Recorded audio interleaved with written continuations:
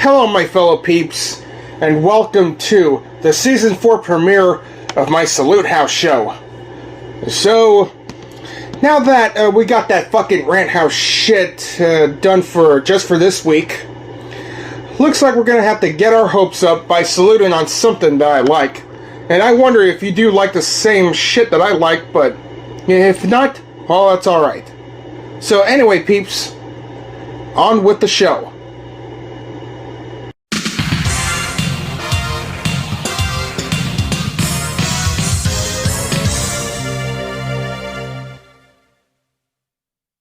Alright, peeps, so here is two segments, which is another double Salute House installment for this week. So the first segment is going to be Miss Pac-Man, how she stopped sexism in gaming history. And the second segment is a heavy metal band from New York City, that is White Zombie. Yep, the band that formed in 1985 and officially disbanded the year I was born, yeah, in 1998. Alright, peeps, let's get on with this shit. Alright, Miss Pac-Man is a 1982 maze arcade video game developed by General Computer Corporation and published by Midway. It is the first sequel to Pac-Man and the first entry in the series not to be made by Namco. Well, Miss Pac-Man sure is mentioned in Namco Museum releases. Controlling the title character, Miss Pac-Man, that is the wife of Pac-Man, the player is tasked with eating all the pellets in an enclosed maze while avoiding four colored ghosts. Eating the larger power pellets lets the player eat the ghost, whom turn blue, white, and now flee. Okay. So let's see how this goes. Alright, the gameplay is very similar to that of Pac-Man. The player earns points by eating pellets and avoiding ghosts. Contact with one causes Miss Pac-Man, to lose a life. Eating an energizer or power pellet causes the ghost to turn blue and white, flashing blue and white, allowing them to be eaten for extra points. Bonus fruits can be eaten for increasing point values. Twice per round. As the rounds increase, the speed increases, and energizers generally lessen the duration of Ghost's vulnerability, eventually stopping altogether. Oh shit! Looks like we're in for some challenging right now, do we? Okay, so what do we gotta see? So the release of this arcade game was released back in January 13th, 1982 in North America. One or two players alternating turns. So it's a single player, so two people are going to have to take turns with the machine. So the difference is from the original Pac-Man, the game has four mazes that appear in different color schemes and alternate power after each of the game's intermissions are seen. The pink maze appears in levels 1 and 2. The light blue maze appears in levels 3, 4, and 5. The brown maze appears in levels 6 to 9. 6 to 9, or 69. And a dark blue maze appears in level 10 to 14. After level 14, the maze configurations alternate every fourth level. So the first, second, and fourth mazes have two sets of warp tunnels. The walls have a solid color rather than an outline. The ghost behavioral patterns are different. Instead of appearing in the center of the maze, the fruits bounce around the maze. So you better hurry up to get the fucking cherry or other fruit that you see, because if not, oh well. The orange ghost is called Sue rather than Clyde. When Miss Pac-Man makes contact with a ghost and dies, she spins around. 3 intermissions follow developing relationship between the original and Miss Pac-Man. And the slowdown applied to the ghost in the warp tunnels, and the sound effects and music are all new. Yeah, I see that. I've noticed that almost every Miss Pac-Man release of the ports, it's just as good as it gets on the original version, especially the Nintendo. But the Atari 2600 version that I know is glitched out for some reason. Wait a minute, I must have been thinking about the original Pac-Man. Well, shit. So, Ms. Pac-Man was acclaimed by critics for its improvements to the original gameplay and for having a female protagonist. Some have described it as superior to Pac-Man. It has been listed among the greatest video games of all time and as one of the most successful American arcade games ever made. The game's success inspired a variety of successful merchandise, several ports for numerous home consoles and handheld systems, a television cartoon that included Pac-Man, and numerous video game sequels and remakes that spawned a Ms. Pac-Man video game spin-off series. Yep, especially that 2000 game release of Ms. Pac-Man. Maze Madness for the Nintendo 64, PlayStation 1, Game Boy Color, and the fucking Dreamcast. Oh, I noticed that the Game Boy Advance, not Color, but the Game Boy Advance, what? Yet that GBA version was never released until November 3rd, 2004. Okay, the rights to the game are owned by Namco's successor company Bandai Namco Entertainment. However, the game and its title character have suffered various legal ownership issues between Namco and General Computer Corporation. Well, other than that, it was a very fun game during that time. Alright, my fellow peeps. Here's the second segment, White Zombie, a heavy metal band formed in 1985, based in New York City. They started as a noise rock band, releasing 3 extended plays and 1 studio album in that style before changing into a heavy metal oriented sound that broke them into the mainstream. The albums La Sexorcisto, Devil Music Volume 1, and Astro Creep 2000 established them as an influential act in groove metal and industrial metal, respectively. Their best known songs include Thunder Kiss 65, Black Sunshine, and More Human Than Human. The group officially disbanded in 1998. In 2000, White Zombie was included on VH1's 100 Greatest Artists of Rock, ranking at number 56. Lucky them. Okay, so White Zombie was co-founded by Rob Zombie after coming up with the band idea in 1985 while attending Parsons School of Design in his junior year. Okay, he named the band after a 1932 horror movie starring Bela Lugosi called White Zombie. Considered the first true zombie movie, the movie title was also the source for Rob Zombie's stage name. He was born Robert Cummings. His girlfriend at the time, Shawn Yseult, was the co-founder. She had been playing the Farfisa keyboard in the band Life with Ivan D. Prum. But the band soon broke up. Ina Kostabi owned a recording studio, which he would rent out to different bands. When he met Shawn, she asked if he could teach her how to play bass. They then recruited Peter Landau to play drums and began to write and record songs. White Zombie's first release, Gods on Voodoo Moon.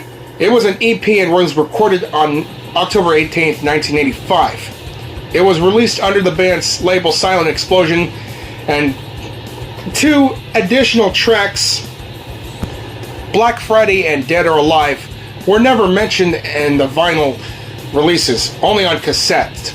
And it was never mentioned in the CD releases until their second box set. It came from New York City.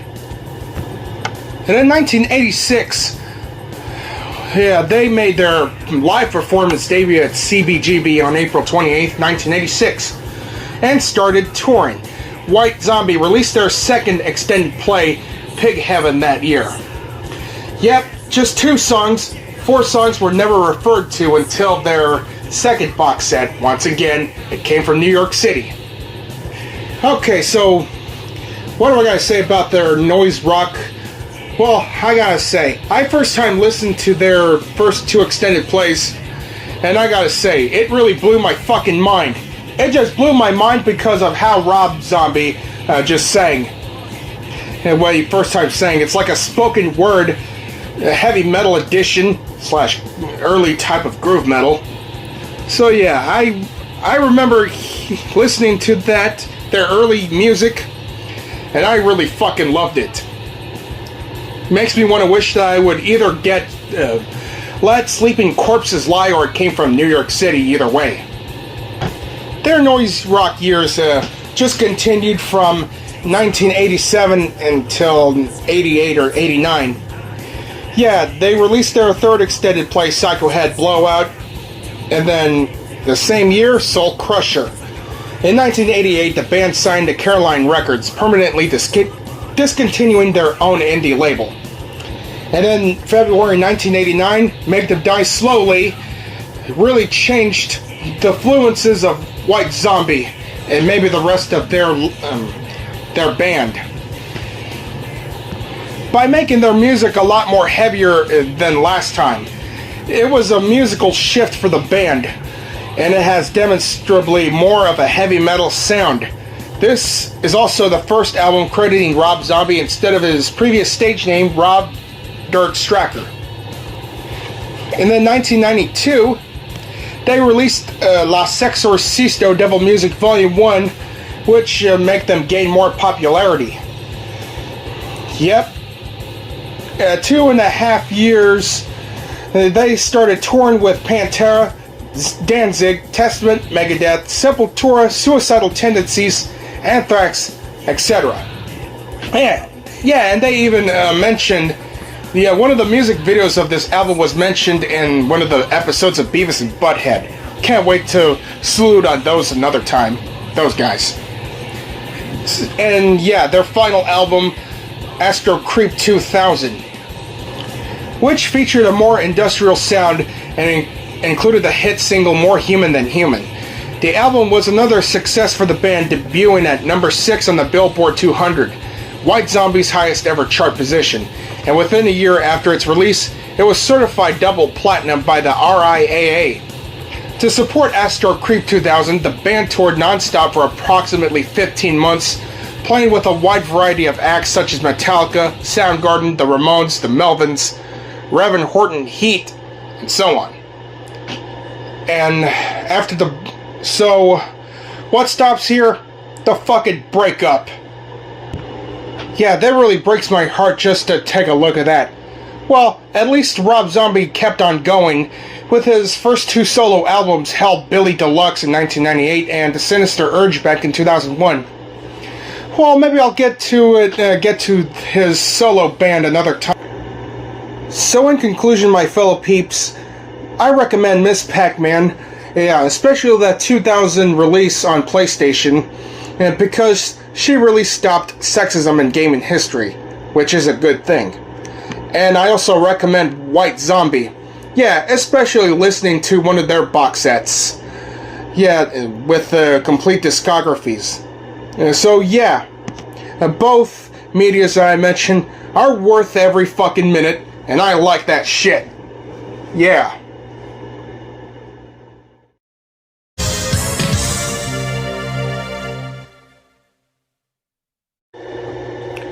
Well, peeps, I've been mentioning about the Friday the 13th franchise by adding a name of it on my videos for 7 times already. Well, consider it the 8th fucking time, because we're going to salute the entire franchise. Yeah.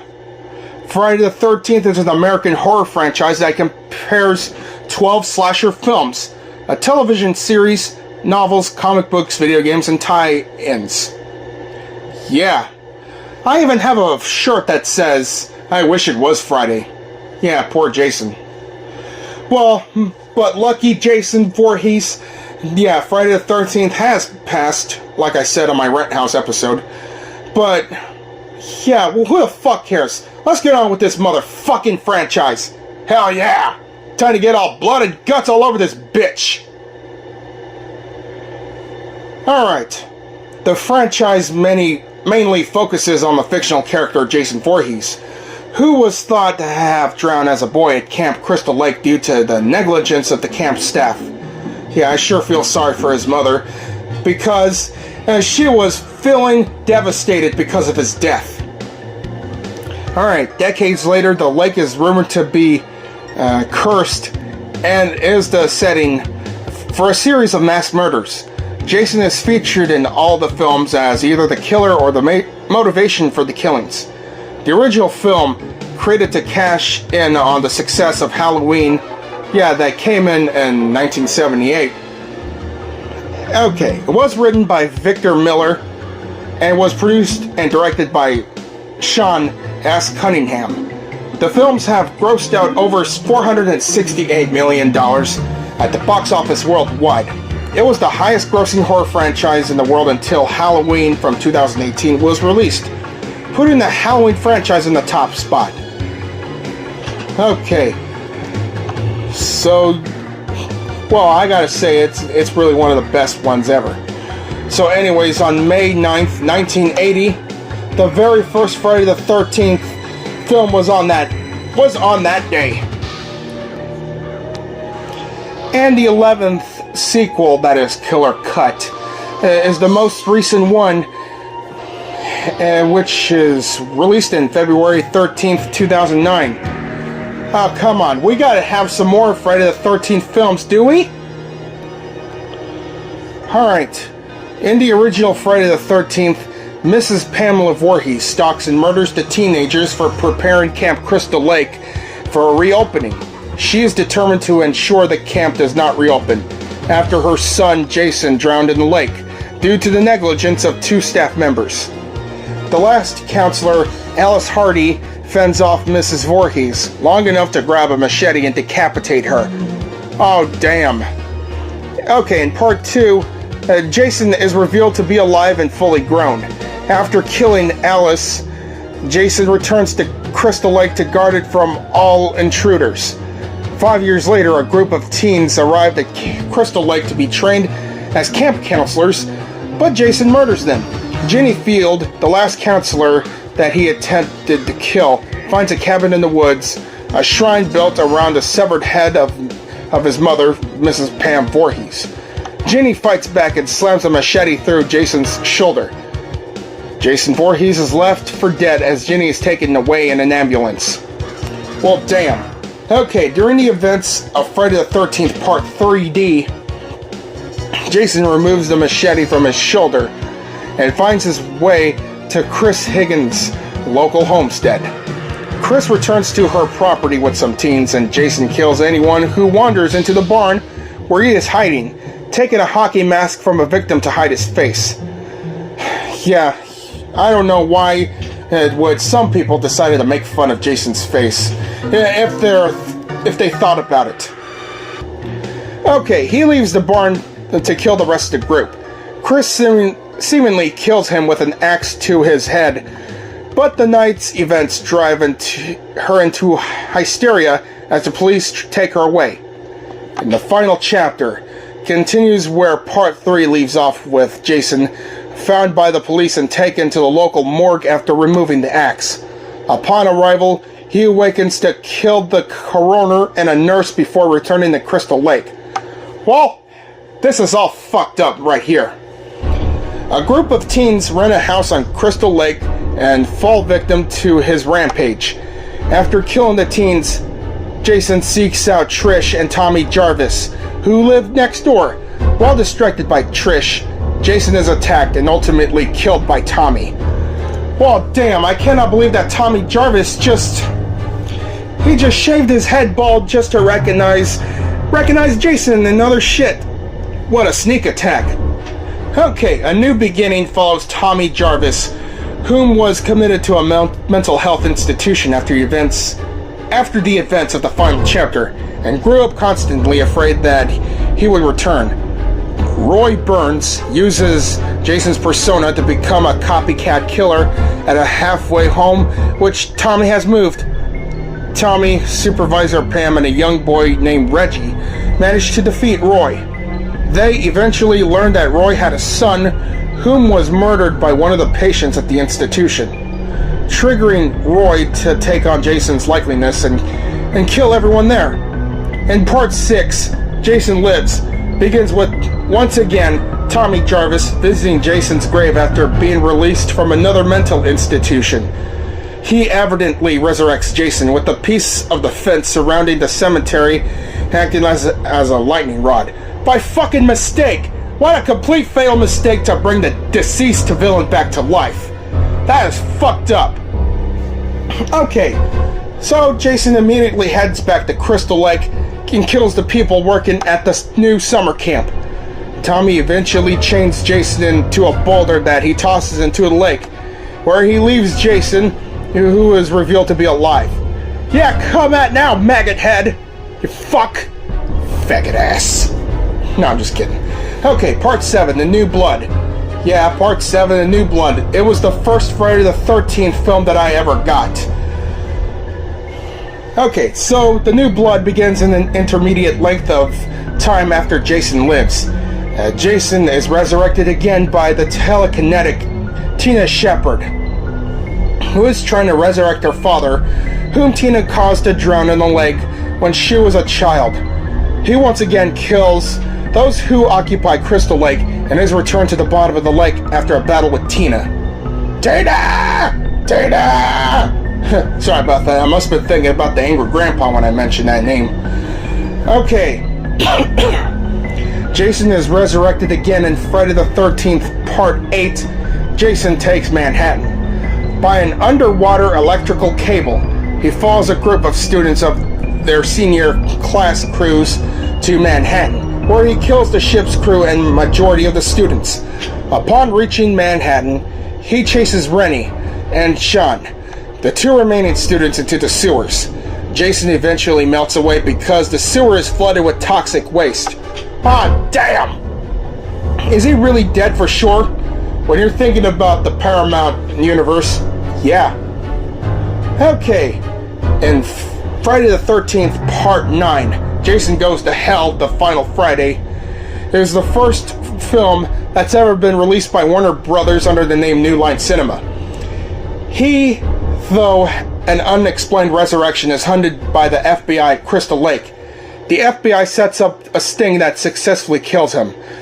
Though through possession, Jason manages to survive by passing his black heart from one of the next. It is revealed that he has a sister and a niece, and that he needs to get his body back. Jason resurrects himself, but his niece, Jessica Kimball, stabs him with a mystical dagger, and he is dragged into hell. Well, I'll be damned. Okay, Friday the 13th, Part 10, Jason X. Yeah, the 2001 film that was never released until 2002. Yep, 1 year before the GameCube came by. Okay, Jason X takes place in the future, when Jason has again been inexplicably resurrected. A scientist, Rowan LaFontaine, decides that cryonic suspension is the only method of fucking stopping him. But fucking Jason breaks free and kills the damn army personnel guarding him before he could be again imprisoned. Okay, Rowan manages to lure Jason into the cryptic cryo chamber, but he ruptures the tank and freezes both himself and Rowan. Over 400 years later, a team of students studying Earth discover Jason's body and take it into space. Upon being thawed by the team, he proceeds to murder everyone aboard the spacecraft. Oh shit, what is this? I cannot believe that there is a serial killer inside the space. He is seemingly killed, but is then resurrected via nanotechnology as a cyborg version of himself. Finally, he is ejected into space and incinerated by Earth's 2 atmosphere, his mask falling to the bottom of a lake. Man, I cannot believe I see such sacrifice.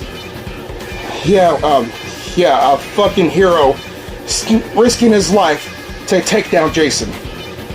Okay, so now a crossover film with Freddy Krueger from the Nightmare on Elm Street franchise. It was a crossover with Freddy Krueger, set in the contemporary period. Freddy Krueger resurrects Jason and sends him to Springwood, hoping that he will create enough fear among the residents that Freddy will be strong enough to invade their dreams. Jason accomplishes this, but refuses to stop killing. A battle ensues both in the dream world and at Crystal Lake. The outcome is left ambiguous, as Jason surfaces from the lake holding Freddy's severed head, which winks and laughs. What the fuck? Okay, in 2009, Part 11, Killer Cut, which restarted the film series continuity was released in this film after witnessing his mother being beheaded at the young age. An adult Jason follows in her footsteps and kills anyone who comes to Crystal Lake. Jason Voorhees subsequently kidnaps a young woman, Whitney Miller, who resembles his mother at a young age. 6 weeks later, after her disappearance, her brother Clay Miller comes to look for her. The pair reunite and work together to seemingly kill Jason. Well, goddamn. I've seen the merchandises about this, and what do I see? They sure had so much hard work. So much hard work for an R-rated film, don't y'all think? Yeah, even the music score sure is suspenseful. I could tell you that. It was sure is scary. I wonder if it's gonna be useful to be scary for fucking Halloween.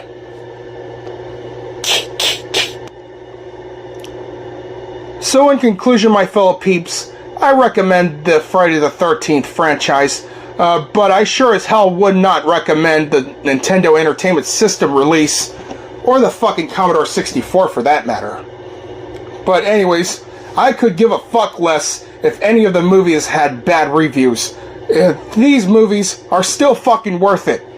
Especially Freddy vs. Jason.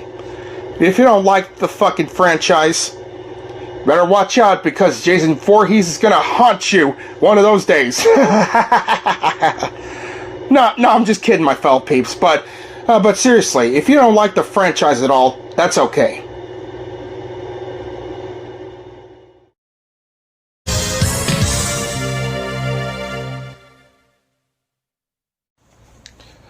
Alright, my fellow peeps. The PlayStation, abbreviated as PS, commonly known as PS1 or its codename PSX, is a home video game console developed and marketed by Sony Interactive Entertainment. And let me put it this way, peeps. This console is one of the best ones I have ever seen. Well, just to tell you the truth, I never had the PlayStation 1 before until February 2012. And I really appreciate that moment. So, I even seen the videos of the PlayStation 1 games on YouTube. But thank God I finally got it, like, over 11 years ago. Yeah. Alright, peeps, let's get this show on this God-blessed road. Okay, so it was released in Japan first on December 3rd, 1994, and then we gotta wait for 9 months to get it released in the US. Yep, September 9th, 1995. You are not ready. Yeah, that's the first slogan that the PlayStation staff came up with. And then 20 days later, in Europe, September 29th, 1995, it's been released. And then 2 more months later, it was released on Australia, November 15th, 1995. As a 5th generation console, the PlayStation primarily competed with the Nintendo 64 and the Sega Saturn. Yeah. So the competition of the 5th generation consoles just kept on with the Nintendo 64 until September of 1999, where we got the Dreamcast. Okay, so Sony began developing the PlayStation, the fucking add-on for the Super Nintendo, but it failed miserably after a failed venture with Nintendo to create a CD-ROM peripheral for the Super NES in the early 1990s. The console was primarily designed by Ken Kutaragi and Sony Interactive Entertainment in Japan, while additional development was outsourced in the UK. And emphasizes on 3D polygon graphics, was placed at the forefront of the console's design. PlayStation game production was designed to be streamlined and inclusive, enticing the support of many third-party developers. Okay, the console proved popular for its existence, game library, popular franchises, and low retail price, and aggressive youth marketing which advertised it as the preferable console for adolescents and adults. Premier PlayStation franchises included Gran fucking Turismo, Crash Bandicoot, Spyro, Tomb Raider, Metal Gear, Tekken, and even fucking Final Fantasy, all of which spawned numerous sequels. PlayStation games continued to sell until Sony ceased production of the PlayStation and its games on March 23rd, 2006. Well, Jesus fucking Christ. A total of 3,061 PS1 games were released, with cumulative sales of 967 million units. Talk about the biggest Grammy Award of all consoles. So, its use of compact discs heralded the games industry transition from cartridges. The PlayStation's success led to a line of successors, beginning with the PlayStation 2 in 2000. The same year, Sony released a smaller and cheaper model, the PS1. Well, yeah, I used to have the PS1 model with 2 buttons on the fucking console, which had no reset button. But I just had to wait until the end of near the end of 2015 to get another PlayStation console. Okay, so the background: PlayStation was conceived by Ken Kutaragi, a Sony executive who managed the hardware engineering division and was later dubbed the father of PlayStation. Ken's interest in working with video games stemmed from seeing his daughter playing games on Nintendo's Famicom. Ken convinced Nintendo to use his SPC 700 sound processor in a Super Nintendo through a demonstration of the processor's capabilities. Okay, let's see here. Okay, the PlayStation was to be announced at the 1991 Consumer Electronics Show in Las Vegas. However, Nintendo President Hiroshi Yamauchi was wary of Sony's increasing leverage at this point and deemed the original 1988 contract unacceptable. Upon releasing it, essentially handed Sony control over all games written on a SNES CD-ROM format. Although Nintendo was dominant in the video game market, Sony possessed a superior research and development department. Okay, so the development is, since Sony had no experience in game development, it had to rely on the support of third-party game developers. This was in contrast to Sega and Nintendo, which had versatile and well-equipped in-house software divisions of their arcade games, and could easily port successful games to their home consoles. Recent consoles like the Atari Jaguar and 3DO suffered low sales due to a lack of developer support, prompting Sony to redouble their efforts in gaining the endorsement of arcade-savvy developers. A team from Epic Sony visited more than 100 companies throughout Japan in May 1993 in hopes of attracting game creators with the PlayStation's technological appeal. Through a series of negotiations, Sony acquired initial support from Namco, Konami, and fucking Midway, as well as 250 other development teams in Japan alone. Namco in particular was keen to participate in the PlayStation project as a third-party developer, since Namco rivaled Sega in the arcade market. Well, damn! Attaining these fucking companies secured influential games as Ridge Racer and Mortal Kombat 3. Ridge Racer being one of the most popular arcade games at the time, it was already confirmed behind closed doors that it would be the PlayStation's first game by December 1993. Well, that's a good fucking choice here. Namco's research managing director Shigechi Nakamura met Ken in 1993 to discuss the preliminary PlayStation specifications with Namco, subsequently basing the Namco System 11 arcade board on PlayStation's hardware, developing Tekken to compete with Virtua Fighter. Well, I see that. Ian Hetherington, Psygnosis co-founder, was disappointed after receiving early builds of the PlayStation and recalled that the console was not fit for purpose until his team got involved with it. Okay, Ian frequently clashed with Sony executives over broader ideas. At one point, it was suggested that the television with the built-in PlayStation be produced. So on launch day in Japan, December 3rd, 1994, a week after the release of the Sega Saturn at a price of 39,800 yen, it sold 100,000 units on the first day and 2 million units within 6 months. although the Saturn outsold the PlayStation in the first few weeks due to the success of Virtua Fighter. By the end of 1994, 300,000 PlayStation units were sold in Japan compared to 500,000 Saturn units. Well, I'll be damned. Well, compared to the PlayStation and Sega Saturn, the PlayStation had so many fucking popularity. It just had so much popularity that it deserved to be spawned an existence of the PlayStation Underground CD magazine. No wonder why it's that. Okay, the technical specifications. The main microprocessor is a 32-bit LSI R3000 CPU with a clock rate of 33.86 MHz and 30 MIPS. Its CPU relies heavy on the COP2 3D and Matrix Math coprocessor on the same die to provide the necessary speed to render complex 3D graphics. The role of the separate GPU chip is to draw 2D polygons and apply shading and textures to them.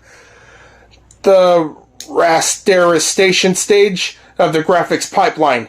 Sony's custom 16-bit sound chip supports 80 PCM sources with up to 24 sound channels and offers a sampling rate of up to 44.1 kHz and MIDI sequencing. It features 2 megabytes of main RAM with an additional 1 megabyte being allocated to video memory. Yeah. So, let's see. The PlayStation has a maximum color depth of 16.7 million true colors with 32 levels of transparency and unlimited color lookup tables. Its video output initially provided by the parallel I/O cable, and later a serial I/O used for the PlayStation Link cable. Display resolutions from 256 by 224 to 640 by 480 pixels. Different games can be used different resolutions. So, yeah, what we got here is a memory card along with it. Yeah, 15 blocks each. So, yeah. Yeah, 15 blocks, it sure is enough just to save a fucking game like Hexen, NFL Blitz 2000, Persona 1 and 2, or any of the fucking games that have memory card save features, especially Gran Turismo. Yeah, most PlayStation games have memory card save features. Why can't you have all the memory card save features on the fucking library of the PlayStation, like Mortal Kombat Trilogy, for example? Because it doesn't have a save feature when it's meant to. Yeah, the first one, we had the PlayStation controller, just a plain-ass PlayStation controller. And then 1997, the analog controller came along with it. And then 1998, the DualShock analog controller, which we see them in common. I like the DualShock controller the most. So yeah, peripherals. There's more peripherals besides a memory card. There's Pocket Station, which is only in Japan. A PlayStation multi-tap for WWE SmackDowns 1 and 2, or FIFA Soccer or NFL Blitz. The PlayStation mouse used for rail shooting games like Area 51 or Crypt Killer. The PlayStation Link cable where you can plug in 2 PlayStations and 2 TVs at the same time. Yeah, that'll be useful for Cool Borders 2, Red Asphalt, or any games that had anything to do with the link cable. And the fucking Namco GunCon, used for Time Crisis, and so on. So to have Sony to be prevented from video game piracy, the Sony manufacturer just coated the PlayStation discs with black. Well, goddamn, isn't that exciting? Isn't that new? So, the PlayStation's best-selling game is Gran Turismo 1 from 1997 in Japan and 1998 in the US, which sold over 10 million units. After the PlayStation's discontinuation in 2006, the cumulative software shipment was 962 million units. Yeah. Yep, the PlayStation 1 had 12 years of lifespan, which was really good. But the release of the PlayStation wasn't stopped until 2004 with the final PS1 game, that is FIFA Soccer 2005. Yeah, best $300 that you peeps would ever spend on. So in conclusion, my fellow peeps, I 100% plus recommend the fucking PlayStation. Yeah, even though that it's an old school game console, but hey, it never hurts like a bitch just to go back to play it.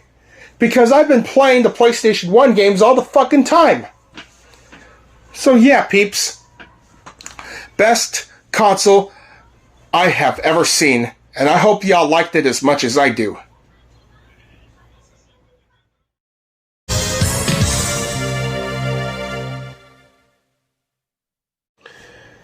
Alright, my fellow peeps, looks like we have 3 segments to salute on.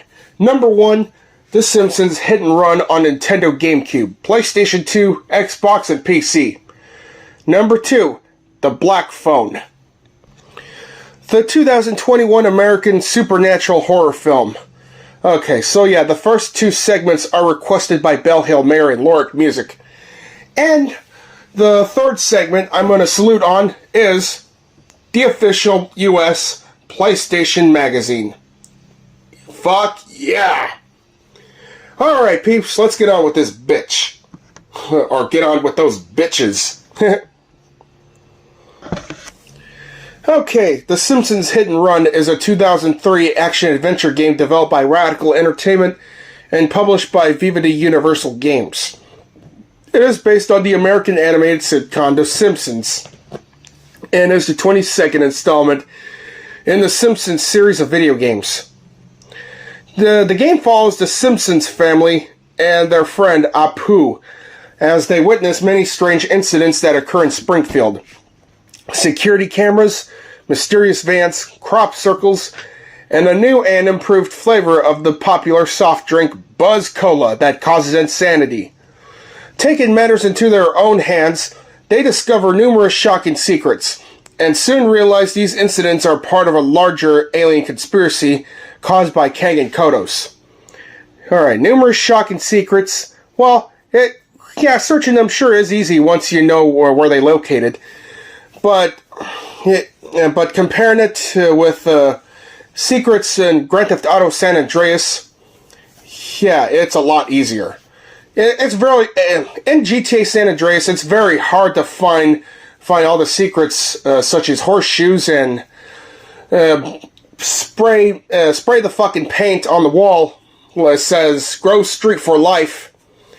Yeah, it sure is hard if you don't go on YouTube and search the walkthroughs of them.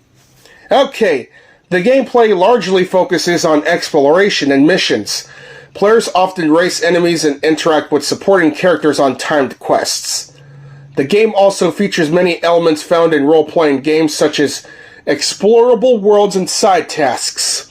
Development of The Simpsons Hit and Run began in late 2001. What the fuck? What the fuck? As a spiritual successor to Radical Entertainment's previous game, The Simpsons Road Rage. Yep, the very first game ever released on PlayStation 2, GameCube, Xbox, and the fucking Game Boy Advance. Production was extensive, as the team sought to differentiate the game from Road Rage, deeming that their new entry in the franchise required a different direction. The game was heavily inspired by the Grand Theft Auto series, and the development of team repurposed the open world design and nuanced character development for the game. Well, yeah, this game was released September. It was ported to PC 2 months later. Hell, upon release it received positive reviews from video game critics, with praise particularly focused on the interpretation of The Simpsons television series as a video game, its paradoxical take on Grand Theft Auto 3 and graphics, while criticism mostly surrounded some aspects of the gameplay.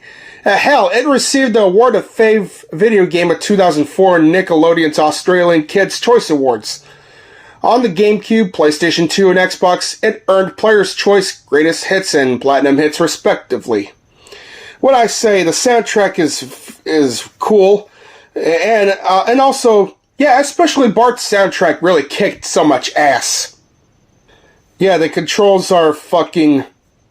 They work as well as it could. Even though the later missions are fucking hard to complete the first time. And also, the voice acting is just as real as it could get, as much as the fucking series. What an awesome game. The best action-adventure game I've ever played.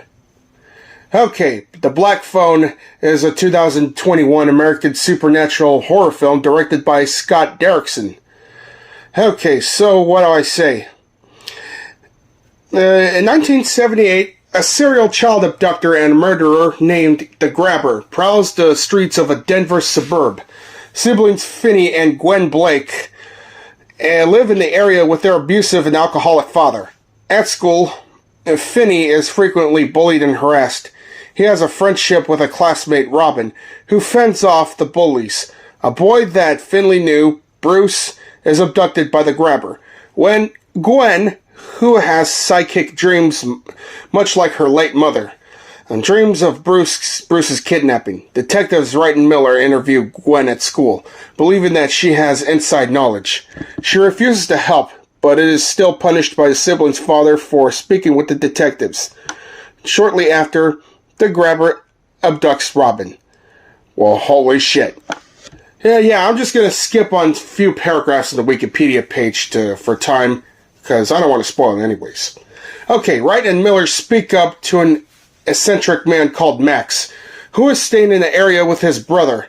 It is revealed that Finney is in a clueless Max's basement, and the Grabber is his brother. Aw, shit! Did I just spoil that all fucking ready? Finney speaks to another victim, Griffin, on the phone. Griffin gives Finney the lock combination and informs him the Grabber is asleep upstairs. Finney sneaks upstairs and unlocks the door, but the Grabber's dog alerts him of the escape. Finney is quickly recaptured. Aw, damn. Finney hears from another victim, a delinquent called Vance, whom Finney was scared of. Following Vance's instructions, Finney breaks a hole in the wall and enters the back of the freezer in the adjacent storage room. But the freezer door is locked tight. Well, damn it. Finney hits his breaking point and begins to cry like a bitch. The phone rings one more time. Robin comforts Finney and encourages him to stand up and fight for himself.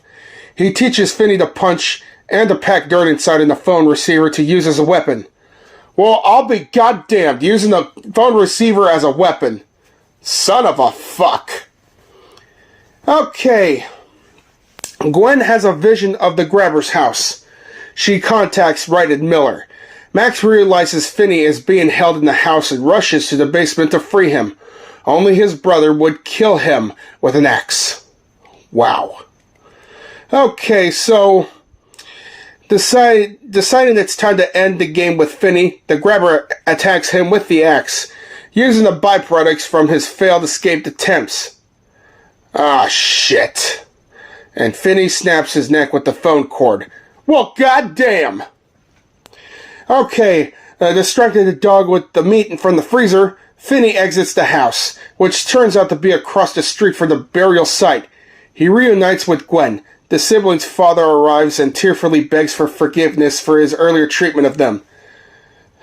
Well, yeah, speaking of tearfully begs and an abusive father shit, yeah, Dave Johnson, even though that I'm starting to lose my hatred towards him, but he ought to be ashamed for abusing his wife and kids for ruining Halloween for them. Oh shit, it's all coming in circles. The abusive fathers of Gwen and Finney started to regret how they treated them, and then childish dad becomes more abusive to his wife and kids, all because of what happened during the father's apocalypse. Well, even though that I'm not proud of Dave Johnson's actions and plotting on skits, but Katherine Johnson is to blame for all that.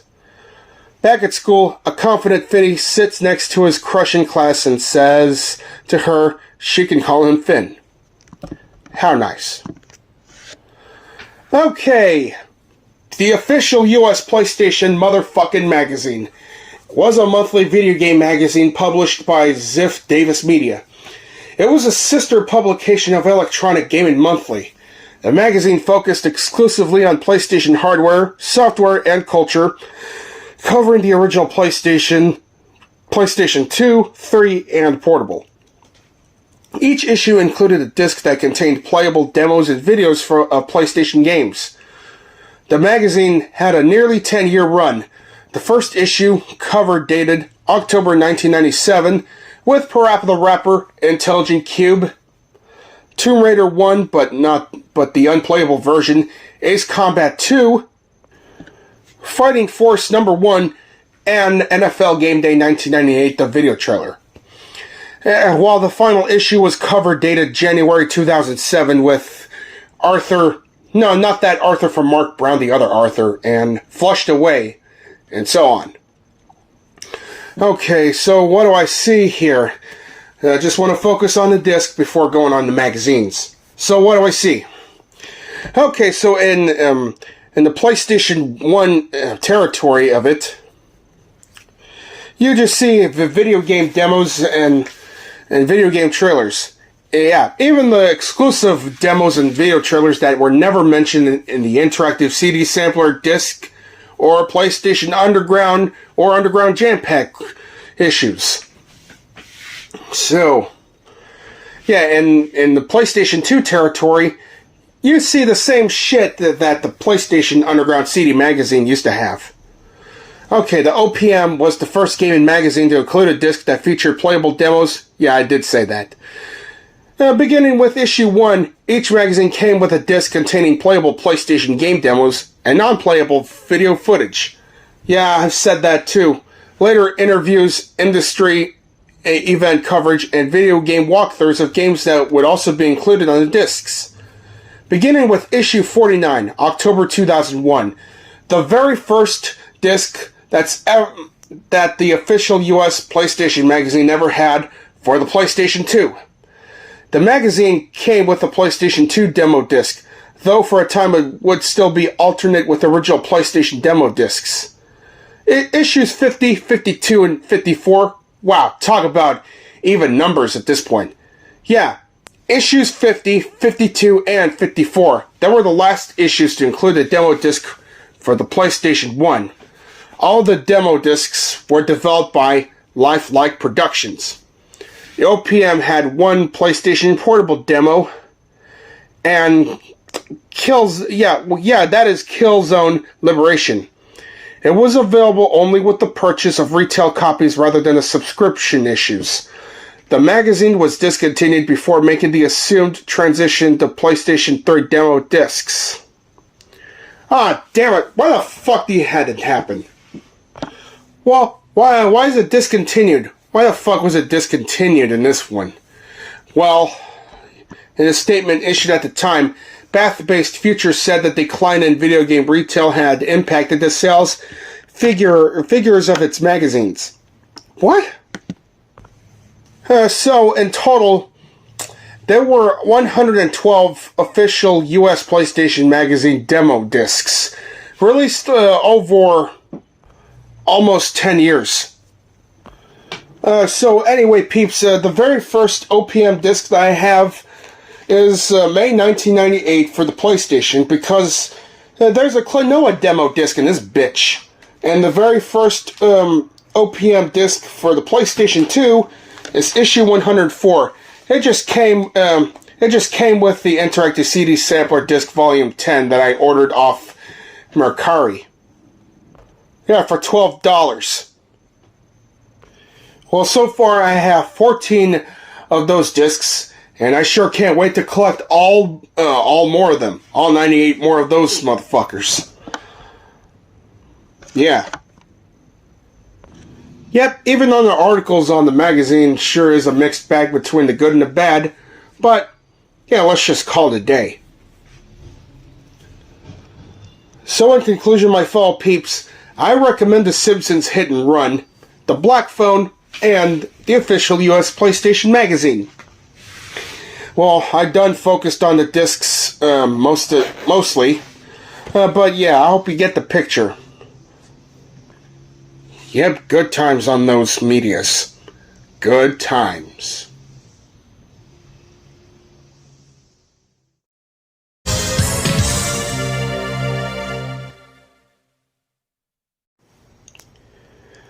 Alright, my fellow peeps, so this week's Salute House episode is going to be the Power Rangers franchise. So, don't get me wrong, I may not be crazy for Power Rangers in general, but I don't hate it either. But I'm saluting this for every one of them people who love Power Rangers. Yeah, this one goes all to them, especially Xenon Striker 003, Mitch's Marvelous Adventure, Maddie Chimiui, and the others. Alright, so let's get this show on the fucking road. Okay. Power Rangers is an entertainment and merchandising franchise built around a live-action superhero television series based on a Japanese tokusatsu franchise, Super Sentai. Produced first by Sanben Entertainment, second by BVS Entertainment, and later by Sanben Brands, and today by SCG Power Rangers LLC and its parent company Hasbro. The Power Rangers television series takes much of its footage from the Super Sentai television series, produced by Toei Company. Okay, so the very first Power Rangers entry, Mighty Morphin Power Rangers, debuted on August 28th, 1993. Well, holy shit! Well, that sure is badass for everyone in the US wanted to watch a fucking television show that's adapted, mixed up with action superheroes from the Japanese market, mixed with the United States themed shit. Yeah, and it helped launch the Fox Kids programming block of the 1990s, during which it catapulted into popular culture along with a line of action figures and other toys by fucking Bandai. Oh yeah, don't forget about the games as well. Yeah. But, the retro gamers sure are a little bit pissed and a lot pissed off that there are no Power Rangers released in the US territory of the original Nintendo. Okay, by 2001, the media franchise had generated over $6 billion in toy sales. Well, what about the video game releases, like Super Nintendo, Sega Genesis, PlayStation, Nintendo 64? Yeah, y'all name it.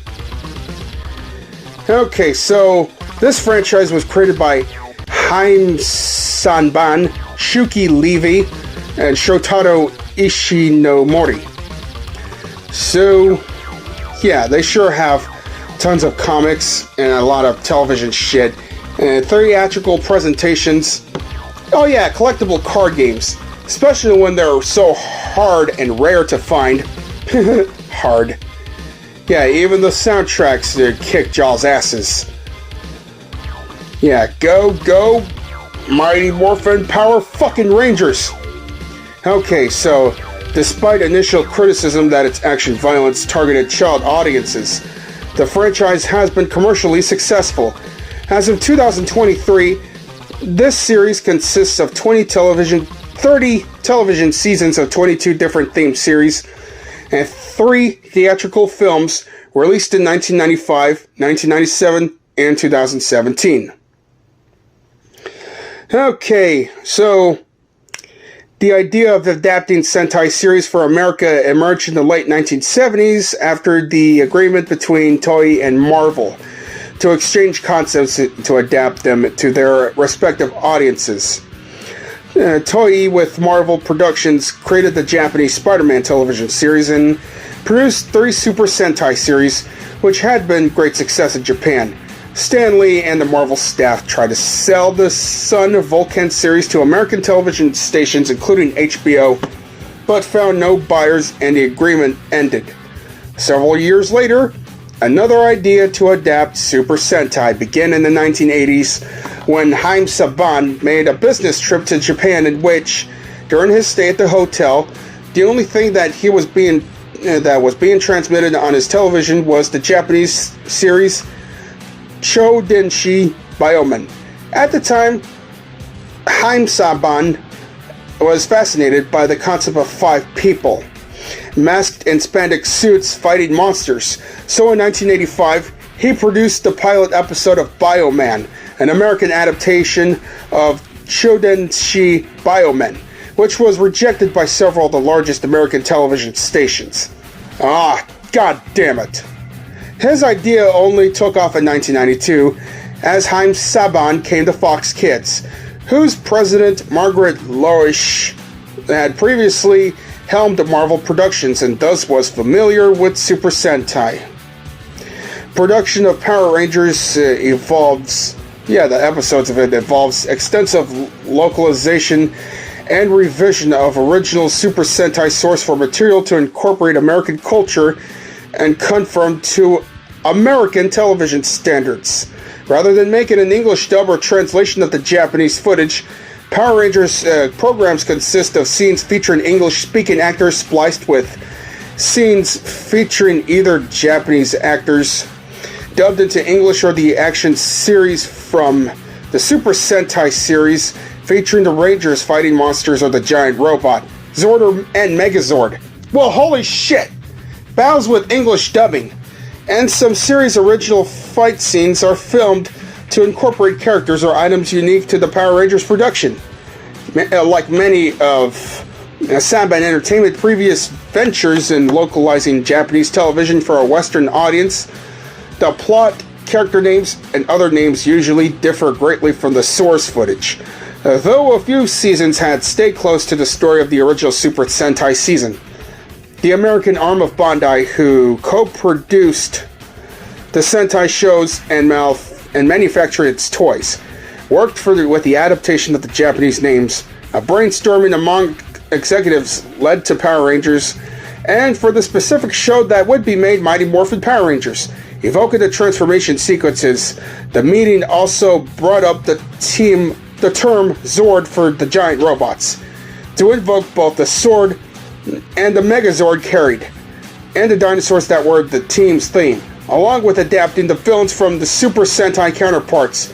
Most Power Rangers series also featured villains with no Sentai counterpart, generally the primarily antagonist of the Power Rangers series, for example, Lord Zed and Divatox, etc.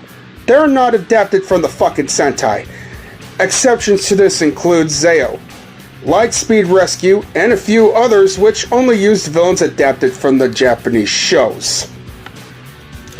The franchise began with Mighty Morphin Power Rangers, an American adaptation of the 1992 Japanese Super Sentai series Kiroryu Sentai Zuranja, which began broadcasting as part of the Fox Broadcasting Company's Fox Kids programming block. In honor of that franchise's broadcast premiere, Hasbro announced National Power Rangers Day to be celebrated annually on August 28, 2018. Well, that is some kind of fucking praise. Well, Jesus fucking Christ, look at all those fucking seasons and the titles. So, yeah, Mighty Morphin Power Rangers, Mighty Morphin Alien Rangers, Zeo, Turbo, Power Rangers in Space, Lost Galaxy, Lightspeed Rescue, Jesus, Time Force, Wild Force, Ninja Storm, Dino Thunder, SPD, Mystic Force, Operation Overdrive, Jungle Fury, RPM. Yeah, the revision of Mighty Morphin Power Rangers, Samurai, Super Samurai, Mega Force, Super Mega Force, Dino Charge, Dino Supercharge, Ninja Steel, Super Ninja Steel, Beast Morphers, Dino Fury, and Cosmic Fury. Wow. Those are a lot of seasons, man. It's gonna take a lot more than 69 hours a day to finish all this fucking marathon at once if you peeps are planning to start one. Jesus Christ.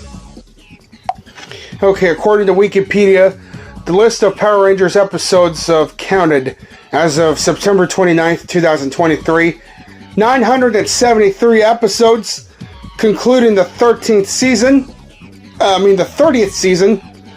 973 episodes. Well, what the fuck? Yeah, WWE SmackDown just reached up to 1,000 episodes before Power Rangers done that. While comparing the Power Rangers episodes with SmackDown, yeah, Power Rangers, the US territory is 27 episodes short if you think about going back through 2018 with the 1,000th episode of SmackDown. So peeps, I like to say that every staff, every actress done a very spectacular job of making everyone proud of the entire territory of Power Rangers. Yeah, they sure put up time and effort and all that hard work, and yeah, especially putting their lives on the line when it comes to stunt doubles. Yeah, the ones that would risk your lives, but a lot less riskier if you have experience of double stunts.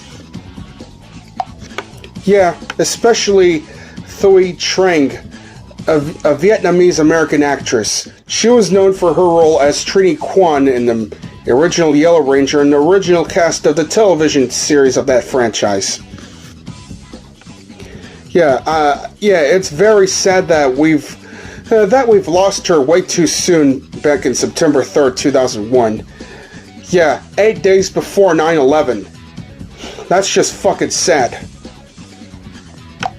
And yeah, and about the Power Rangers video games, yeah, some of them are successful, some of them are big fucking failures. Just like the Mighty Morphin Power Rangers game one of them for the fucking Game Boy, and that Lightspeed Rescue for the Nintendo 64 and PlayStation. Well, even though I never look at the comics, but they sure have a lot of time and effort on illustrations. Yeah, they sure look good. Yeah, in November 2018, Inside Editions released the ultimate visual history of the franchise, detailing the various toys and television seasons over the franchise's 25-year run. Yeah, even the fucking parodies. The franchise has been parodied by many sectors in popular media along the years, like Grand Theft Auto 5, Kung Fu, Rainbow Laser Force. Well, yeah, it is something. So yeah, it had a very long success in international markets to continue to air in many countries.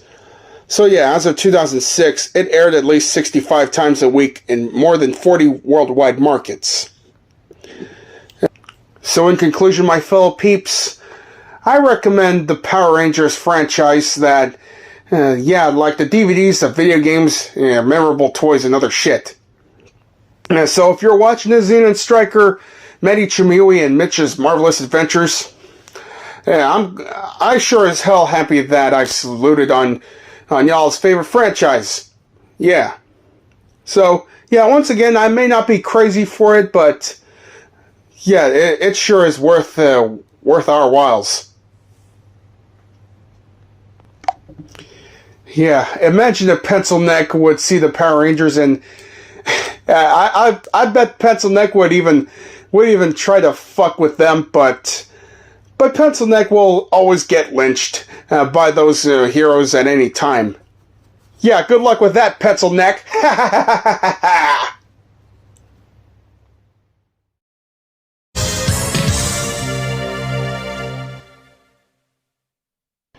Alright, my fellow peeps, this week's Salute House episode is going to be Samurai fucking Jack.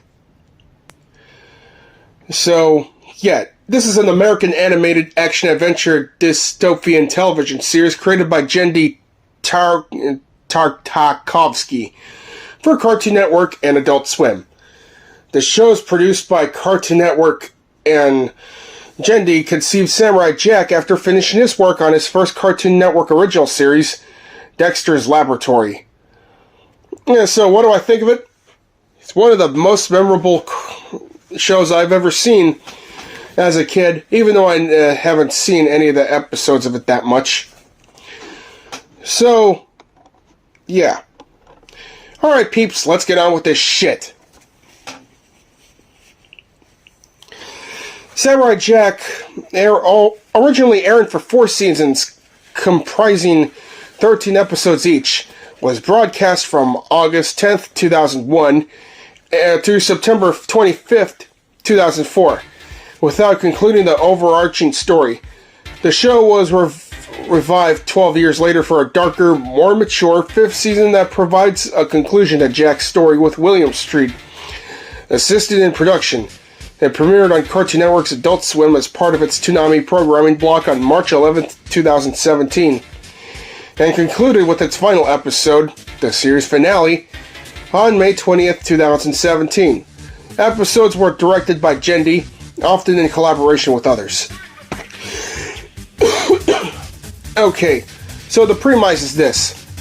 Samurai Jack tells the story of an unnamed young prince from a kingdom set in feudal Japan, whose father, of the Emperor of Japan, was given a magical katana from 3 gods, Ra, Rama, and Odin, that he could have had used to defeat and imprison the supernatural shape-shifting demon Aku. Okay, 8 years later, Aku escaped, took over the land, and held the Emperor hostage. But not before the prince was sent away by his mother to travel so that he could train and return with the magic sword to defeat Aku. On his return, the prince turned samurai, faced and almost defeated Aku, but before he could land a finishing blow, Aku placed a time travel curse and sent him into the distant future, anticipating that he would be able to deal with the samurai by that time. Oh, fucking hell. Okay, the samurai prince arrives on Earth surrounded by dystopian retrofuturism ruled up by Aku. The first people he encounters call him Jack, as a form of slang, which he adopts his name. His given name was never revealed. Jack only has his kimono, geta, and sword to his avail in his adventures. Most episodes depict Jack overcoming various obstacles in his quest to travel back to his own time and defeat Aku, and his quest is prolonged occasionally by moments where either he nearly succeeds in returning to his own time, or conversely, Aku nearly succeeds in defeating Jack, only to be undermined by the unexpected. Okay, the setting is the retro-futuristic world is inhabited by a variety of denizens such as robots, extraterrestrials, talking animals, monsters, magical beings, and deities. Some areas may have advanced technologies like flying cars, while others resemble ancient times or industrial conditions. Moreover, Aku has brought aliens from other planets to inhabit Earth after destroying the habitability of their home worlds. Criminals and fugitives of all kinds are very common on his Earth. Mythological and supernatural creatures make regular appearances and coexist among the technologically advanced inhabitants. Despite exponential levels of technological advancement, there are still inhabited areas of the world. Those include forests, jungles, and mountains, which have remained largely untouched even as Aku began his conquest and reign over every sentient being. A few communities of intelligent creatures like Shaolin monks have also remained largely untouched in spite of Aku's reign. Okay, so what they got here is 13 episodes for the first four fucking seasons, but in season 5 just contained 10. So that's 3 episodes less. And also the original ending is the original series was left open-ended after the conclusion of the 4th season. Jendi said, coming close to the end of the 4th season, are we gonna finish it? And I didn't know. The network didn't know. They were going through a lot of transitions. Also, so I decided you don't know. I don't want to rush and finish the whole story, and so we just left it there as no conclusion, and then the final episode is just like another episode. Now, our director, Scott Wills, added, we didn't have time to think about it because we went right into the Clone Wars. Yeah, they even overlapped, I think. There was no time to even think about it. Well, damn. Yeah, there was going to be a Samurai Jack film. Yeah, a film intended to conclude the story of it had been in development at different times by 4 different studios. As of early as 2002, Cartoon Network was producing a Samurai Jack live-action feature film in association with Warner Bros. And New Line Cinema. Brett Ratner was hired as a director. Jendi said in the 2006 interview that the live-action version of Samurai Jack was thankfully abandoned, and that we will finish the story and there will be an animated film. Well, shit. Okay, the 2017 revival is that Samurai Jack returned to television over 12 years after his 4th season concluded, with the first episode of its 5th season airing on Adult Swim. Yeah, I done said that. Okay, so the 5th and final season features more mature elements and cohesive narrative that concludes Jack's journey. The story takes place 50 years after Jack was casted to the future. In despair from the years of fighting Aku and from his destruction of remaining time portals, Jack, who was not aged as a side effect of the time travel, is haunted by warped visions of himself, his family, and an enigmatic, deathly warrior on horseback. So yeah, Phil Lamar, the voice of Welt, Jackie Cones, and additional voices from Foster's Home for Imaginary Friends, and the actor who played Marvin from Pulp Fiction, yeah, reprises his role as Jack. Greg Baldwin provides the voice of Aku. Mako, who voiced Aku in the show's first 4 seasons, sadly died 10 years before the revival was produced. However, an archive recording of his voice is used for Aku's past self in the series finale. And so the series received generally positive reviews from critics following its 2001 Cartoon Network debut. Yeah, and some of them have bad reviews, but most of them are really good. Yeah, and don't forget about those nominated and won awards. And also, there's also board games, comics, home medias, and also the fucking video game for the GameCube and PlayStation 2 under the name Samurai Jack: The Shadow of Aku. It's too bad, but it's too bad that the Xbox didn't get it. Damn it.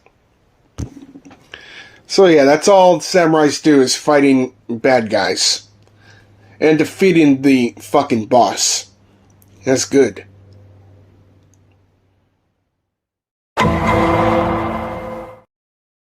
I remember Samurai Jack. That show was so great and inspired by every single ninja and samurai medias, Bubbles and Buttercup, and I used to enjoy it when it first time show up. This show seems interesting. Nothing bad to say about that. If the Mortal Kombat staff decided to add Samurai Jack to the next game, he would feel the Mortal Kombat experience. God, do I love ninja and samurai movies and TV shows, and this show on Cartoon Network and Adult Swim. A samurai sent forward in time to a dystopian future, and searching for and hunt down Aku. Fantastic as it can get. Gotta love Jack's design, kimono, geta, and a katana that resembles of 3 gods under their names Rama and Odin, and Gandhi Tartakovsky made the best illustrations on every characters possible. That show kicks fucking ass. So in conclusion, my fellow peeps, I recommend Samurai Jack. Yeah, Samurai Jack being sent to a dystopian future on account of Aku, and fighting bad guys and getting his way back in time after defeating Aku. Yeah, it sure seems suspenseful, but yeah, every minute is worth it if you watch them. Yeah.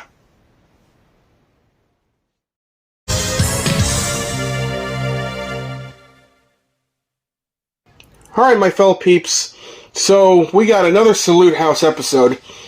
And what are the two segments? Well, first one is going to be Mortal Kombat 1 from 2023. Yeah, that's the first segment. And then the second segment is going to be CZW, the Cage of Death series. Yep, one of the series from CZW that I love the most. Well, without further ado to ass shit, let's get on with these two masterpieces of satisfaction.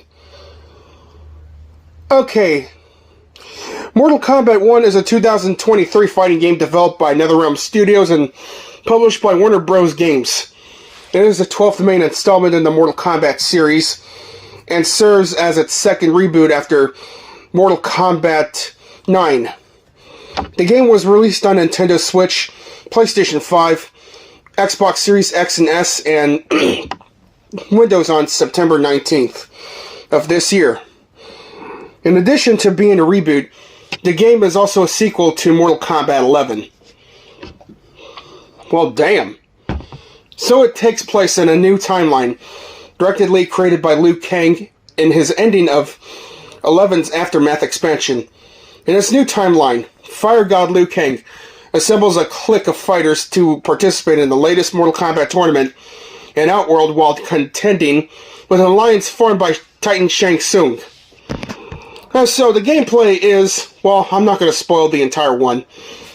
Mortal Kombat 1 from 2023 features a story mode, online multiplayer with rollback netcode, and offline gameplay. The game introduces a feature called Cameo Fighters, which provides the assistance to the player during fights in a similar fashion to the tag assist fighters of the Tower's time mode in Mortal Kombat 9. These characters are separate from the main roster and are chosen before each fight. There are two types of assistance provided by each cameo fighter. The summons, which can be performed by while the player remains in assist provided by each cameo fighter.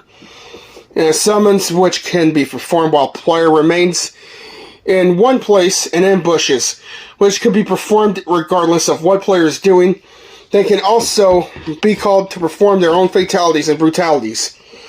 In addition, the chosen cameo fighter also affects how much health the players will have in a fight.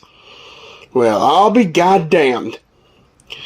Okay, so the plot is, after defeating Kronika and Shang Tsung, Fire God Liu Kang uses Kronika's hourglass to recreate the universe before relinquishing control of it to Geras to become Earthrealm's protector. Over time, he forms a tenuous alliance with Outworld under the auspices of continuing the Mortal Kombat tournaments. In the present time, a powerless Shang Tsung attempts to make a living in the Outworld as a con man until he is approached by a mysterious individual named Damashi, who reveals his potential to become a sorcerer and that unseen forces are working against him. Meanwhile, Liu Kang recruits farmers Kung Lao Raiden, struggling actor Johnny Cage, and a former Yakuza member Kenshi Takahashi to compete in the latest tournament, with Raiden eventually being chosen as Earthrealm's champion and winning the tournament. Well, shit.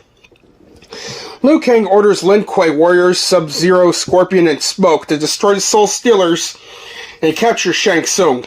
But Shang Tsung sways Sub-Zero to his side by promising him access to the Undead Dragon Army. As Scorpion and Smoke escape, Geras, upon further investigation, informs Liu Kang that Damashi hails from a parallel timeline. With Li Mei's help, Liu Kang returns to Outworld to provide Sindel and her daughters with the evidence of the sorcerer's treachery and reveal his influence on the current timeline. Yeah, I see that. Shao fucking attempts to ambush the group, but is defeated and captured. The Earthrealmers and Outworlders ally to destroy the remaining Soul Stealers. Ermac attacks them, but Melina defeats him, allowing the soul of her father and Sindel's husband, Emperor Gerard, to manifest and take control of Ermac's body. Well, damn. In a mid-credits scene, alternate timeline warriors led by Titan Havoc observed the aftermath of Liu Kang and Titan Shang Tsung's battle. Feeling it ended too quickly, Titan Havoc vows to start a new, longer battle. So what we got, the characters? Yeah, they featured Ashra, Baraka, General Shao, Gravis, Havoc, Johnny Cage, Kenshi, Katana, Liu Kang, Kung Lao, Lee fucking May, Molina, Raiden, Scorpion, Sub-Zero. Yeah, the main rosters, combat packs, cameo fighters, and combat packs of the cameo fighters. What I gotta say is that, yeah, it sure is a badass. Yeah, every Mortal Kombat game gets badass every time it comes out, right? And also, the music soundtrack is suspensefully great. Feeling intense as hell just by listening to it and try to win rounds every time without fucking up so many times, man. Alright, my fellow peeps, on to the second segment, CZW series Cage of Death.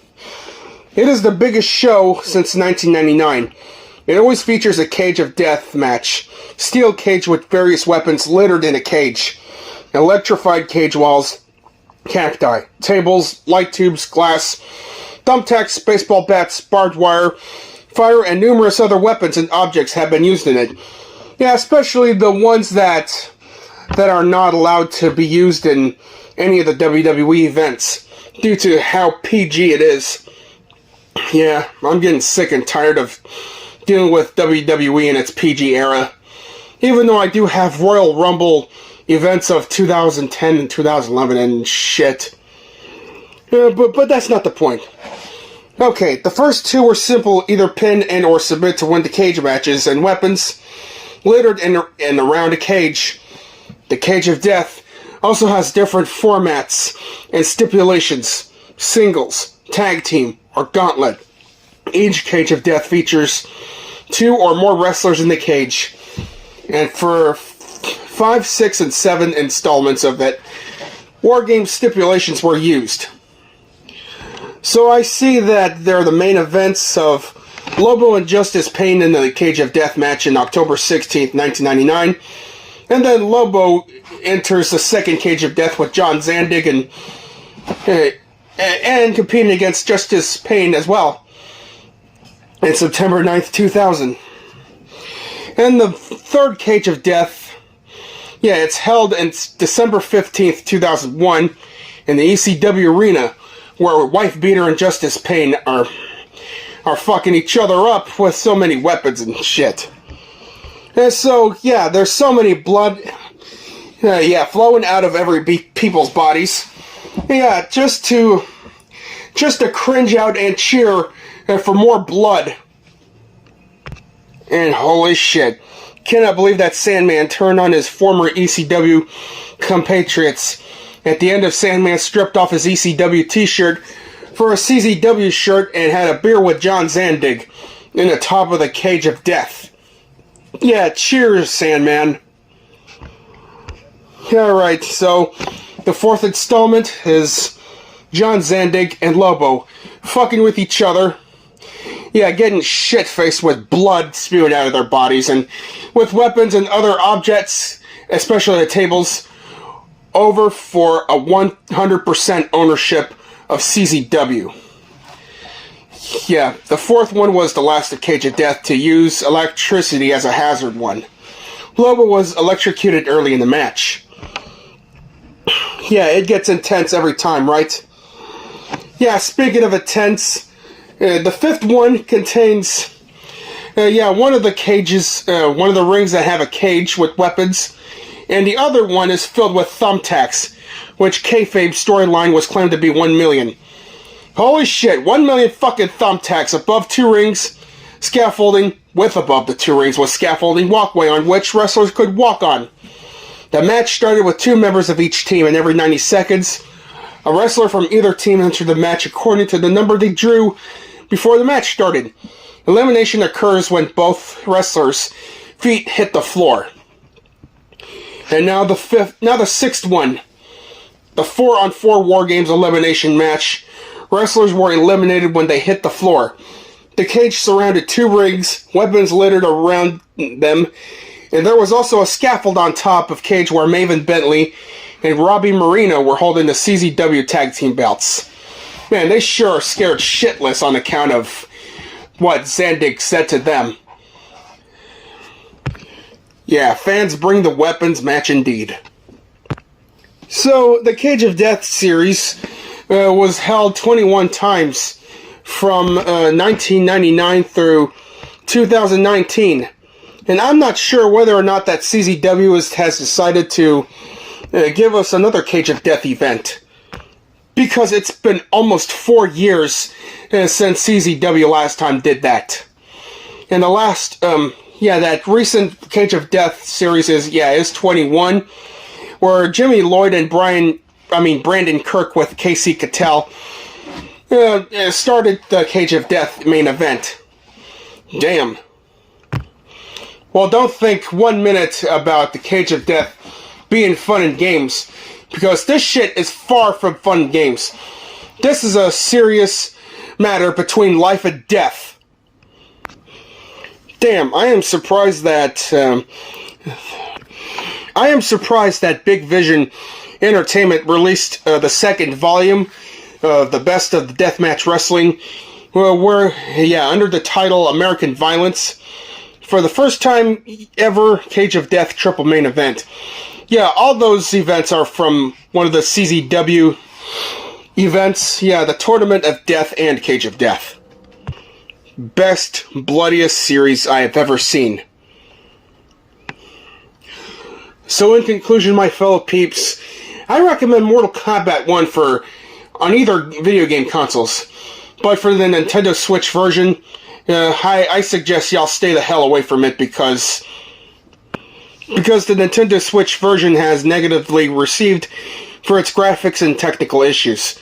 So, whoever is in charge of the Nintendo Switch version, they better fucking recheck it and, refinish it with good touches in it. And as for the CZW Cage of Death series, I sure as hell recommend that as well, if you peeps are a hardcore wrestling fan like myself. I hope the CZW staff would bring back the Cage of Death series. Yeah, just like they brought back the Tournament of Death series. And speaking of the Tournament of Death series, I'm going to think about saluting on that as well.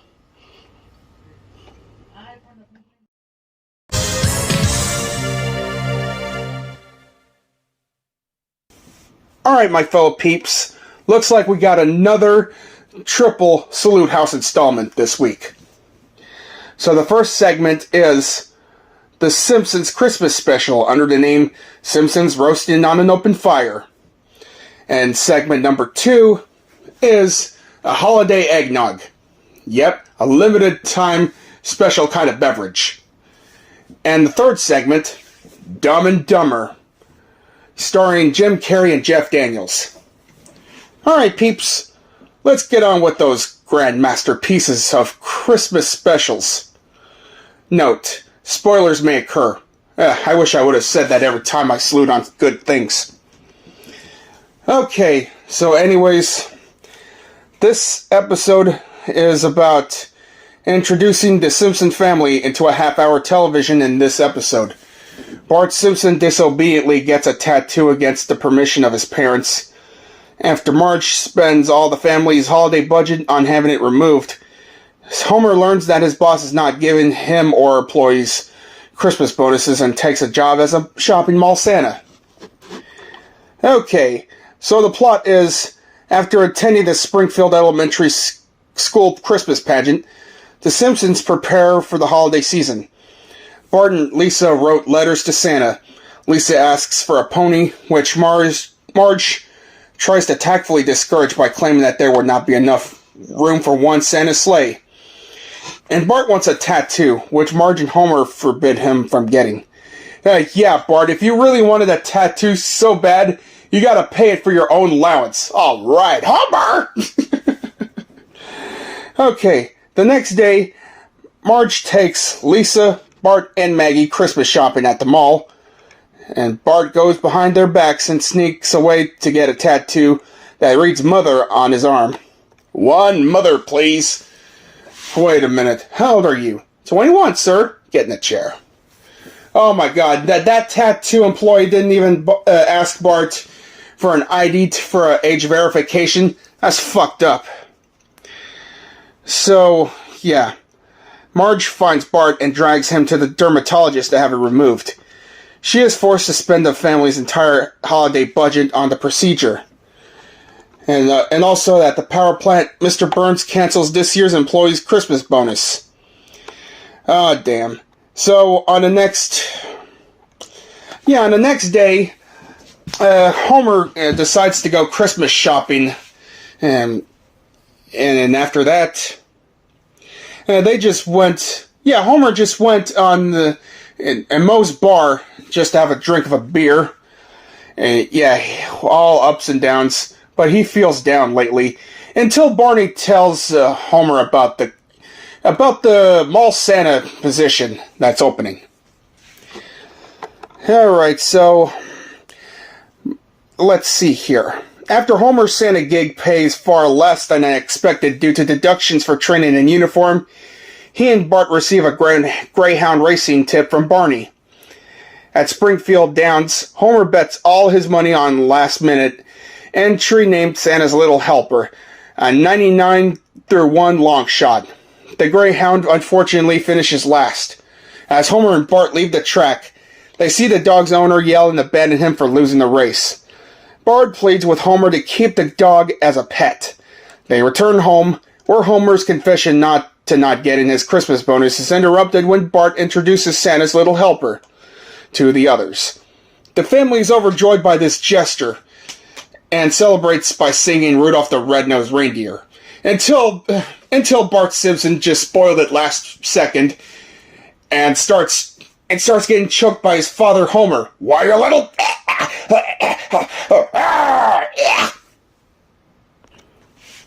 Alright, the eggnog, historically known as a milk punch or an egg milk punch, when alcoholic beverages are added, is a rich, chilled, sweetened dairy-based beverage.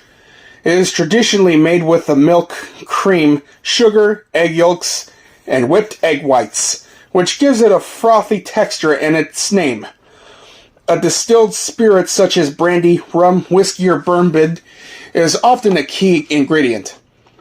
Throughout Canada, the US of A, and some European countries, the eggnog is traditionally consumed over the Christmas season, from late October until the end of the holiday season. A variety called Ponche Crema has been made and consumed in Venezuela and Trinidad since the 1900s. Also, as part of the Christmas season. During that time, commercially prepared eggnog is sold in grocery stores in these countries.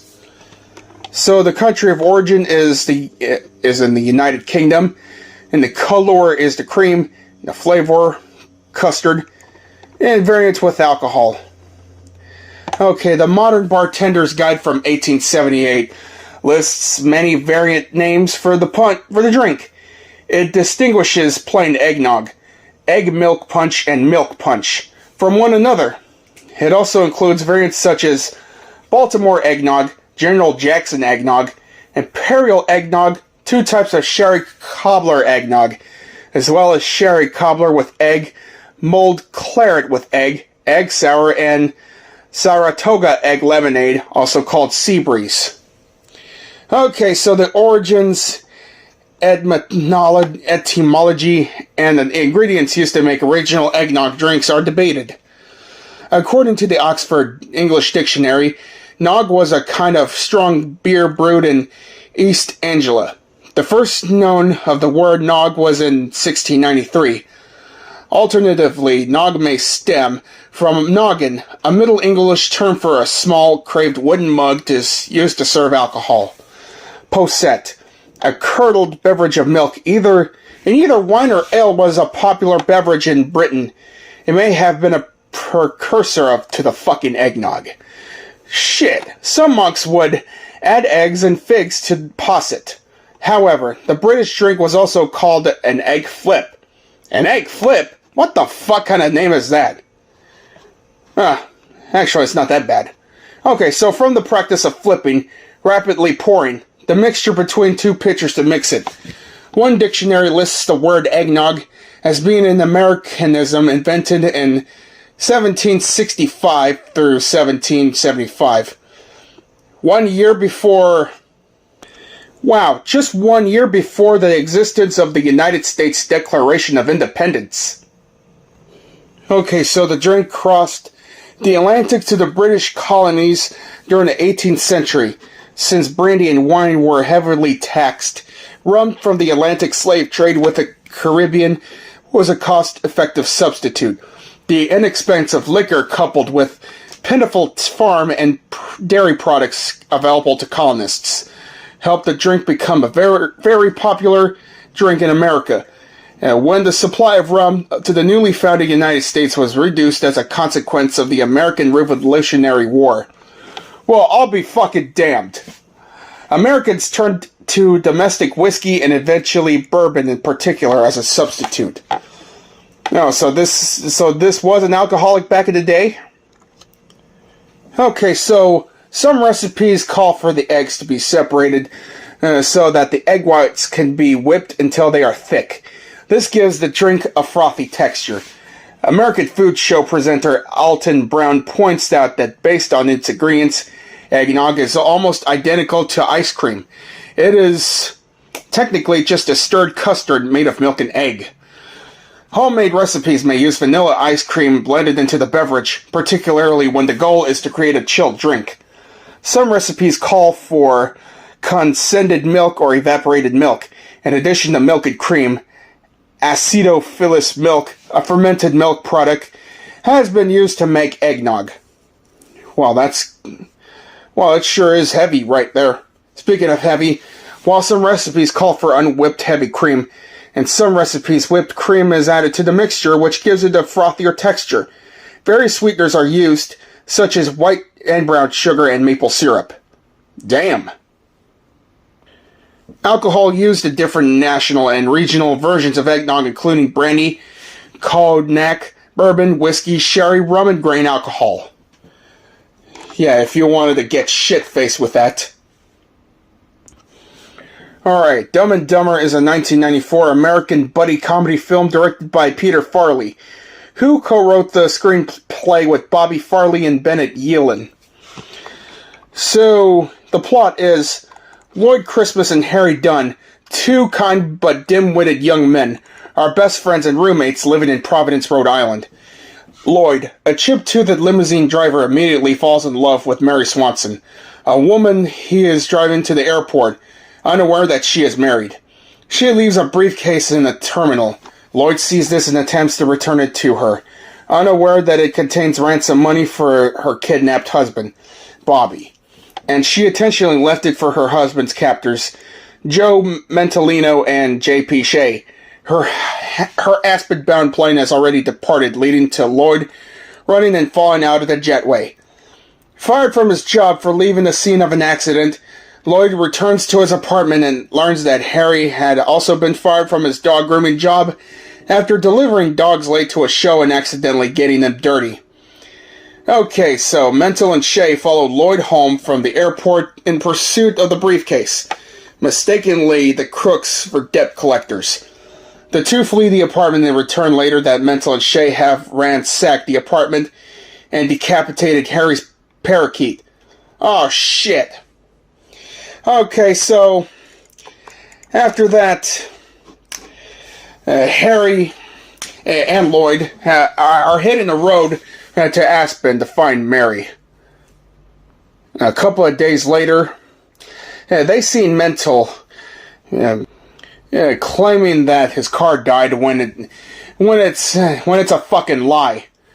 So posing as a hitchhiker, Mental is picked up by Harry and Lloyd while Shea secretly follows them. During a lunch stop, the duo pranks Mental with the chili peppers in his burger, unaware that he has a stomach ulcer. Oh shit, and they accidentally killed him with rat poison pills. You son of a bitch! Okay, so the next day, the two arrived in Aspen but cannot find Mary. With no money and nowhere to stay, Harry attacks Lloyd in a frustration that night, breaking the briefcase open by accident. After discovering the money, the two spend it on a luxury hotel suite, clothes, and a car. They learn that Mary and her family are hosting a gala, and prepare to attend. Yeah, they sure had a fun time at the gala. Gala. And later that night, Nicholas Andre, an old friend of the Swansons and the mastermind behind Bobby's kidnapping, shows up. Lloyd learns from Andre of Mary's marriage to Bobby, and Andre learns that Harry and Lloyd had spent all the ransom money and replaced it with IOUs. Furious, he takes Lloyd and Mary hostage, as well as Harry when he returns. An argument leads to Nicholas to shoot Harry, who plays dead before ineptly returning fire. Before Nicholas can fire another shot, an FBI team led by Beth Jordan, whom Harry had met at the gas station and Lloyd met earlier at the bar, raids the suite, where Beth tells Harry and Lloyd that the FBI police had been following them since they left Providence. Well, holy shit. Harry reveals they gave him a bulletproof vest and a gun when they arrive. Nicholas and Shay have been arrested, and Mary and Bobby are reunited, much to Lloyd's dejection. So the next day, Harry and Lloyd have begun walking home on foot because all their purchases were confiscated and their mini bike has broken down. Damn. The two unintentionally declined the chance to be oil boys for a group of bikini girls, after which Harry tells Lloyd that they will get their break one day, and then play a friendly game of tag as they walk back to Rhode Island. So in conclusion, my fellow peeps, I recommend the Christmas special of The Simpsons, which is the first one of the first season. And I also recommend a good old kick-ass cup of eggnog and Dumb and Dumber. Well, it's sad that the eggnog is a limited time type of beverage, but yeah, it's you really gotta try this, peeps. This beverage is uncanny, and so is this, the very first Simpsons episode and that Dumb and Dumber film. Yeah.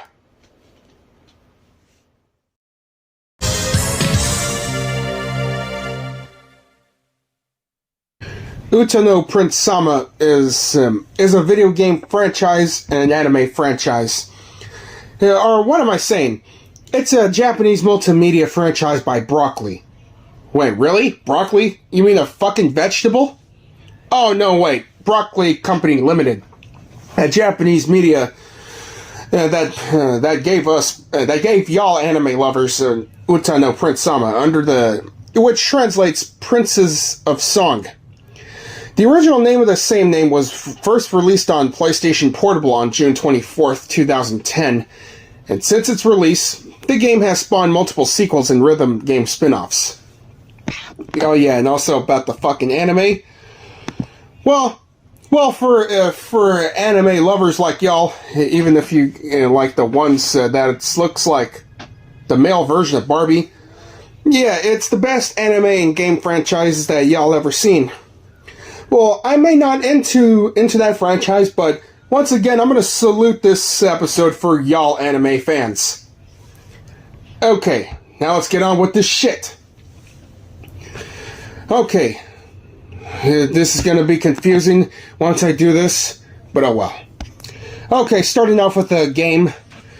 Uta No Prince-Sama is a comedy and romance visual novel in which the player assumes the character of Haruka Nanami. Okay, it follows a branching plotline with multiple endings. Depending on decisions that the player makes during the game, the plot will progress in a specific direction. There are 7 main plot lines that the player will have the chance to experience, 3 of which are initially available for an All-Star. Throughout gameplay, the player is given multiple options to choose from, and text progression pauses. Progression, damn it! Okay, progression pauses from text at these points until a choice is made. To view all plot lines in their entirety, the player must replay the game multiple times and make different choices to change the plot progression. The player must also complete various minigames which affect the different endings. Okay, so the plot is, with dreams of becoming a composer, someday writing a song for her favorite idol, Haruka Nanami enters the Satome Academy. a prestigious performing arts school made up of students who are either vying to become an idol or a music producer. Haruka becomes acquainted with 6 of her classmates, who are all competing to become idols. For her project, she must team up with another student as an idol producer team, and if they are successful, they will join Shining Agency after graduation. In addition, romance is strictly prohibited at their school.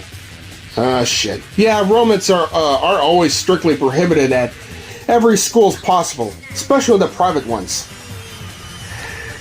Okay, so what do I see? The characters. Okay. The characters are Toya Itoki is a great guy. Masato Hijirikawa is very stunning.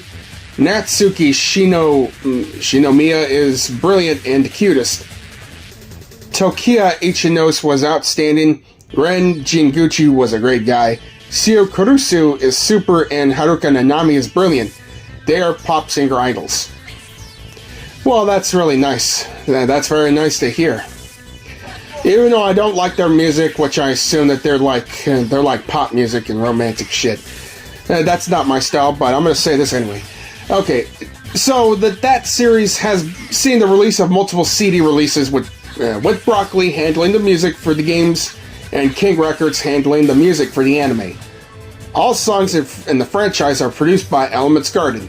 Fly to the Future by Quartet Night and Ultra Blast by Starish sold over 11,000 physical copies within its first week and were both some of the top-selling anime singles of 2018. Fly to the Future, Ultra Blast, and God Star were certified gold by the Recording Industry Association of Japan. Okay, so the anime... Yeah, let's get on with the anime counterpart. The March 2011 issue of New Type magazine announced that an anime television adaptation franchise would air during the summer. Titled Uta No Prince-Sama Meiji Love 1000%. The series was produced by A1 Pictures with Yu co-directing the series, Tomoko Konparu supervising the scripts, and Mitsu Mori adapting the game's original character designs. The anime series began its broadcast run on Tokyo MX, Gunma TV, and Toshigi TV on July 2nd, 2011, which is July 3rd, 2011 at midnight. The video streaming service Nico simulcasted the series to the audience of the US of A, Canada, Great Britain, Australia, New Zealand, and South Africa. Okay, so the second season premiered on April 4th, 2013 under the name Uta No Prince-Sama Meiji Love 2000% on TV Aichi. Okay, so the first season was released on January 7th, 2014 on DVD and Blu-ray subtitled only format. Yeah, and don't forget about the films. During the Uta No Prince-Sama Meiji Love's live 6-stage event, sorry about that, the staff announced that an anime concert film titled Uta No Prince-Sama Meiji Love Kingdom has been great lit. And the next one, Love Kingdom, is produced by A1 Pictures and directed by Tomoka Nagaoka. Damn it! Oh my god, I really hate it when I'm stuttering like shit during the fucking process. With Takeshi Furuta serving as a chief director. The rest of the main staff cast from the anime series are returning to reprise their notes. The film was released in theaters on June 14th, 2019, and the film grossed 1.72 billion yen at the box office upon its release. An English subtitled version was screened at the Anime Expo 2019. And what we got here are the manga shit. Okay, it was also adapted into several manga series. The first two manga adaptations, original and debut, were illustrated by Yutako Yukihiro and serialized in Silph. The gag comic Uta No Prince-Sama Double P was illustrated by Kotoko Ichi and serialized in Comic Bee's Log. Alongside of that, Several manga anthologies were also released with contributing fan artists. Well, that's some good shit. Even though I'm not into that shit. Okay, so the receptions is... This was the 13th top-selling franchise in Japan in 2017, with a total of over 1.6 million yen in estimated sales. Upon its wide appeal comes from Twitter accounts run by characters, where fans are able to updated on the characters' music and merchandise activities, and are in turn treated like real-life celebrities. Wow, lucky them! Okay, when it comes to games, the franchise was awarded the Best Consumer Game by Dengeki's Girl Style for the Otome Game Awards 2011. While Uta No Prince-Sama Sweet Serenade was ranked at number 7, and Seo Kurusu won Best Character, while Toyoka Ichino's ranked number 3, and Masato Hijirikawa as number 9 in the same category. Over 1 million users downloaded The Shining live upon the first week of its release. Okay, so the anime, ratings of it. Rebecca Silverman from Anime News Network praised the series Maji Love 1000%, the anime's first season, for its music and fluid animation, while citing its weakness to ridiculous plot points, poor choice in color, Haruka's character design, and the characters never evolved beyond their types. Bamboo Dong from Anime News Network called the series entertaining, but felt the character designs made the characters look more like adults instead of high school students. Oh, so that's like a college illustration, right? Okay, then that adapting of the original video game resulted in archetypal characters having jerky character development. Well, damn. So I've noticed that the franchise has won 4 of the fucking awards and nominated 3 times. So that's a really good shit right there, peeps. That's some really good shit right there. Alright, my fellow peeps, so in conclusion, if you peeps are anime lovers in my channel, I recommend Uta No Prince-Sama, if you're into them.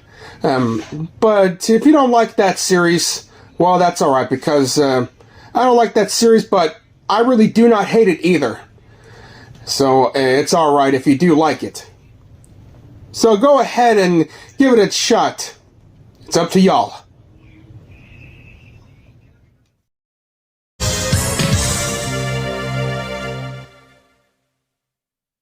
World's Wildest Police Videos, shortened to Police Videos in Season 4, is an American reality TV series that ran on Fox from 1998 through 2001.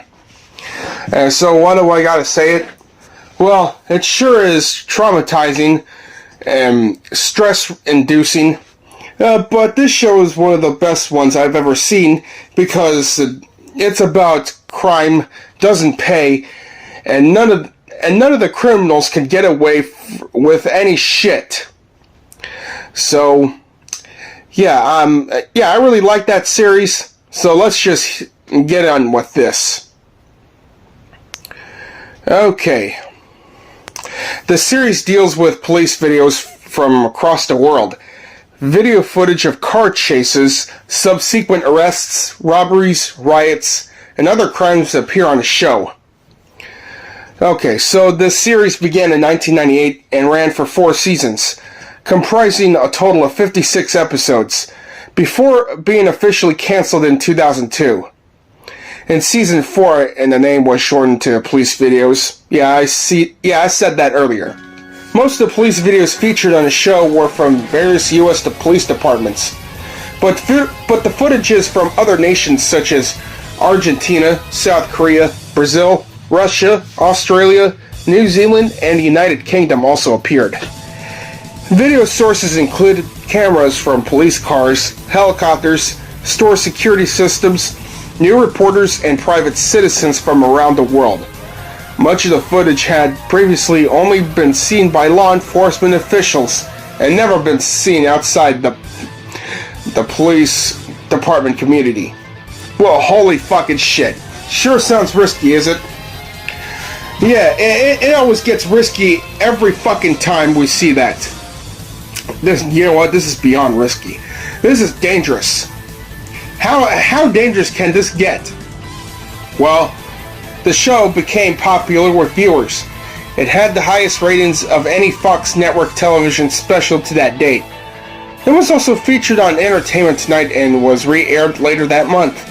It was the first Sweeps Month special ever to run twice during a sweeps period by Fox. Okay, so the series began with the series of specials entitled World's Scariest Police Chases, which was broadcast on February 2nd, 1997. It was narrated by actor Peter Coyote and featured commentary by Captain C.W. Jensen of the Portland Police Bureau. Okay, so... Oh yeah, where the fuck are my manners? This series was hosted by Sheriff John Bennell. Yeah. The former sheriff of Multnomah County, Oregon. He is best known for presenting this series and its revival briefly in 2012. Okay, a further 2 special episodes called World's Scariest Police Shootouts aired around this time as well. It was hosted by John Bennell, yeah, I did say that, a retired police officer and former sheriff of Multnomah County, Oregon, and 2 episodes focused on police shootouts rather than chases themselves, although some of the clips featured a car chase along with a shootout. Okay, so let's see. The episodes featured more well-known content such as North Hollywood Shootout, the murder of Darnell Lunsford, the 1991 Sacramento hostage crisis, white supremacist Chevy Cahoe and a shootout with police, and the 1996 Honolulu hostage crisis. Well, yeah. Eventually, the show was broadcast weekly. John Bennell's commentary was often characterized by puns, multiple cliches, and over-dramatic descriptions of the struggle between good and evil, the police and criminals, victims and abusers, etc. Although John commented on most of the show, most police video segments were dubbed with the actual law enforcement officials acting in the situation presented. Tires, screeching noises, horn beeps, automobile collision, sounds and sirens are often overdubbed in these segments.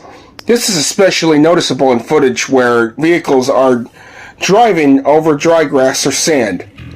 It has been widely noticed that the same voice is used in almost every helicopter footage scene, regardless of the location the footage is from.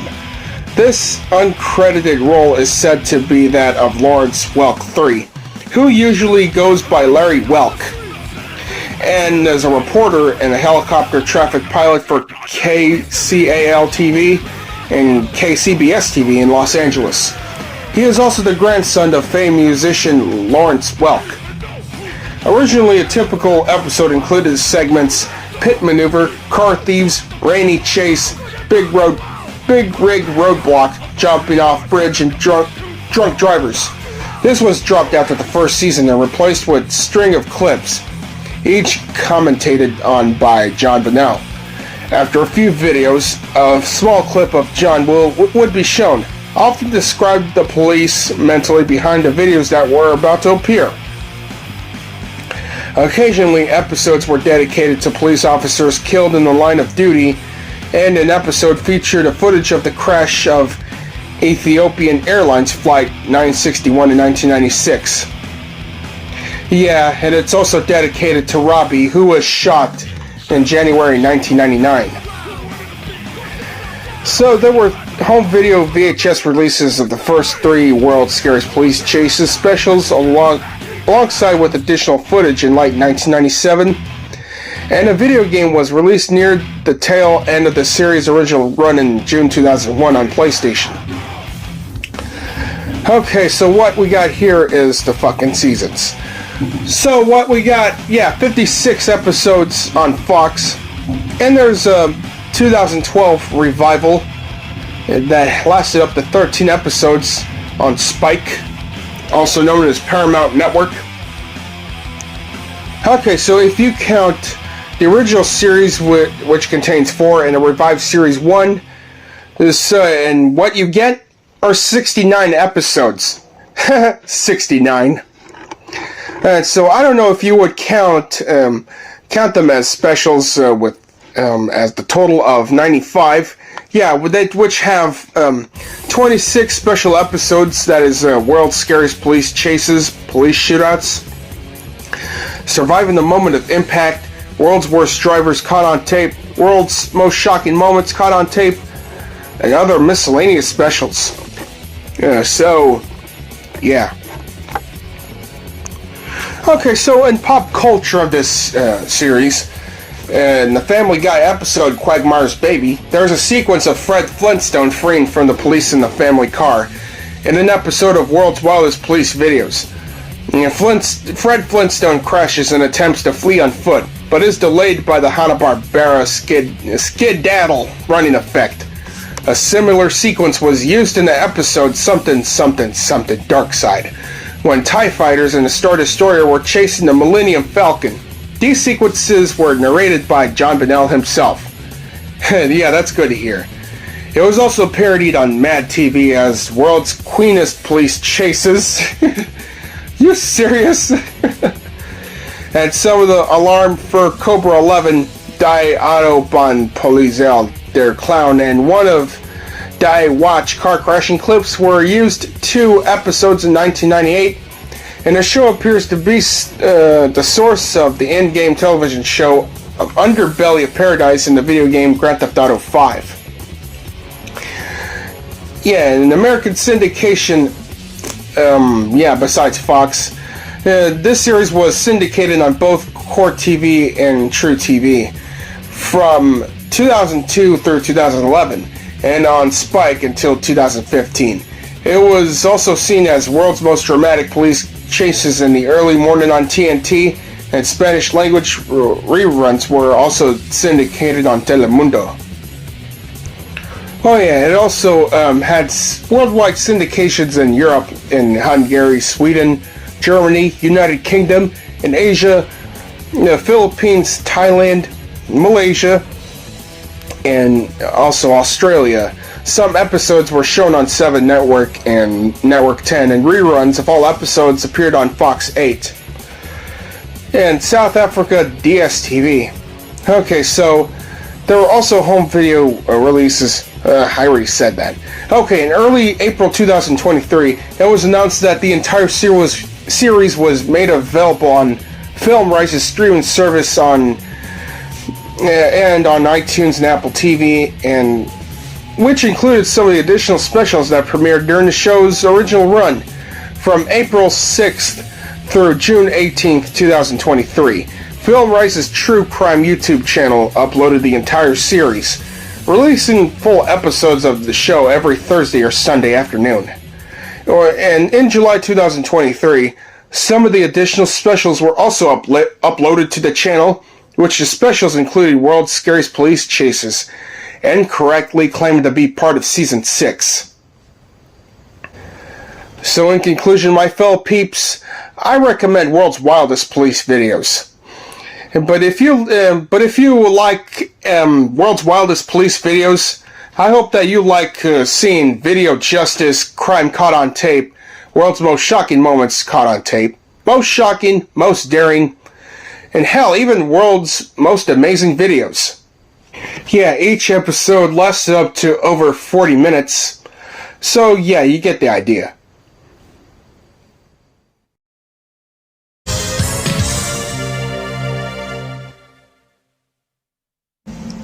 Alright, my fellow peeps, looks like we got another Double Salute House installment.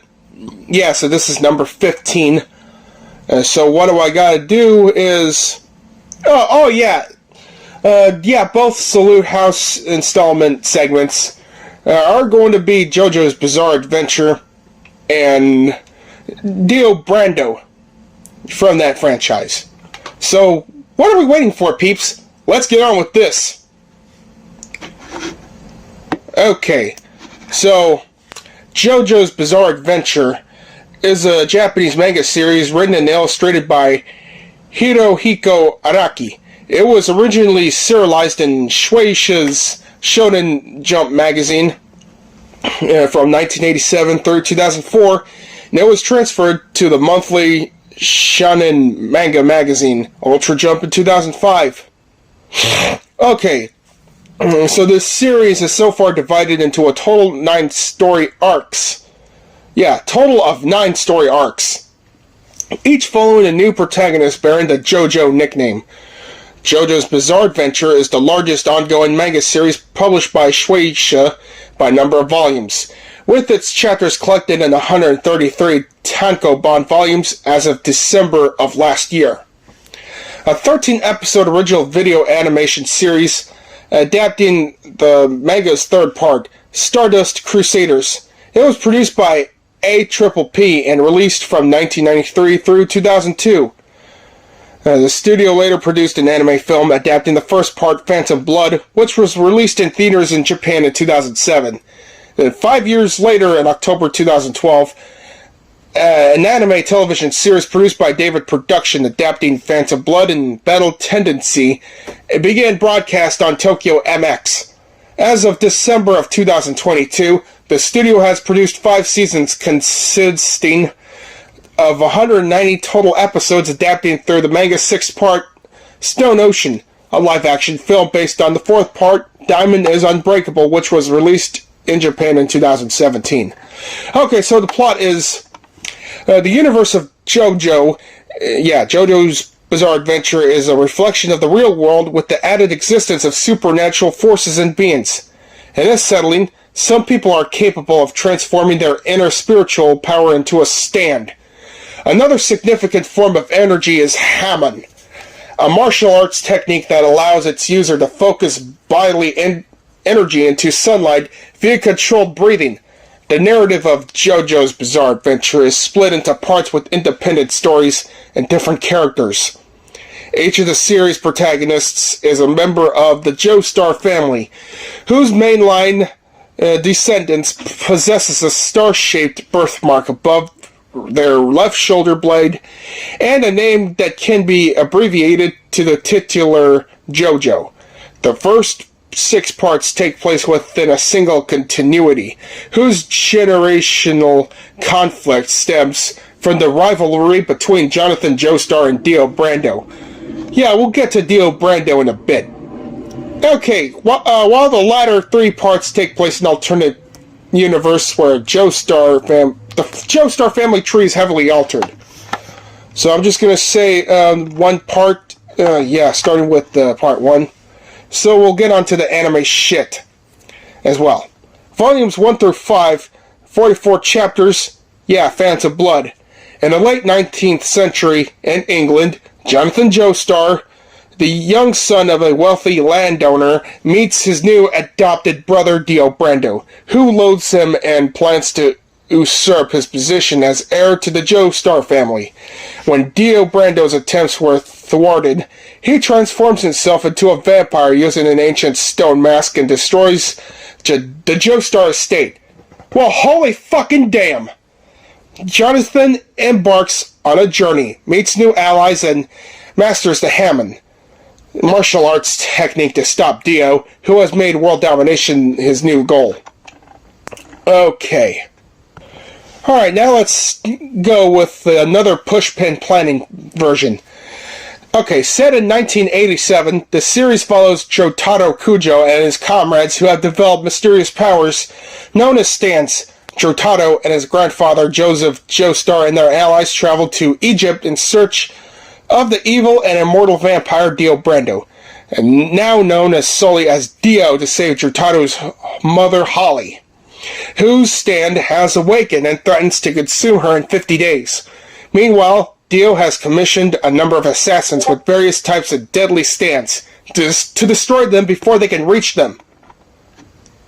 Okay, so, the one from... let's see.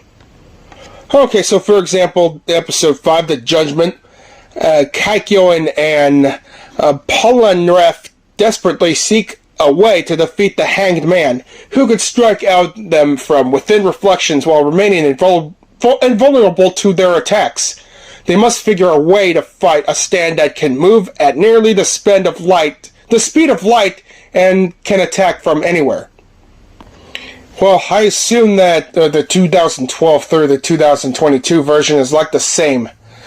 But anyways, other than that, the anime illustrations of this series and the manga, yeah, especially the video games, look so self-aware that it's really good, and they look so inspiring as hell. Yeah, even the sequences really creep us out, feeling suspense. But yeah, it was worth a shot to see what comes next for the best and what comes next for the worst. Alright. Yeah, let's talk about the character Dio Brando. Yeah, whom is later known only as Dio. It is a fictional character and the main antagonist of the Japanese manga series and show JoJo's Bizarre Adventure. Yeah, written and illustrated by Hirohiko Akari. He is featured initially as the main antagonist of the series' first part, Phantom Blood, and later returns as the main antagonist of the series' third part, Stardust Crusaders. Now solely referred to as Dio in the alternate universe of the series' seventh part, Steel Ball Run. A character named Diego Brando bears resemblance to Dio and appears as a major antagonist. The poor son of Dario Brando, an abusive alcoholic who worked Dio's mother to death, he first appears as a young misanthrope who, via the power of an ancient stone mask, becomes an immortal vampire. A century after the events of the first part, he resurfaces as the user of the time-stopping stand named The World. The World? Are you fucking serious? Okay, as the series' most prolific villain, his defining trait is his staunch ambition, which develops into might makes right philosophy and drive for absolute control through absolute power. Oh god. Okay, Dio wasted no time unequivocally making young Jonathan's life a living hell to take everything from him, including abusing and later killing Jonathan's dog. Oh hell no, that's animal cruelty in this bitch! Okay, so Jonathan's dog's name was Danny. Oh man. Okay, Dio underestimated Jonathan's retaliation for forcefully kissing his beloved Irina Pendleton, spending the next 7 years feigning to be Jonathan's friend before enacting his plan to steal the Joestar fortune by poisoning George with the same poison he used to kill Dario. When Jonathan investigates the matter of proof, Dio plots to use an ancient Aztec stone mask to murder Jonathan. Okay, so Dario was killed with Dio's poison? Well, that's messed up.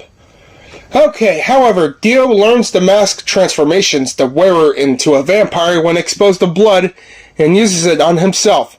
When this scheme is exposed, although seemingly killed when Jonathan impales him on a stone statue and leaves him in the burning Joestar mansion, however, Dio survives and proceeds to start his subjugation of England in the small village of Win Knight's Lot.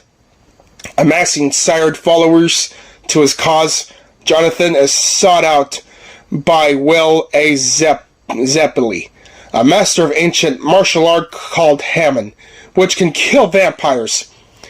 He teaches Jonathan how to use this ability as Dio sends other vampires and zombies in his pursuit to kill him so he can take over the world. Damn. Jonathan seemingly defeats him once more, but Dio's severed head survives. With the help of his servant, Wang Chan, Dio attacks Jonathan on a steamliner during his honeymoon with Irina in an attempt to claim his enemy's body for his own. Despite having his throat fatally punched by Dio, Jonathan is unable to use... No, wait, he is able to use Hammond one last time to overload the ship's engines, with Dio apparently destroyed in the resulting explosion. Irina, escaping unharmed with an orphan girl, survives with their unborn son. Oh my fucking god.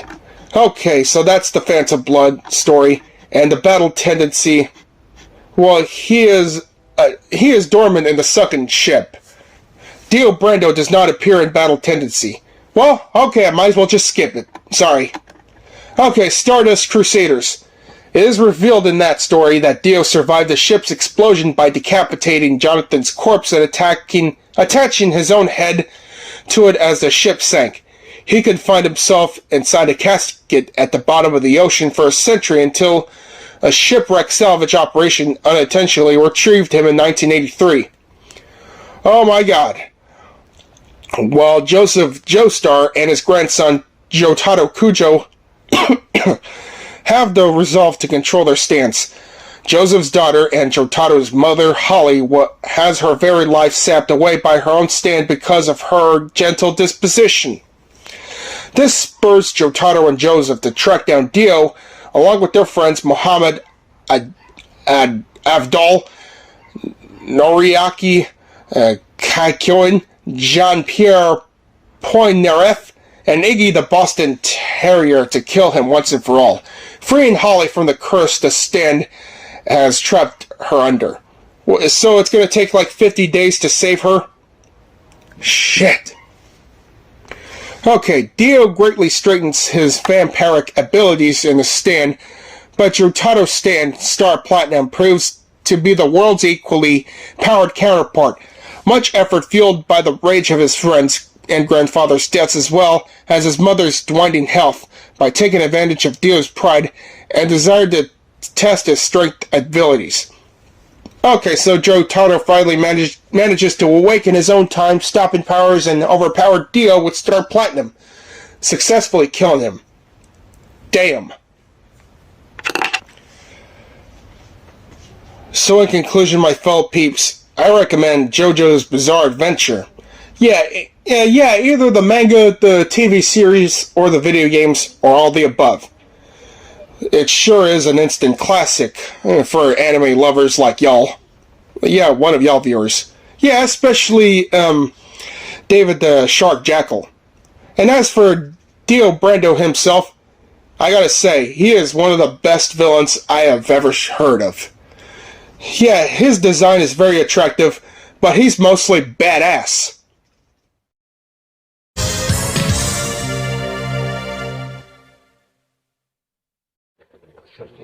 Okay, peeps, looks like we got another Salute House installation. So this is number 15 that we're on. So, yeah. Okay, the first segment is the Mario Kart franchise requested by Bell Hill Mayor. And the second segment is Glitch Techs, requested by Lyric Hardiman. And segment number 3, which is my idea, that we're going to salute on Race Storm. Okay, so let's get on with these 3 fucking medias that are worth your time. Okay, Mario Kart is a series of kart racing games and a spin-off of Mario. Yeah, a spin-off of the Super Mario franchise, developed and published by Nintendo. Players compete in the go-kart races while using various power-up items. It features characters and courses mostly from the Mario series, as well as other gaming franchises such as The Legend of Zelda, Animal Crossing, F-Zero, Excitebike, and Splatoon. Okay, so it has started in the 1992 Mario Kart game for the Super Nintendo under the name Super Mario Kart. Yeah, so it just happened, in 1992, it just happened as soon as, September 1st in the US of A, and before that, August 27th in Japan, October 1992 in the UK, and January 21st, 1993 in Europe. This game is fucking praised. It was praised like it's a gift from God, that this game was part of the Platinum Hits, or Player's Choice. Yeah. The Mario Kart series totals 14 games, with 6 on home consoles, 3 on handhelds, 4 arcade games co-developed with Namco, and 1 of mobile phones. The latest games in the series, Mario Kart Live Home Circuit, was released on Nintendo Switch on October 2020. Over 178.19 million copies in the series have been sold world fucking wide. Well, holy hot damn! Isn't that great? Yeah, sure it is. So, in the Mario Kart series, players compete in go-kart races, controlling one of selection of characters, mainly from the Mario franchise. Up to 12 characters can compete in each race, varying per game. Gameplay is enhanced by power-up items obtained by driving into item boxes laid out on the course. These power-ups include mushrooms to give players a speed boost, red and green shells to be thrown at opponents, banana peels and fake item boxes as hazards. The game chooses an item based on the player's current position in the race. For example, players lagging far behind may receive more powerful items such as bullet bills, which give the player a bigger speed boost depending on the place of the player, while the leader may only receive small defensive items such as shells or bananas, and occasionally coins. Called rubber banding, this gameplay mechanism other racers a realistic chance to catch up to a leading racer. They can perform driving techniques during the race such as rocket starts, slipstreaming, and drifting in mini turbos. Well, that's great to hear. So, yeah, the wars between Mario Kart and Crash, yeah, it just started as soon as 1999 with Crash Team Racing. And you wouldn't even know which franchise do you like most, Mario Kart or Crash Team Racing. But that's 2024, and it shouldn't matter what you like. You should like them as equals. Yeah, accept those game consoles as equals, man. Okay, so let's just move on to another segment because I don't want to spoil the entire shit. Okay, so on with Glitch Text. Okay, so it's an American animated television series created by Eric Robles and Dan Milano for Netflix. The series premiered on Netflix on February 21st, 2020, with the second season premiering on August 17th of the same year. Okay, so it centers on teens Hector High Five Nieves and Miko Mikao Kubota in the city of Bailey, where a group of people is secretly dealing with glitches that cause video game characters to manifest as energy beings into a real world that operate based on the coding of their affected games and thus create havoc. Okay, to stop such glitches, these glitch techs, working with a fucking local game store as a front. They must use their gamer logic with their equipment to encounter and win. After capturing and or destroying the glitches, they must also fix any damage and erase any memories in order to prevent further panic. Now, after unexpectedly becoming the newest glitch techs, High Five and Miko will have to use their skills as gamers to help out. Oh my god. Okay, so I'm going to tell you the illustrations of what the characters look like. Well, yeah, these two dream team. Okay, High Five is one of the two main characters, an avid gamer with confidence issues who grows with Miko's friendship. Five learned his gaming and computer skills from his father, Emilio, and continues to call him in prison weekly. Oh, shit. Well, oh my god. Hey, wait. Emilio's in prison? What the fuck for? Okay, Miko Kubota is also one of the two main characters. A sporadic gamer with energy to spare. She brings High Five and herself into the glitch text after remembering a glitch event. She has bested Five in numerous online co-op games, and is also the only known person that is somehow impervious to the glitch text's memory resetting. Oh yeah, you better not see, wait a minute.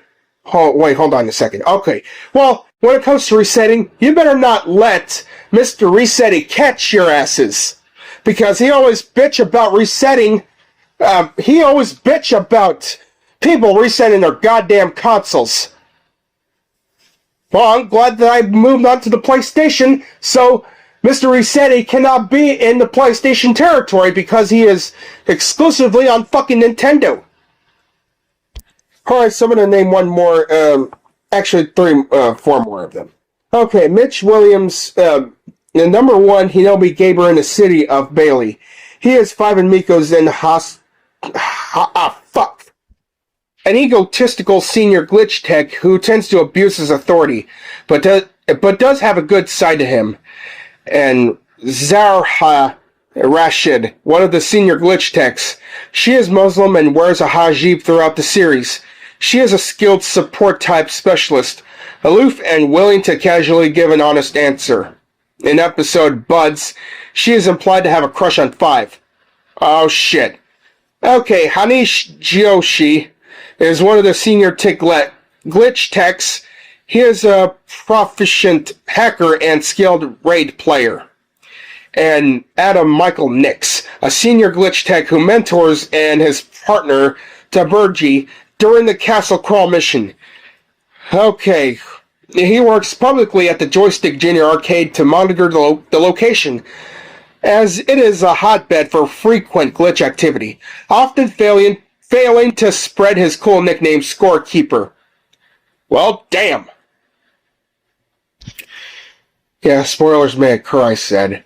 Well, I'm just saying that, and also, it should mean I'm not going to spoil anything else.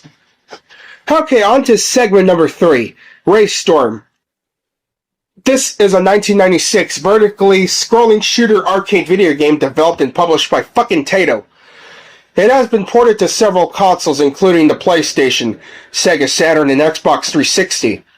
Players control a starship, the Argray, in its mission to destroy the Cecilia Federation before it destroys Earth. Well, I'll be damned. Race Storm is one of 3 Ray games, all featuring similar gameplay, released by Taito. Ray Force was released before Race Storm, and the Ray Force prequel, Ray Crisis, was released after the others. Race Storm is most distinguished from its predecessor by its usage of polygon-based ships instead of sprites. Okay, so what do I see here? Excuse me. Okay, it's a shoot 'em up.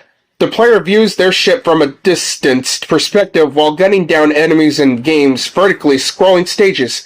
At the beginning of the game, the player must choose one of 2 ships. A 3rd secret ship is available in ported versions. The player uses a Vulcan-like laser weapon as their primary offense, and a missile weapon which can lock onto multiple targets and gain a combo multiplier, accumulating into a point total. Additionally, each ship has 2 special maneuers. This special attack is initiated when the player fills a bar to the maximum by engaging in multiple lock-ons. When full, the player can unleash a massive screen-wide attack with a fucking brief period of invincibility afterwards. Holy hot damn. Alright, the Hyper Laser Assault executes a special attack unique to each ship and is performed by setting all available lock-ons, attacks on a single target, and firing. Yeah, fire in the fucking hole it did, you motherfuckers! Alright, the home versions contain 2 gameplay modes. The arcade mode, which preserves the look and feel of the original arcade version, and the extra mode, which has enhanced graphics, additional enemies, modified bosses, and tougher difficulty, as well as a different ending. Also in extra mode, when the player gets to continue, the score accumulated from the first stage will be retained, i.e. score will not reset to 0. Well, good! Fuck, I really hate it when scores reset to 0. Or, yeah, make it even better. Get an extra point every time you continue, just like in every Capcom. Mostly every Capcom game or whatever it is, or almost of it. Well, this ain't a Capcom game, peeps. This is a game from Taito. Completing either mode unlocks a stage select option to play individual stages in the completed mode, except for the final stage, for a high score. While succeeding in both modes unlocks a 13 players option. The 13 players option requires the player to complete the game using a total of 13 ships from 5 groups. Well, it's going to be a long time to get this shit done. Well, thank God there's a memory card save feature on PlayStation. Okay, so this game was released back in September 11th, 1997. Oh shit. 4 years before the heartbreaking moment of 2001. I've been wanting to get that game so bad ever since I played the demo version in the interactive CD sampler in Disc Volume 4, but the only problem is the goddamn price. $69 through like $100 just to get a game. Are you fucking kidding me? A fucking expensive game? That game had to be that expensive, like $100 or more? What the fuck's this game made out of? Gold?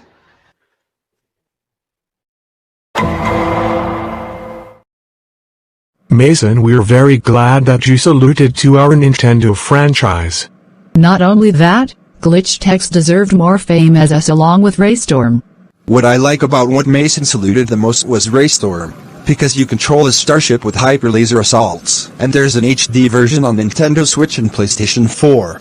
I liked Glitch Text because the duo of Maiko and High Five remind me of myself and Harui Suzumiya and the SOS Brigade. These three movies are very worth it no matter what happens. Mario Kart is a lot of fun and more memorable. Oh, looks like someone's DoorDash order is ready. So in conclusion, my fellow peeps, I truly recommend Mario Kart, Glitch Text, and Raystorm. Yeah, especially the remastered version of Raystorm. But if you don't like any of those medias that I've mentioned, well, that's alright. Well, I gotta make extra money to get that a full version of Raystorm on PlayStation, since it's fucking rare to get a complete inbox and other shit. Oh well.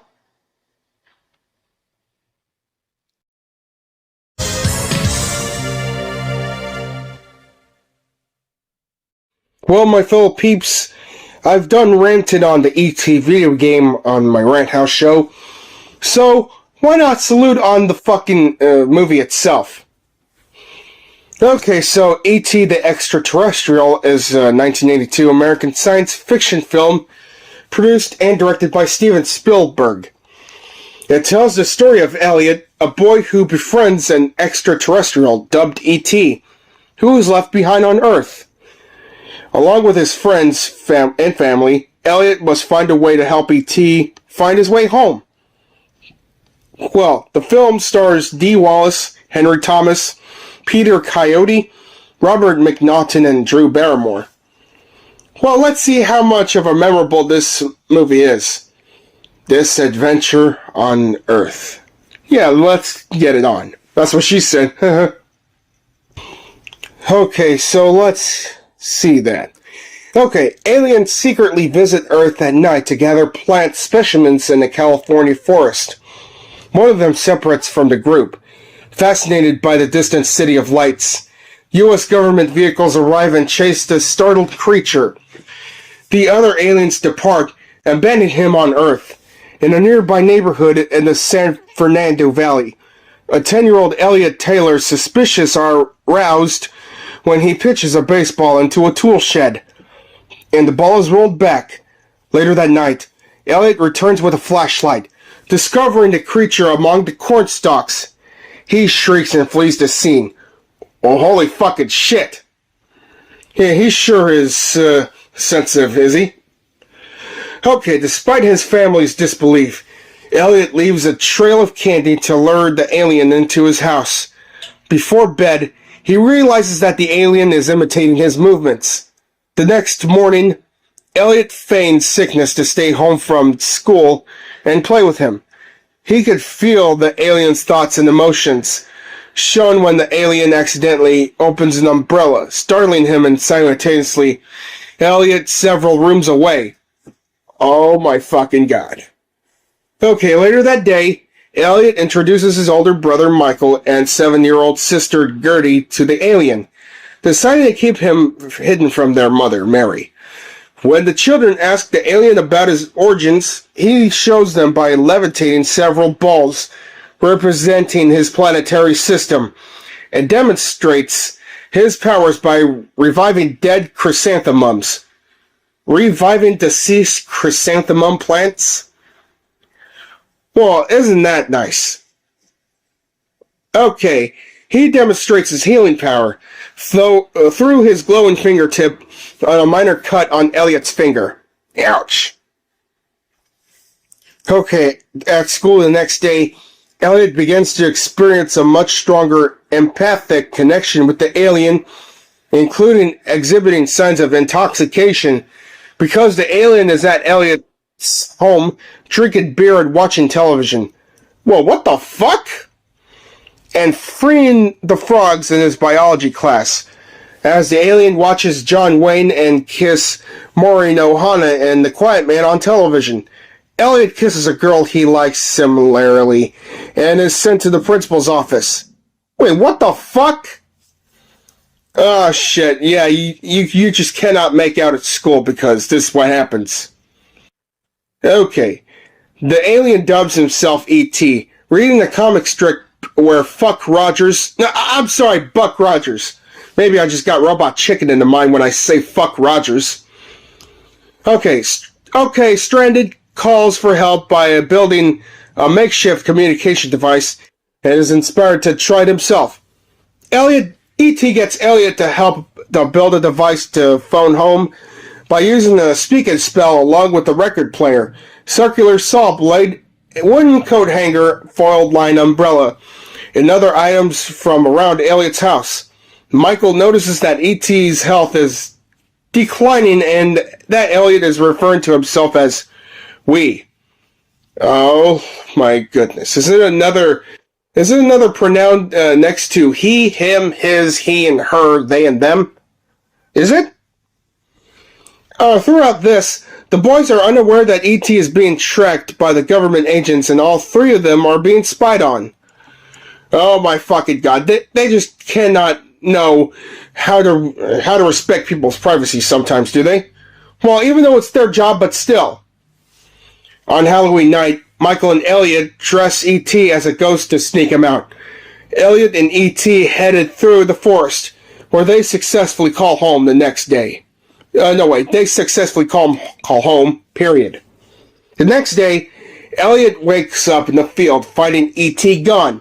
Elliot returns home to his worried family. Michael discovers E.T. dying next to a culvert and takes him home. And also dying Elliot. Oh, shit. Well, what matters worse is that Mary becomes horrified upon discovering her son's illness and the dying alien, just as a group of government agents dressed in biohazard suits led by Keys invades the fucking house. Well, holy goddamn. Okay, scientists set up a lab at the house, asking Michael, Mary, and Gertie what they know about E.T. While scientists are treating Elliot and E.T., the mental connection between them disappears. E.T. appears to die while Elliot recovers. Oh no.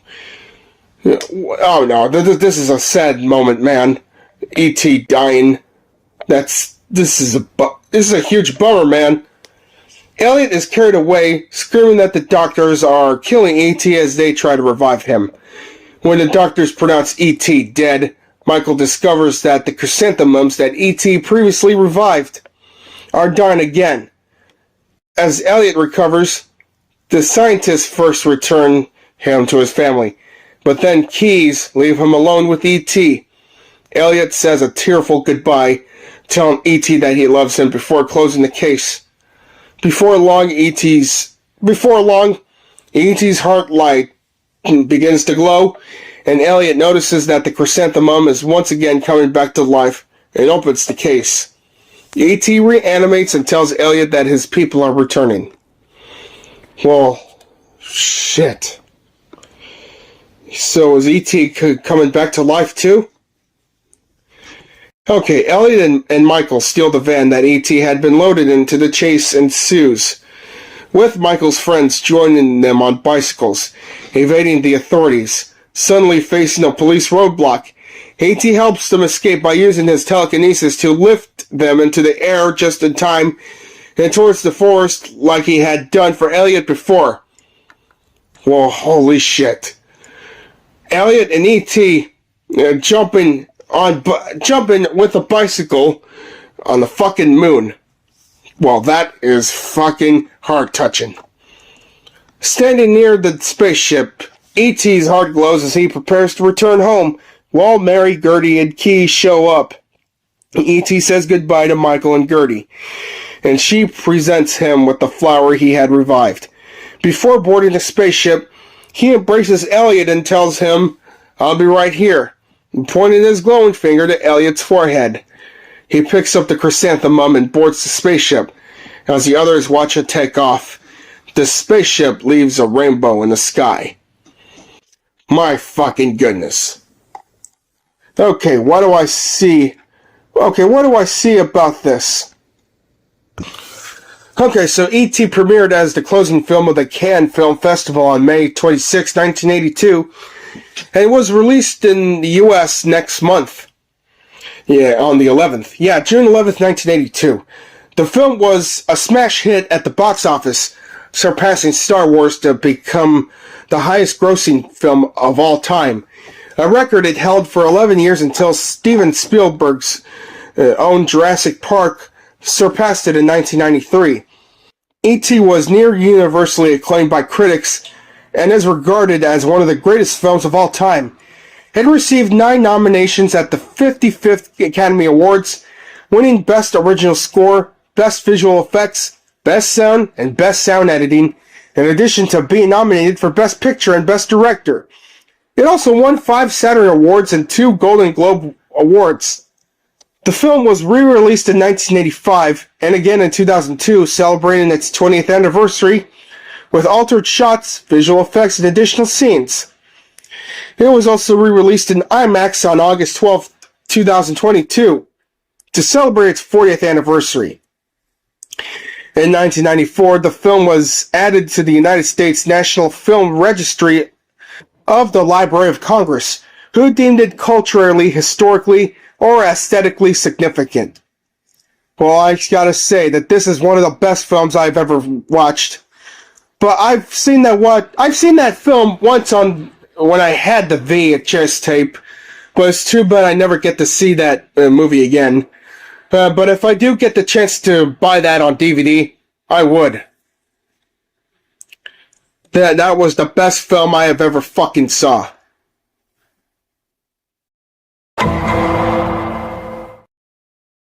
E.T. the Extra Terrestrial movie was the greatest movie that I have ever watched with my family and friends, especially with my wife. I've watched the E.T. movie with my boyfriend, and I gotta say, best movie that Steven Spielberg ever made along with Jurassic Park and World. That lovable alien felt so alone and Elliot is glad to help E.T. with everything that Elliot could. Ever since I have my daughters back in my good hands, we had fun watching E.T. along with the bonus features. Think about that nice and special alien makes me want to watch this magnificent movie again. E.T. is a fun and a great character. We even saw him at the Universal Studios theme park 2 summers ago. What I can't stand is the FBI trying to take E.T. away for what, anal probing? Oh Crystal, let's not spoil the moment. My apologies guys. Anyways, the movie was praised when it first came out in 1982. It's such a miracle that E.T. and his alien companions have been reunited thanks to Elliot. Courageous much Elliot. Just thinking about E.T. brings back memories. 16 years before I became a huge hit like that instant classic alien. He should have sequels and be one of the Universal mascots due to how much praise this movie has. So in conclusion, my fellow peeps, I recommend E.T. the Extra Terrestrial in any format, like VHS tape, Laserdisc, Blu-ray, or DVD, mostly DVD and Blu-ray, whatever. It's the best film I have ever saw, and I admired Steven Spielberg's work of this movie, just like in Jurassic Park. Matter of fact, it's just as good as Jurassic Park. But if you haven't seen that movie, well, go ahead and do so. But if you don't like that movie, then that's alright with me.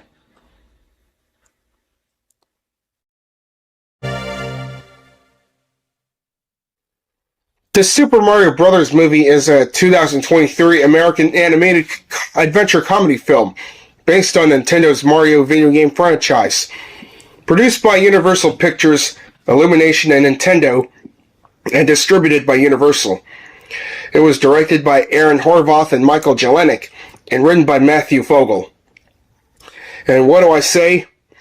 This movie is a lot more worth it than and then this piece of shit 1993 live-action film. So, you want to know how it's worth it? How this movie is a lot more worthy than this one? The one that I just ranted on, the 1993 live-action film? Well, let's get on with it right now. Okay, after the critical and commercial failure of the live-action film Super Mario Bros. From 1993, Nintendo became reluctant to license its intellectual properties for film adaptations. Mario creator Shigeru Miyamoto became interested in developing another film during the development of the Virtual Console service. Okay, so let's get on with the plot, shall we? The Italian-American brothers Mario and Luigi have recently opened a plumbing business in Brooklyn. Ah, shit, now we're going back to Brooklyn? Oh, no. Okay, I see where this is going.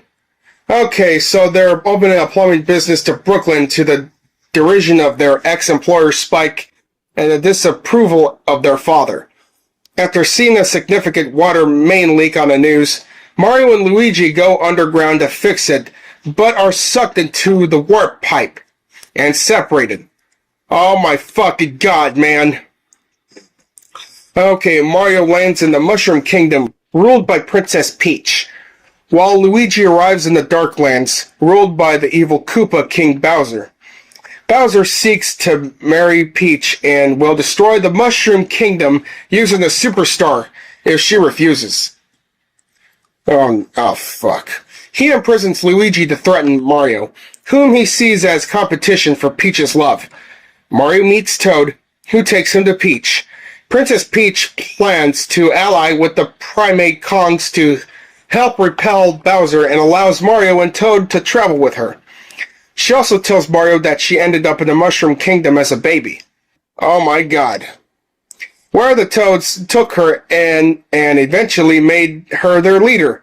In the Jungle Kingdom, Big Cranky Kong agrees to help if Mario defeats his son Donkey Kong in a fight. Oh my god, Donkey Kong is in there? Okay, despite Donkey Kong's immense strength, Mario defeats him using a cat suit. Oh, mamma mia indeed. Okay, Mario, Peach, Toad, and the Kongs use carts to drive back to the Mushroom Kingdom, but Bowser's army ambushes them on the Rainbow Road. When a Blue Shield Koopa general destroys part of the road in a kamikaze attack, Mario and Donkey Kong plummeted to the ocean while the other Kongs are captured. Okay, now this is getting interesting. Thank God it's getting a lot less fucked up if you compare that movie with the live-action film. Okay, so Peach and Toad return to the Mushroom Kingdom and urge the citizens to evacuate. Bowser arrives aboard his flying castle and proposes to Peach, who reluctantly accepts after Bowser's advisor, Kamek, tortures Toad. Oh my god, are you fucking serious? Threatening Toad with any action that happened?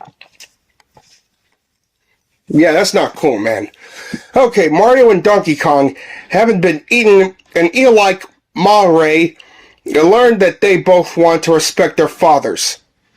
Yeah, respect of their fathers, I mean.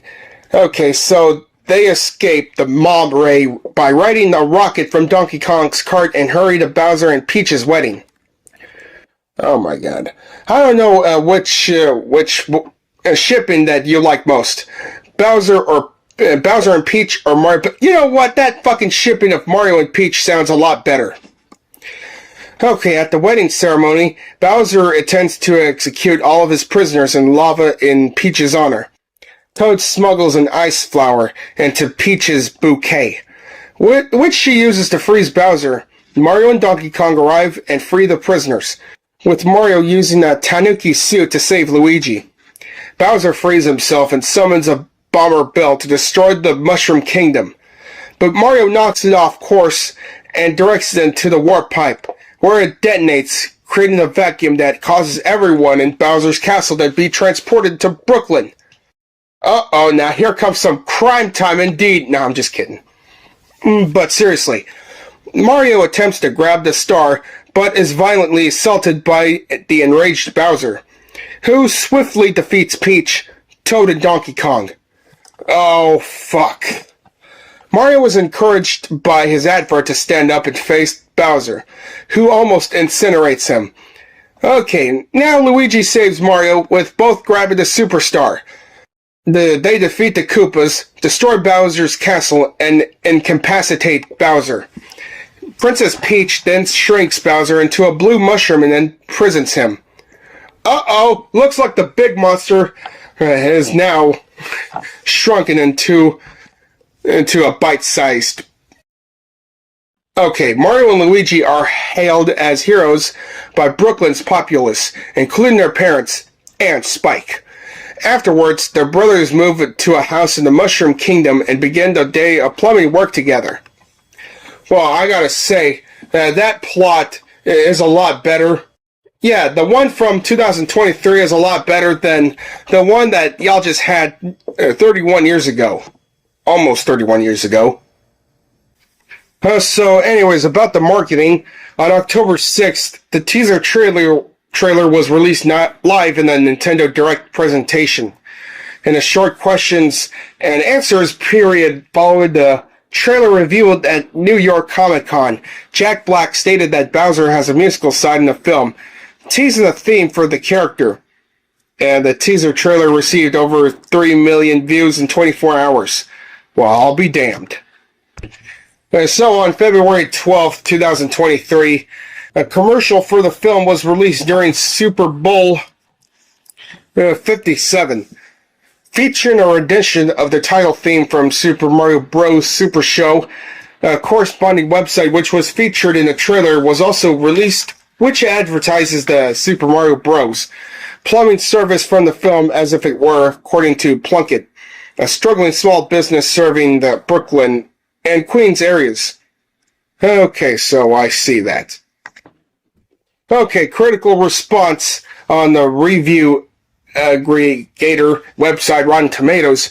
59% of 280 critics' reviews are positive, with the average rating of 5.8 out of 10. Sorry about that.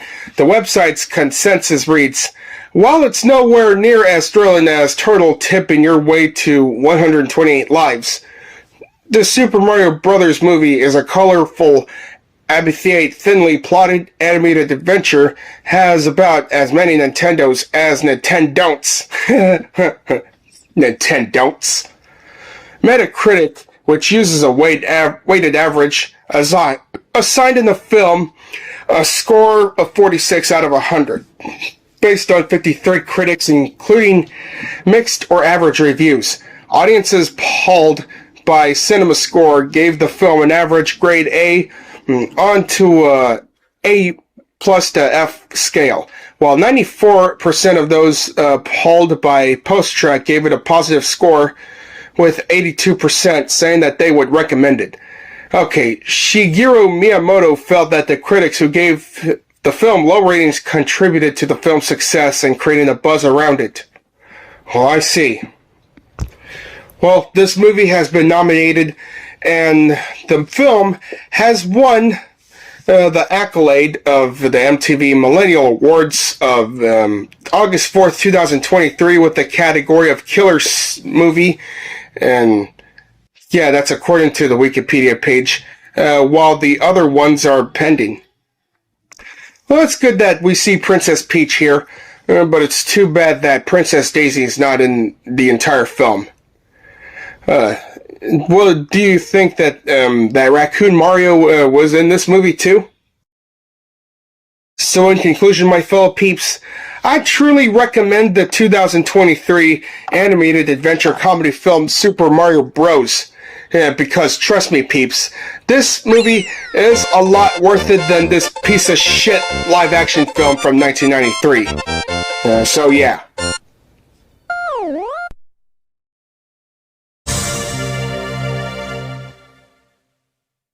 Gurren Lagann, known in Japan as Tengen Toppa Gurren Lagann, is a Japanese mecha anime television series animated by Gainax and co-produced by Aniplex and Konami.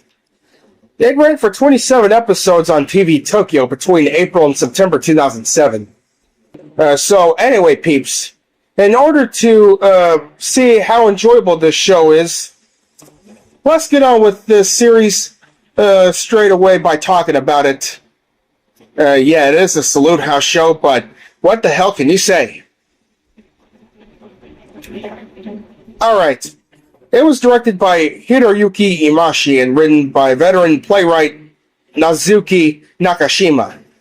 This series takes place in a fictional future where Earth is ruled by the Spiral King, Lord Gnome, who forces mankind to live in isolated subterranean villages.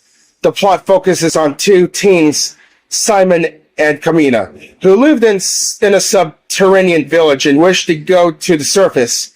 Using a mecha known as Lagann, Simon and Kamina reach the surface and start fighting alongside overhumans against Lord Gnome's forces, before the fighting forces over their true enemy. Alright, the story is it takes place. Yeah, I did say that. Okay, so where do I begin on the story? Okay. Shortly thereafter, a huge gunman crashes through the ceiling and begins attacking the village, followed by a girl named Yoko, who attempts to repel the gunman. Simon uses his core to drill to activate the smaller gunman, which Kamina names Lagann, and its drilling-based abilities. He successfully uses it to destroy the larger gunman and break through the ceiling to bring him and Kamina to the surface world. Simon and Kamina learn from Yoko that humans on the surface are attacked by each day by gunmen, who are plotted by beastmen, humanoid creatures who serve as Lord Gnome's army. Kamina hijacks a gunman and names it Gurren, combining it with Lagann to form the Mega Gurren Lagann. Their actions inspire their humans to steal their own gunmen and join Team Gurren, which makes Kamina rename it to Team Daiguren. Eventually, Team Daiguren captures a fucking enemy gunman fortress to use as their base of operations. Even though Kamina is killed in the preceding battle by one of Lord Gnome's 4 generals. Oh my god, who the hell is the 4 generals? One of the 4 generals of Lord Gnome. Who is it? Who the hell is it? Rosyu, a boy from another village, takes over the job of piloting Gurren, but Kamina's death causes Simon to sink into depression until he meets Nia, who is revealed to be Lord Gnome's daughter. Team Daiguren is initially distrustful of her, but they allow her to join them when it becomes apparent that she was abandoned by her father. Uh-oh. Looks like Lord Gnome is gonna get fucked up, and he's gonna get karma for child neglect. Yeah, some father that Lord Gnome is, that fucking son of a bitch. Okay, like many who came before her, Nia helps Simon comes to terms with Kamina's death, and the rest of Team Daiguren prompt him to take up the role as the team's leader, leading team and the other teams to humans, who had captured other gunmen and gunmen fortresses. To Lord Gnome's palace. Look, I would have said Lord Gnome. That's what she said, right? As the palace itself turns out to be a gigantic gunman called the Teplin, and launches the armies of other gunmen, the human forces engage them while Simon, Nia, and Rosyu pilot Gurren Lagann against Lord Gnome himself, who fights them in a similar gunman called Lagann. When both Lagann and Gurren are damaged, Lord Gnome fights Simon and Lagann with his bare hands and emerges victorious, until Simon uses his core drill to defeat him once and for all. Well, holy shit! Okay, over the next 7 years, mankind prospers on the surface world with Simon and the other members of Team Daiguren serving as the world's government in their new capital of Kamina City. As soon as human population reaches 1 million people, by the amount on the surface, an alien race called the Anti-Spirals emerges and uses Nia to announce their intentions. They have sent the moon onto a collision course where the Earth is part of their effort to wipe out all life on the planet, so as to prevent them from evolving such an extent that they will risk destroying the universe in a cataclysmic event called the Spiral Nemesis. Yeah, Spiral Nemesis. Can you believe that? It turns out that Lord Gnome, having been resurrected as a biocomputer, was once part of an intergalactic army of warriors that failed to stop the anti-spirals, and so forced mankind underground to protect them from the anti-spirals with guidance with Lord Gnome and help from Viral, of an old enemy of Simon who pilots Gurren. Simon, Gurren Lagann, and Team Gurren prevent the moon's collision, in the process revealing it to be Lord Gnome's flagship that was reprogrammed by the anti-spirals, using it to retrieve the real moon from the pocket dimension, and the anti-spirals had hidden it in it, and go into the damn anti-spiral home world. After a journey with significant loss, they rescue Nia, and in a one-on-one gunman battle that virtually spans the universe, Simon and Lagann finally destroy the anti-spirals. This, however, causes Nia to fade away into nothing, as her own existence is tied that of the anti-spirals, a fate she and Simon accept. Oh, that really fucks it up. I cannot believe that Nia has faded away with nothing left. Damn it! Okay, with his life in battle finally over, Simon hands his core drill over to Gimme and leaves his friends to spend the rest of his life wandering the planet as a nameless vagrant, saying his destiny was merely to dig the tunnel to the future, not to travel down it himself. I see. In an epilogue, 20 years have passed since the team's victory over the anti-spirals, with many of the Team Gurren having since finally retired. It is up to the new generations of pilots to prevent the spiral nemesis and ensure the safety of the universe. Other races across the galaxy, having contacted Earth upon being freed from the anti-spirals, have joined forces with the President Rocio of Kamina City, and during the 20 years, created the Galactic Spiral Peace Conference. Yoko, now as Miss Yomako, has become the principal of the small school she worked as a teacher at during her 7 years absence from the team. One of the students, Nakim, has become a representative of the Galaxy and Grey Pearl Squadron. Gimme and Derry have used Simon's core drill to become the new pilots of Gurren Lagann. Viral has become the captain of the Super Galaxy Gurren and an emissary of Earth. Nia's memorial and her engagement ring are shown to have been placed next to the graves of Kamina and the members of Team Gurren that sacrificed their lives in a final battle.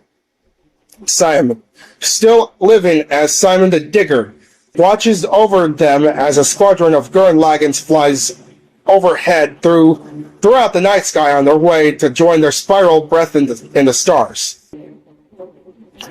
Okay, so before I end this fucking Sleuth House show, I just want to give out an illustration of the characters. Simon is a mounted protagonist of Gurren Lagann. He is introduced as a 14-year-old digger from Gia Village, who is looked down upon by many of his peers for his timid and weak character. He greatly admires Kamina and one of his few friends in the village, and refers to him as his brother, despite them not being related by flesh or blood. Alright, Kamina is a refractory youth from Gia Village who dreams of leaving his underground home and going to the surface world, which he saw as a child. His extremely passionate and self-confident personality causes him to act as a foil for the more timid and weak-willed Simon, and serves to instill courage within Simon. He is known for wearing sunglasses along with a tethered cape and had belonged to his late father. He wields as a Nodachi he stole from the chief of Gia Village, and his catchphrase of, "Just who the hell do you think we am, or are?" Damn, nice quotes. Becomes the battle cry of his group. Yoko fucking Littner is a young woman from Littner. a village neighboring Gia and is introduced as a member of a small resistance against the Beastmen. She helps introduce Simon and Kamina to the surface world, and becomes a member of Team Gurren soon after. She falls in love with Kamina early in the series and thinks a little of Simon until he begins showing signs of self-confidence.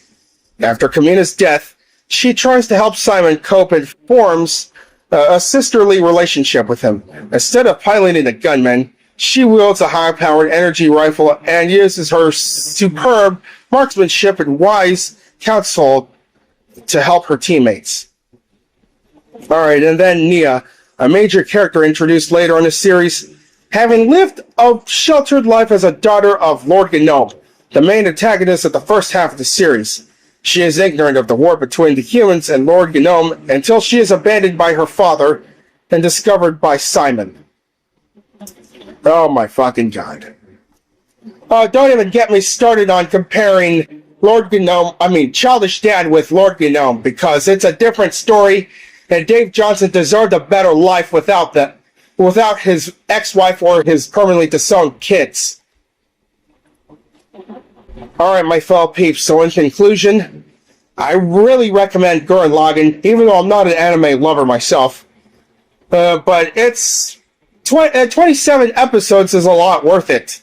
A lot worth of y'all's times if you guys find that show interesting. If this show deserves a reboot, well, it better be a good one, because if the reboot is gonna happen, it better not be a fucking piece of shit one. And these are facts.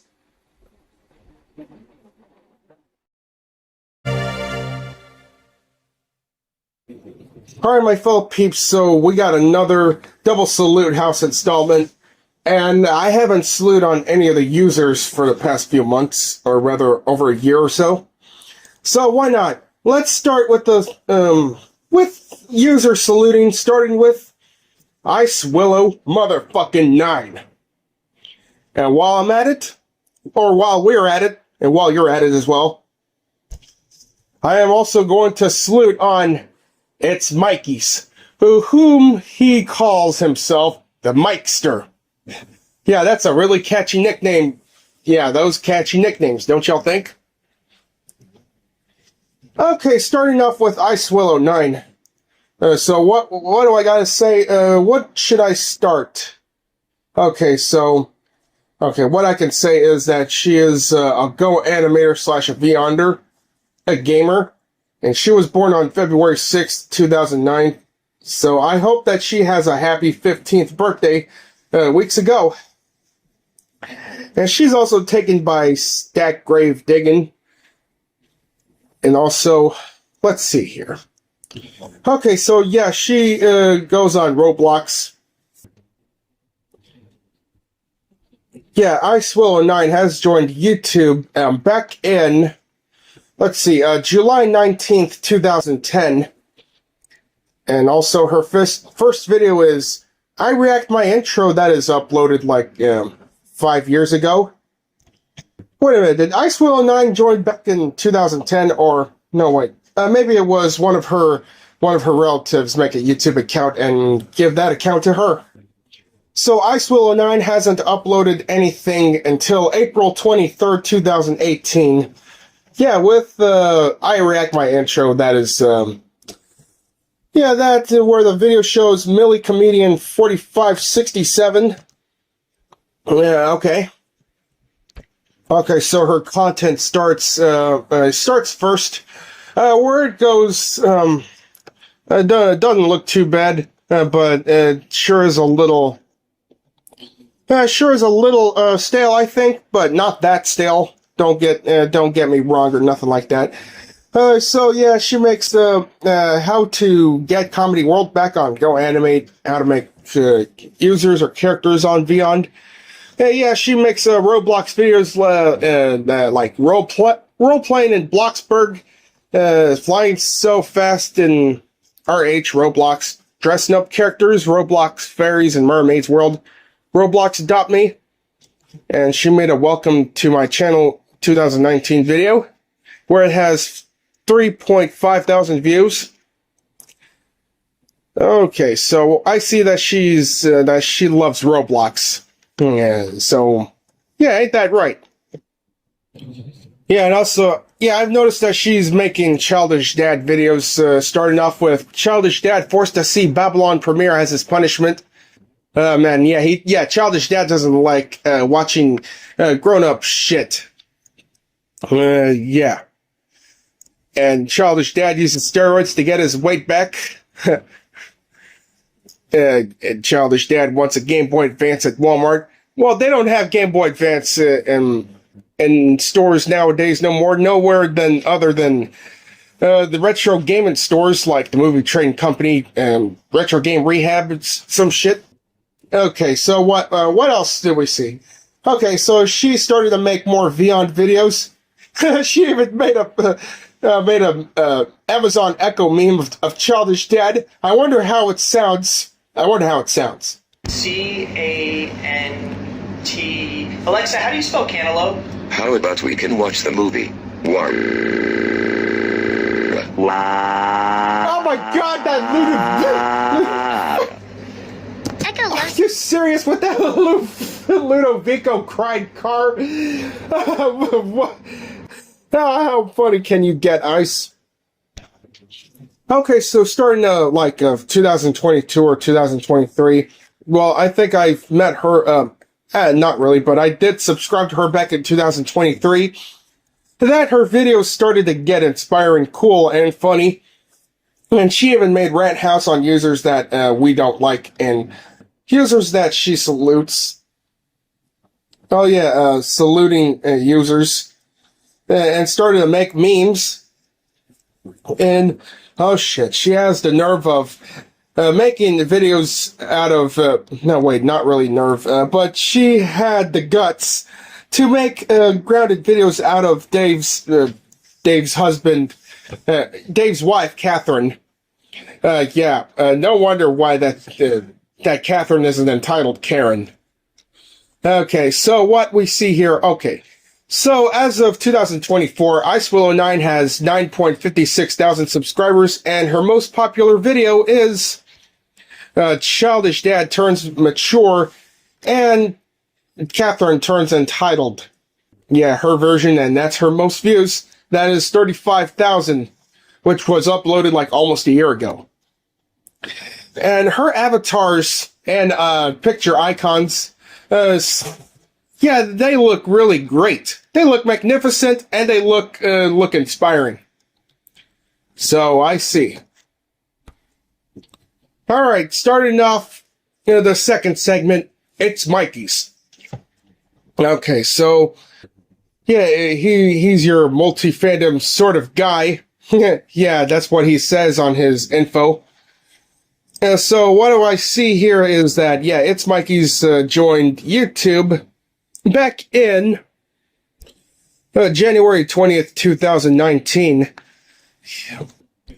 And he hasn't uploaded nothing until February 21st, 2020. With his first video, that is Halo MCC, Griff Ball Ricochet gameplay that lasted up to 3 minutes and 33 seconds. So I see that he started the Halo shit. And what else here? Yeah, some crazy Halo gameplays. And he also uploaded Gacha Life videos. Yeah, some of it, I don't know if it is short-lived or not. He also uploaded the gameplays of Gears of War. And what else? A stop-motion test video where Optimus Prime is shown up. Yeah, from the Transformers shit. Yeah, he makes like 2 of those. Or maybe was it more than that?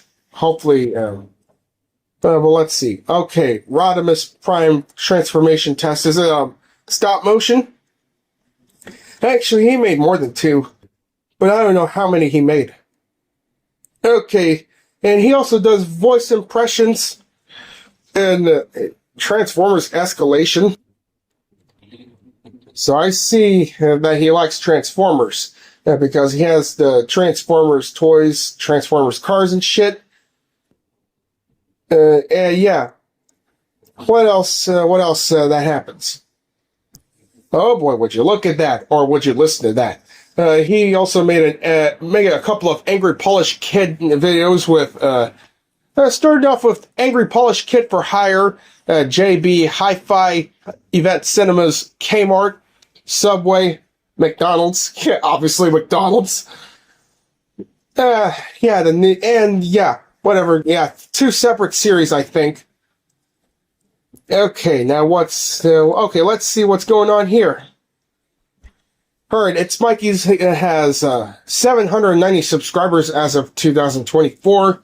Let's see, Wednesday, February 7th. And, his popular video of his primary channel, I think, is Angry Polish Kid for Hire McDonald's, which is, reached up to 3.1 thousand views. Yeah, which was uploaded on my 25th birthday. Yeah, July 23rd, 2023. And it was requested by Neonja Raiden. Episode 5 will have Stefan be at McDonald's. Also, familiar face from episode 1 returns. That's what the descriptions say of Angry Polish Kid for Hire McDonald's.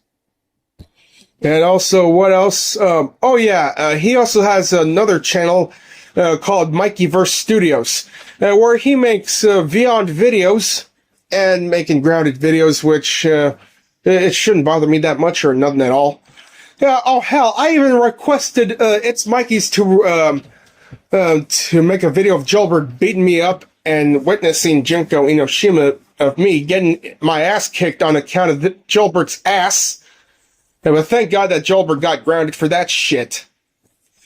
So on his Mikeyverse Studios, he has 34 subscribers so far. And what else? His oldest video is Far Away Shot, which is got 23 views. And back in January 5th, 2023, and his popular video, Bladen gets grounded for the first time, which has over 600 views. Yeah, which was posted back in at the end of January 2024. What else? He also makes Kylo Ren gets grounded videos and character elimination videos. So yeah.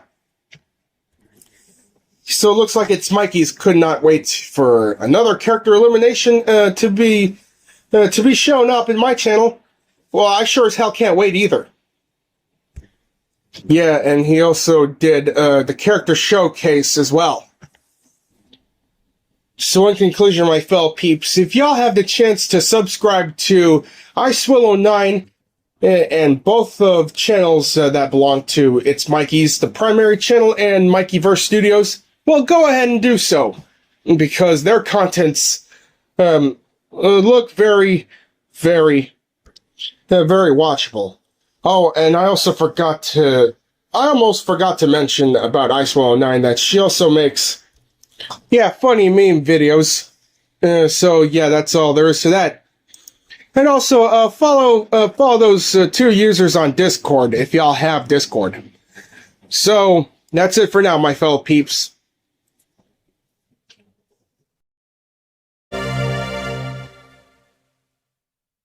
Alright, my fellow peeps, looks like we have the final triple salute house installation, but no, we're not going to end that one for good, but we are going to end that for the 4th season. Okay, so the first segment that we'll salute on is Animation Dude 95. And then the second segment, Checkered Past, requested by Artada the Dragon Flareon. And the third segment is Futurama, requested by David the Shark Jackal. So without further ado to ass shit, my fellow peeps, we are going to start this one right now. Yeah, these 3 things has left me satisfied, and I hope to God that these 3 things, the user and 2 other shows, should leave you satisfied too. Okay, peeps, I'd just like to say that the Animation Dude 95 is my longtime friend, and we've known each other since 2016. So what we see here is his YouTube page. That just had 475 subscribers as of February 15th. So, yeah, let's see what he got to say in his info. Okay, so he has joined March 31st, 2022, and he claims that his channel launched on April 4th. Maybe it's because his first video was on April 4th, I assume? Oh, well. Anyways, let's just go take a look. Okay, so what we see in his channel are...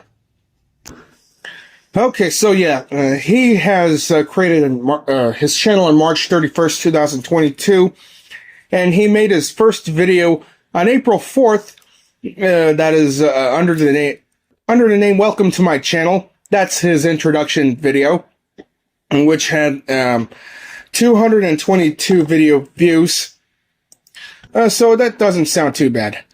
Okay, so what we see here, what else do we see here? Okay, so he just made ungrounded videos of Caillou, grounded videos out of Dora the Explorer, classic Caillou, and he also makes his Plotagon avatar of, how to properly make him. In case of protagonists such as myself wanting to add him on y'all's videos. Okay. Oh yeah, he also made grounded videos of Sid the Science Kid and Horrid fucking Henry. Yeah, I think I'm going back to making grounded videos out of Horrid Henry one of those days. Okay, so I see Animation Dude 95's new intro and outro. And what do I say about these? Oh yeah, back in September 4th, 2022, yeah, he did made his intro and outro video with an orchestral remix of Home Depot. Yeah. How impressive. Well, and also, Animation Dude 95 made a video of me getting ungrounded for saluting on him. Well, yeah, if you're watching this, Animation Dude 95 or Mr. A, yeah, look look at what I'm doing right now. I'm saluting on you, dude. So, how's your reaction of that? Oh yeah, and he also made a show based on my life with him. That is called The Animation Show. Yeah, with the first episode of Mr. A and myself talking about that new series. Well, it was new. But to be honest, I haven't seen any of the episodes that much. Well, except for the ones that contains gay jokes. Yeah, it's really funny. So I gotta get to all the ones that really, and that's based on that shit. Yeah, I've seen the 1 year anniversary and Caillou growing his hair back. Yeah, talking about gay means happy and other stuff. Yeah.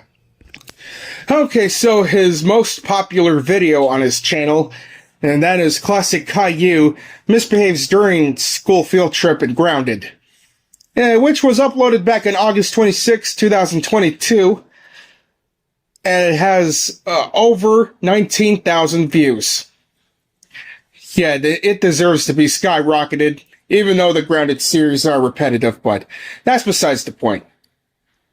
Okay, so, yeah, that's good to hear. Okay, the next segment is Checkered Past. It is a programming block on Adult Swim featuring Cartoon Network cartoons from the 1990s and 2000s that premiered on August 28th, 2003 at 5 p.m. Eastern Daylight Time. Yeah, Eastern Time. Running weekday evenings. It contains shows such as Courage the Cowardly Dog, Ed, Edd and Eddy, Dexter's Laboratory, and The Grim Adventures of Billy and Mandy, and other shows that used to be aired on Cartoon Network.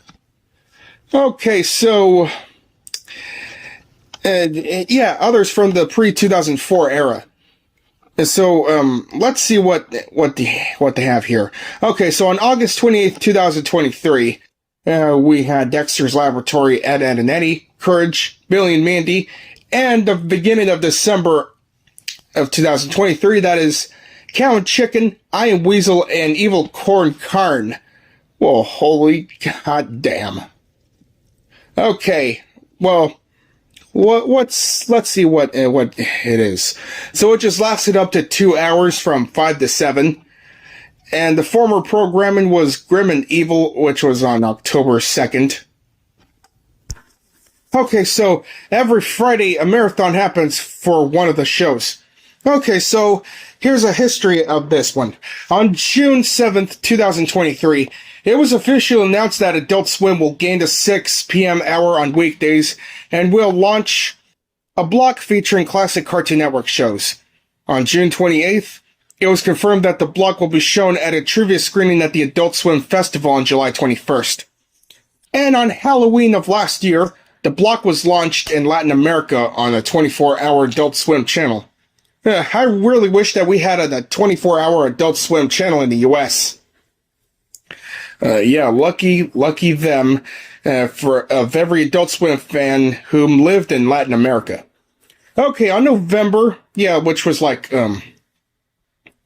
3 months ago or something, Cartoon Network President Michael O'Willing officially confirmed that more classic shows will be added to Checkered Past once a month if people keep tuning into the block. Alright, so that's good to hear. Okay, so the historical animation themes, the cartoons were produced long before 2010 as their creative contents differs from shows being produced for children now. Some of these elements and concepts are no longer used in children's program due to modern sensibilities, which include intense violence, adult humor, dangerous acts, sexist stereotyping, age disparity, relationships, and bestiality. For example, Ed, Edd and Eddy depicts titular characters sticking large jawbreakers in their mouths. Dexter's Laboratory depicts young Dexter uses adult equipment as one episode shows him delivering a baby from a woman going through labor in a taxi. Cow and Chicken and I Am Weasel both had references in interspecies intimacy, as some earlier season episodes depict hybrid human and animal families. And Courage the Cowardly Dog, The Grim Adventures of Billy and Mandy, and Evil Corn Carn have all depictions of non-bloody mutilation in some episodes.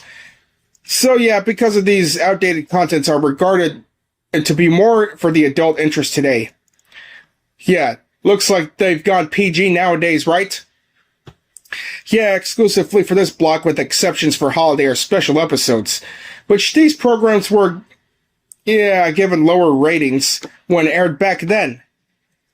Okay, so the trivia's that the block was originally going to be at 6 p.m., but it was changed to 5 p.m. instead.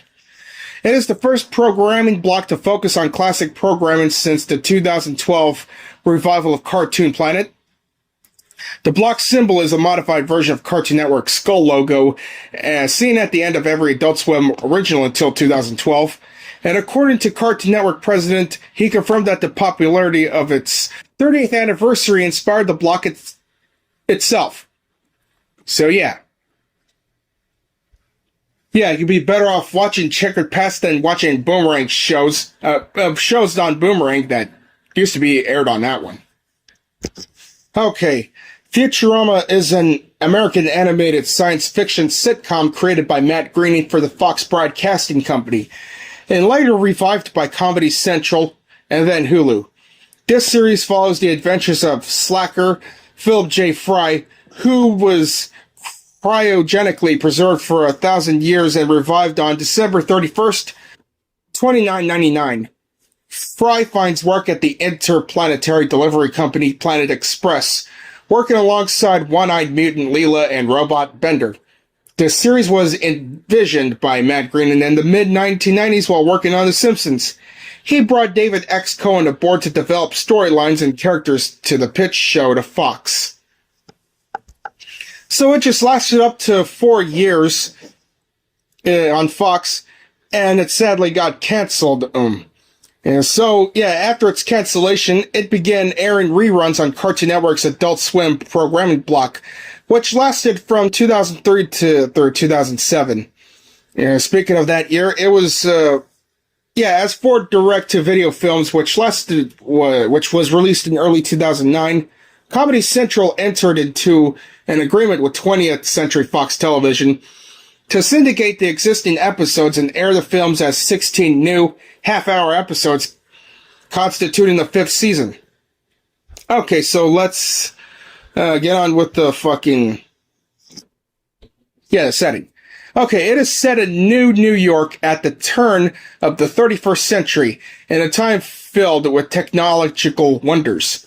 The city of New York has been built over the ruins of present-day New York City, which has become a catacomb-like space that acts as New York sewer, referred to as Old New York.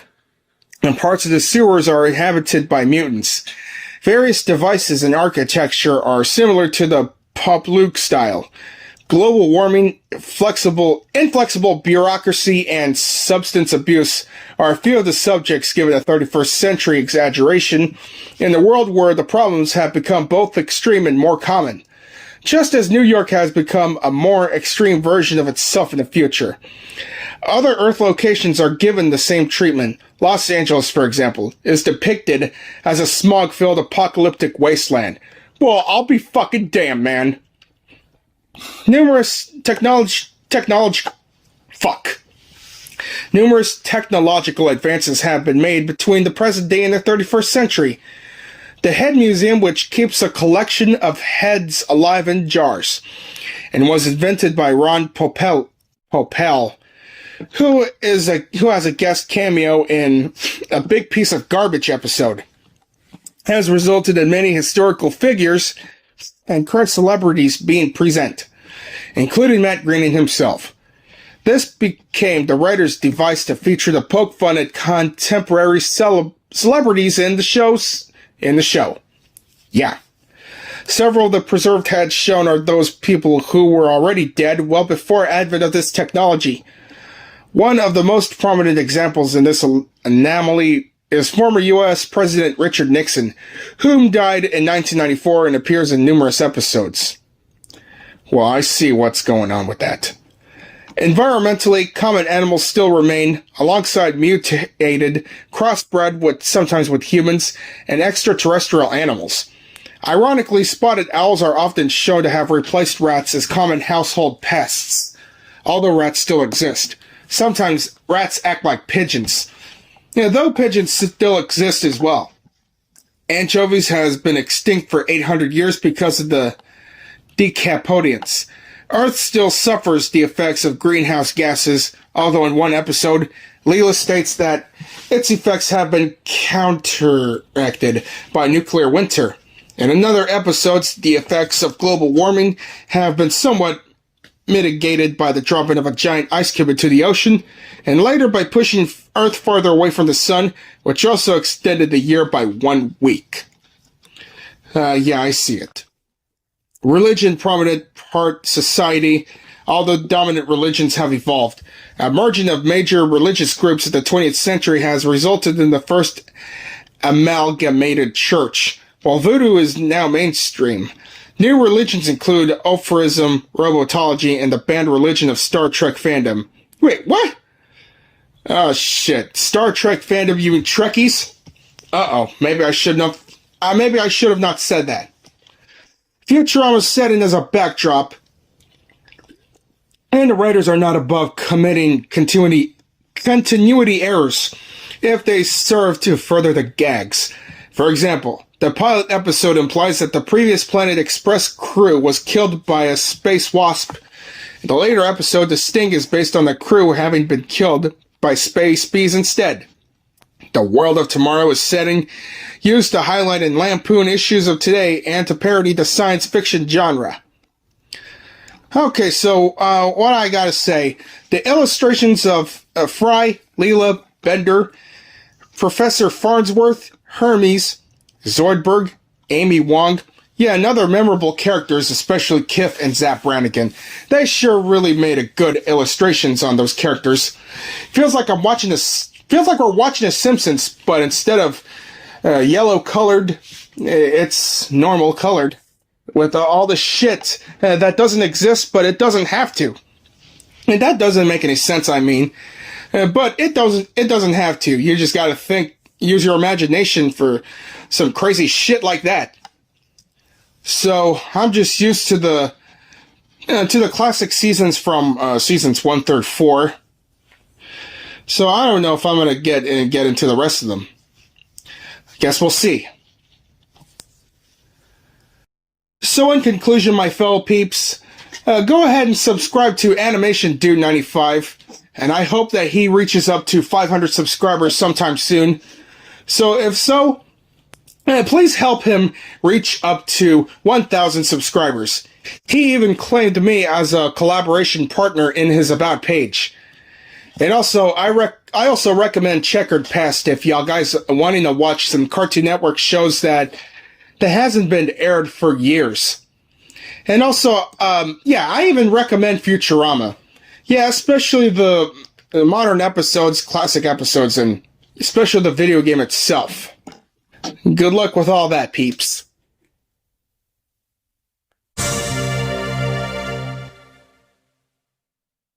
Hello, my fellow peeps, and welcome to the Season 4 quarter finale of the Salute House Show.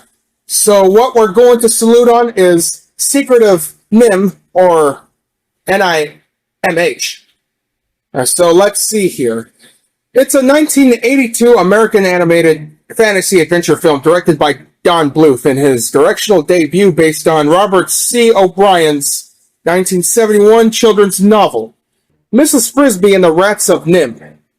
This film features the voice of Elizabeth Hartman, Peter Strauss, Arthur Mallet, Dom DeLuise, John Carradine, Derek Jacobi, Hermine Baddeley, and Paul Chenier. So, what we have to say is that this movie, it sure is one of the best classics that y'all ever saw. So, in order to salute this shit, let's get on with it right now. Okay, the plot is this. Mrs. Brisby, a widowed field mouse, lives in a cinder block with her children on the Fitzgibbons farm. Brisby longs to move her family out of the field as plowing time approaches, but her son Timothy has fallen ill.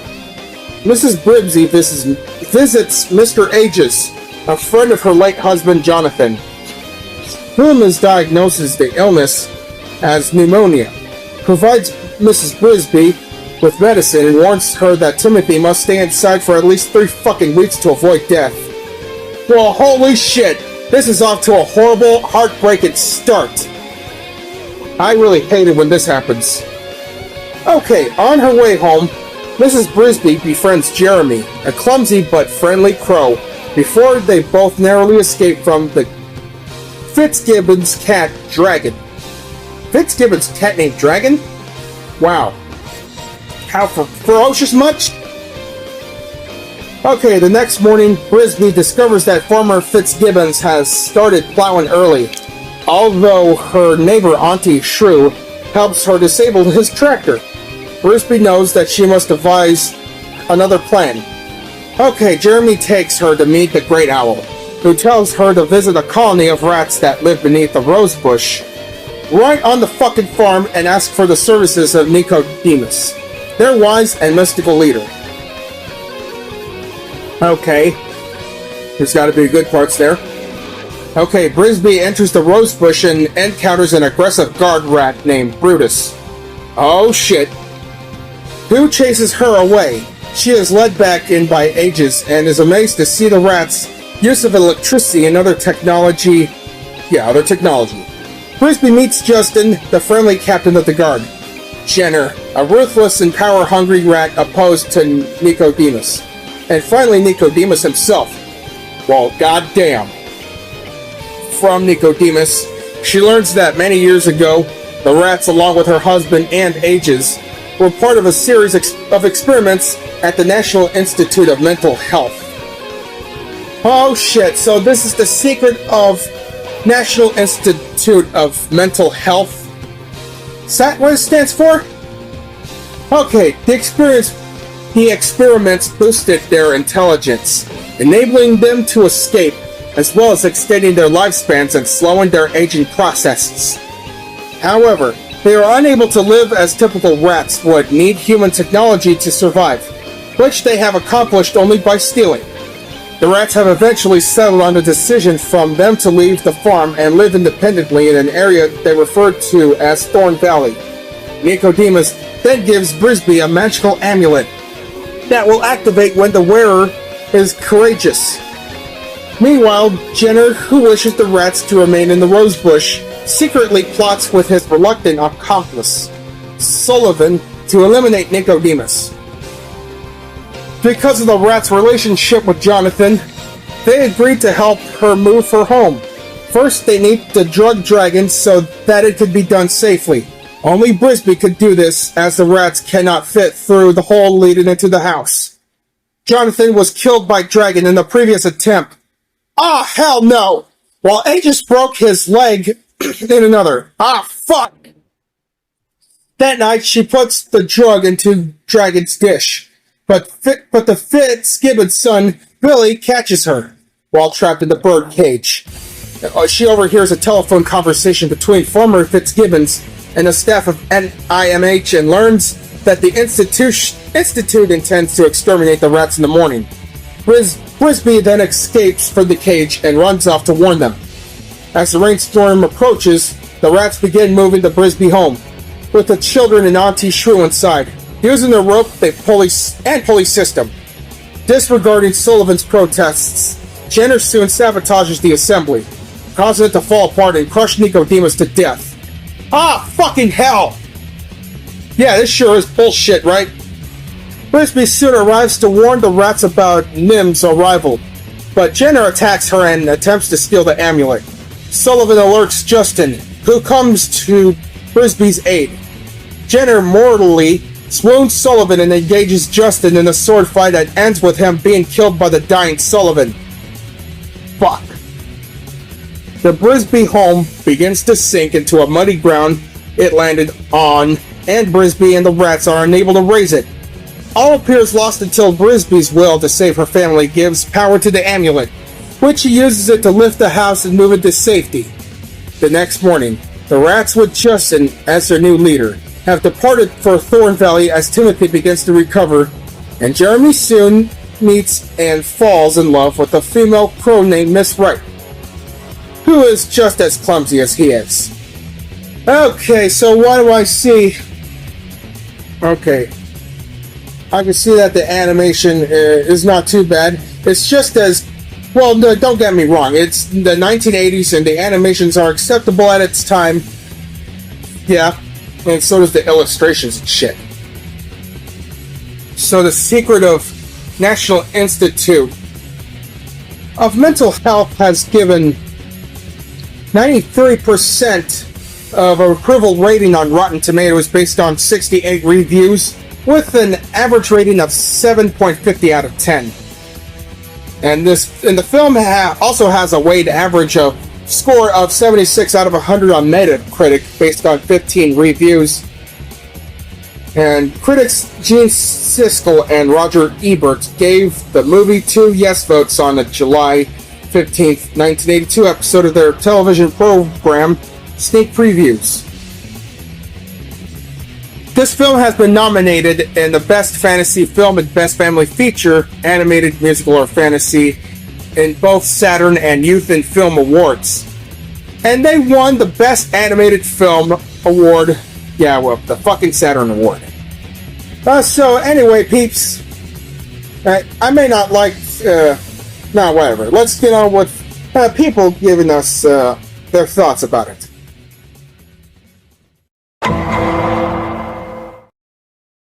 My goodness, The Secret of NIMH was a great movie I have ever seen ever since I was a little kid. I can't wait to see this again. I remember watching these anthropomorphic characters going on an adventure, Great scenes alongside with the ones that you couldn't bear with when it comes to unfortunate deaths. The Secret of National Institute of Mental Health is the great film Don Bluth has ever developed. The voice acting, the illustrations and animations have gone so exquisite to the touch.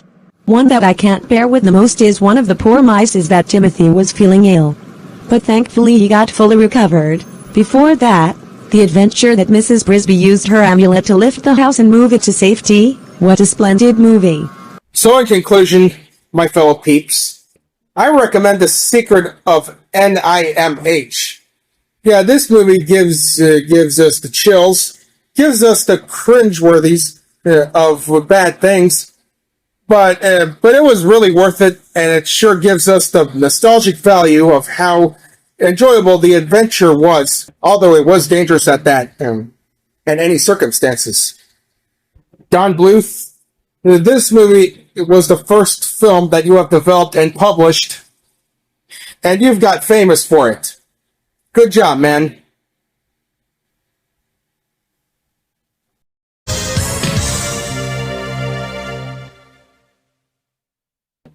Welcome to the Season 4 semi-finale of the Salute House show, my fellow peeps. So anyways, yeah, the first time I've ranted on the pay-per-view on my Rant House show was ECW December to Dismember from 2006. And so here comes the very first pay-per-view that I'm going to salute on. And this is the second time that I'm going to review one of the pay-per-views overall. And it is Barely Legal, which was the inaugural professional wrestling pay-per-view event held by ECW. And here's a trivia about it, peeps. This is the very first pay-per-view that ECW has ever aired.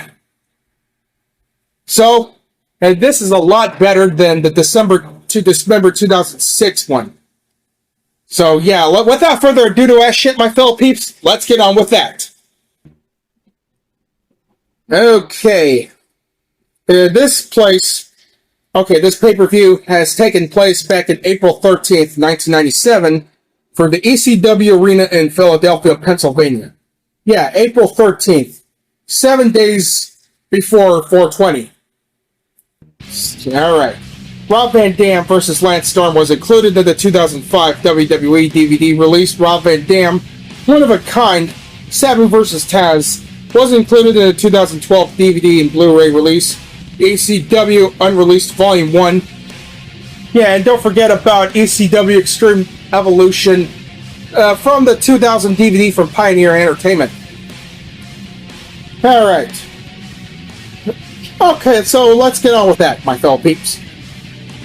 Difficulties getting pay-per-view companies to air Barely Legal arose in late 1996 when Request TV initially canceled the show after wrestling journalist Wade Keller alerted requested the November 1996 mass transit incident during the interview about the event. Okay, so that's the background, and I don't want to spoil that shit. So let's get on with the preliminary matches. Okay. Yeah, I did say the first match to air.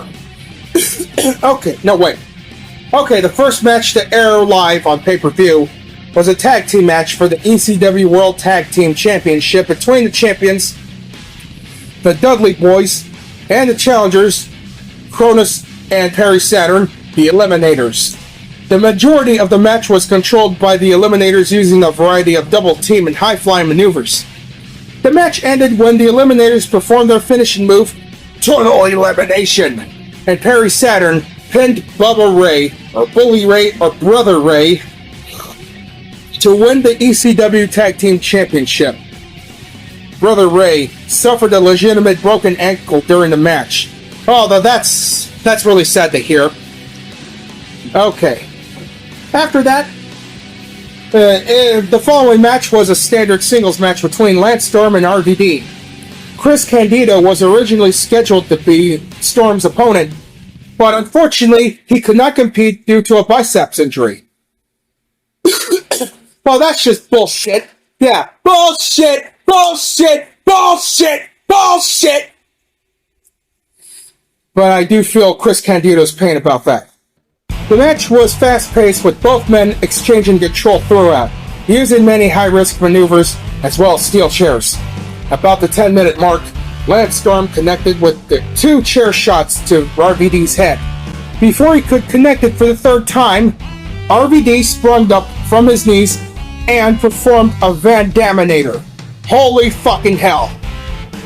Kicking a chair Alex Storm was holding onto his face, RVD then performed the stated moonsault and pinned Lance Storm for the victory. Woo! Yeah! RVD! The whole fucking show! RVD! RVD! RVD! RVD!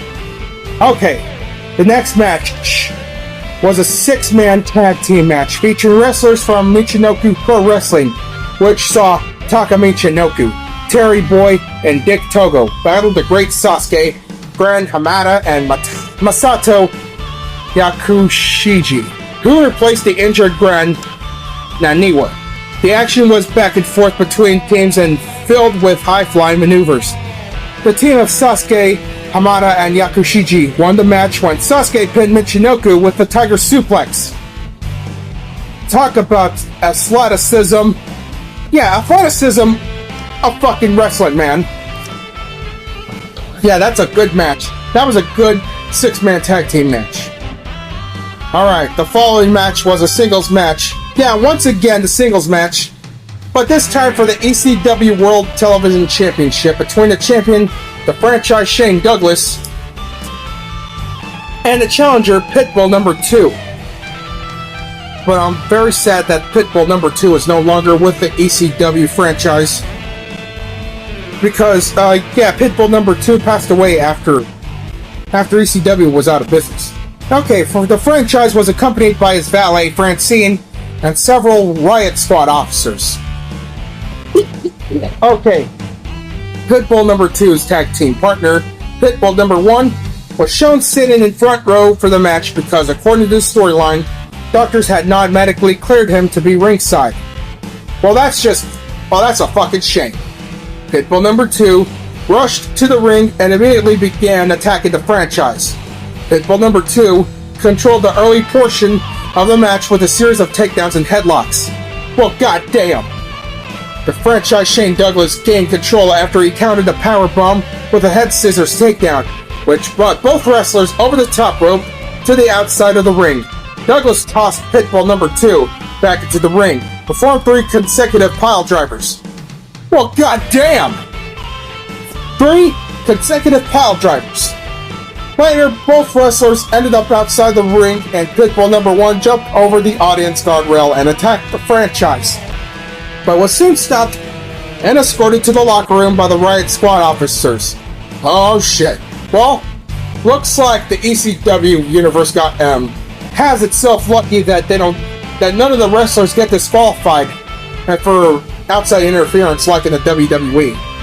Okay, after the franchise and Pitbull number 2 exchanged the control of the match for the next several minutes, Francine handed the franchise Shane Douglas a pair of brass knuckles, which he then used twice on Pitbull number 2. Shane Douglas then hit Pitbull number 2 over the head with a portion of a broken table, as well as the timekeeper's ring bell. Shane Douglas attempted multiple pins during a series of attacks, but Pitbull number 2 kicked out. Attempted outside interference from Chris Candido, whom is still fucking injured from the biceps. Douglas performed a belly-to-belly suplex on Pitbull number 2 and pinned him for the victory to retain the ECW World Television Championship. But I'm very sad that Chris Candido is no longer with the wrestling universe either. As previously stipulated, the masked man wearing a ravishing Rick Rude robe came to the ring to unmask. Well, fucking hell. Okay, the man planted a kiss on Francine and performed Rick Rude's signature gyrations before Douglas hit him in the back with his championship belt. While getting back to his feet, the masked man revealed himself to be Brian Lee. Yeah, one of the arch rivals of Tommy Dreamer. As one of the Riot Squad officers entered the ring and removed his helmet, revealing himself to be Rick Rude. Yeah, I'm very sad that Rick Rude is no longer in the universe of wrestling either. A surprised Douglas attempted to plead with Rude, but to no avail as Rick Rude nailed him with a right hand punch followed by a chokeslam from Brian Lee. Yeah, primetime Brian Lee, man. Alright, now let's head on with the main event matches. The next match was a standard singles match pitting Taz with Bill Alfonso versus Sabu. The match started with Taz and Sabu face to face before exchanging slaps and punches. Taz then clotheslined Sabu, which prompted him to exit the ring to recoup. Sabu re-entered the ring and was immediately attacked by Taz, who attempted to apply his finishing submission move to Taz's mission, but was blocked by Sabu. After a series of forearm crossfaces by Taz, which caused Sabu to bleed from his nose, he rolled out of the ring for a breather. He came back into the ring and performed a drop kick to Taz's knee, followed by a slingshot kick of the second rope. Man, I cannot even talk about Taz or Sabu without hearing Bill Alfonso screaming with his whistle. Okay, the match continued outside the ring and into the crowd. Later in the match, Taz performed a series of suplex variations, followed by a Taz mission. Sabu was not able to respond to the referee, resulting in Taz to winning the match. Following the match praised Sabu and offered to shake his hand, which Sabu accepted. Yeah, I hear you, Taz. I know that you do not mean to sound corny or anything like that. While the two embraced, RVD came back, and this time he entered the ring and attacked Taz. After the double team attacked by Sabu and RVD, Bill Alfonso formally aligned himself with the pair after the revealed a Sabu t-shirt that was wearing underneath his Taz t-shirt. Oh shit! Double-crossing much? Double-crossing much in this motherfucker? God damn! Okay, the penultimate match was a three-way war between Stevie Richards, the Sandman, and Terry Funk. Yeah, God rest the soul of Terry Funk. The winner would receive an immediate championship match against the ECW World Heavyweight Champion, Raven. The match began with multiple short-lived alliances between the competitors until Sandman retrieved the ladder to attack Richards and Funk. Later in the match, Funk gained control for a short time when he performed an airplane spin with the ladder, knocking down his opponents. The match continued with the three men exchanging attacks in and outside of the ring, using weapons including a steel chair, garbage can encased in sheet metal. Steven Richards was eliminated from the match when both Terry Funk and Sandman pinned him. Following a powerbomb, Sandman then introduced a string of barbed wire to the match. After Terry Funk snatched the barbed wire and whipped Sandman's exposed back with the barbed wire, the Sandman regained possession and wrapped himself in the barbed wire. Stevie Richards then re-entered the ring, even though that he's eliminated, and super kicked Sandman, which allowed Terry Funk to perform a moonsault from the top rope and pinned Sandman to win the match. Oh yeah, right before that, Tommy Dreamer was a guest commentator alongside with Beulah in a three-way war.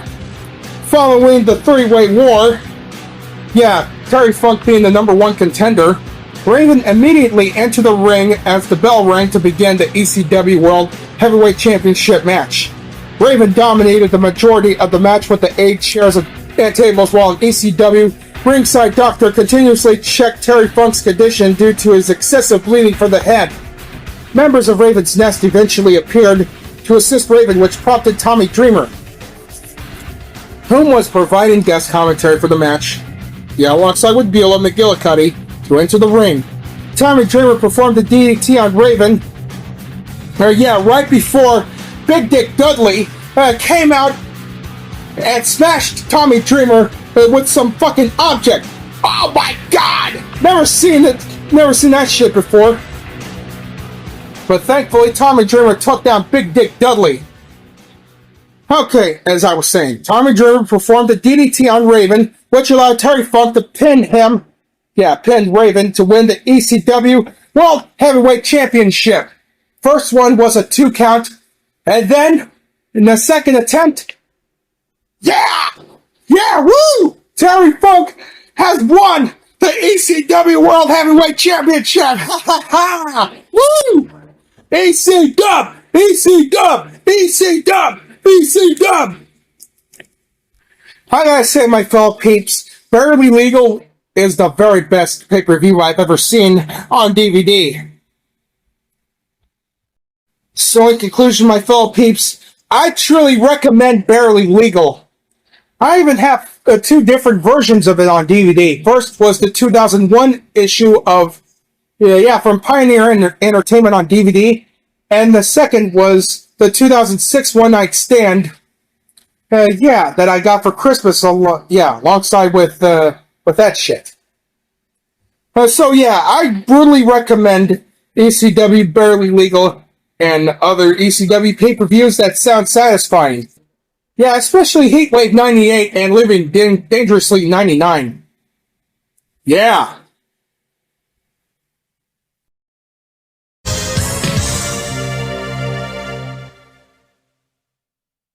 School of Rock is a 2003 comedy film directed by Richard Linklater. This movie is about Jack Black playing struggling rock guitarist Dewey Finn, whom is fired from his band and subsequently poses as a substitute teacher at a prestigious prep school. After witnessing the musical talent of the students, Dewey forms a band of fourth graders to attempt to win the upcoming Battle of the Bands and use his winnings to pay his rent. Alright, my fellow peeps, let's get on with this rocket madness. Alright, this film was released on October 3rd, 2003 by Paramount Pictures. And what else? Yeah, it was released on DVD months later in 2004, I think. Alright, whatever. Alright, let's get on with the plot. Rock band No Vacancy performs at a nightclub 3 weeks before auditioning for the Battle of the Bands. Guitarist Dewey Finn creates on-stage antics, including an unsuccessful stage dive that abruptly ends the performance. Wow, that is so tough, crowded this bitch. That is a complete party foul from the start after the fucking solo. Alright, the next morning, his roommate Ned Schneebly and Ned's domineering girlfriend Patty DeMarco informed Dewey he must either pay his overdue share of the rent or move out. At the rehearsal session, Dewey is informed that he has been fired from No Vacancy and replaced by another guitarist, Spider. Wow, that's just fucked up, right? Shit out of luck, right? Okay, so what comes next? While trying to sell some of his equipment, Dewey answers a phone call from Rosalie Mullins, the principal of the Horace Green Prep School, inquiring for Ned for about a short-term position as a substitute teacher. Desperate for money, Dewey impersonates Ned and is hired. Well, that is good to know, but an impersonation on the other people at school, okay, now that's just taken too far, right? Taken too far much? Imposter much? Okay, on his first day at the school, Dewey, who does not know how to spell Schneebly, adopts the name Mr. S. Mr. Shit. I'm sorry, Mr. S. He's erratic. Behavior confounds the students. Okay, after observing the students' talent in music class, Dewey devises a plan to form a new band to audition the Battle of the Bands. He casts Zach Mooneyham as lead guitarist, Freddie Jones as the drummer, cello player Katie as bassist, pianist Lawrence as a keyboardist, and himself as lead vocalist and rhythm guitarist. He assigns the rest of the class to various roles of co-led and backup singers, groupies and roadies, with overachiever Summer Hathaway as a band manager. Well, that's really not too bad. Hope it's less risky though. The project takes over normal lessons, but helps the students embrace their talents and overcome their insecurities, as well as realize that rock and roll can help them stand up for themselves. Dewey reassures Lawrence, whom is worried about not being cool enough for the band. Oh my god. Yeah, well, yeah, whoever doesn't feel cool enough, they gotta make confidence their own bitches. Just like the Torrance guy said to his own son. Yeah, Torrance guy's son goes like, I'm really nervous. What if I don't go through with this?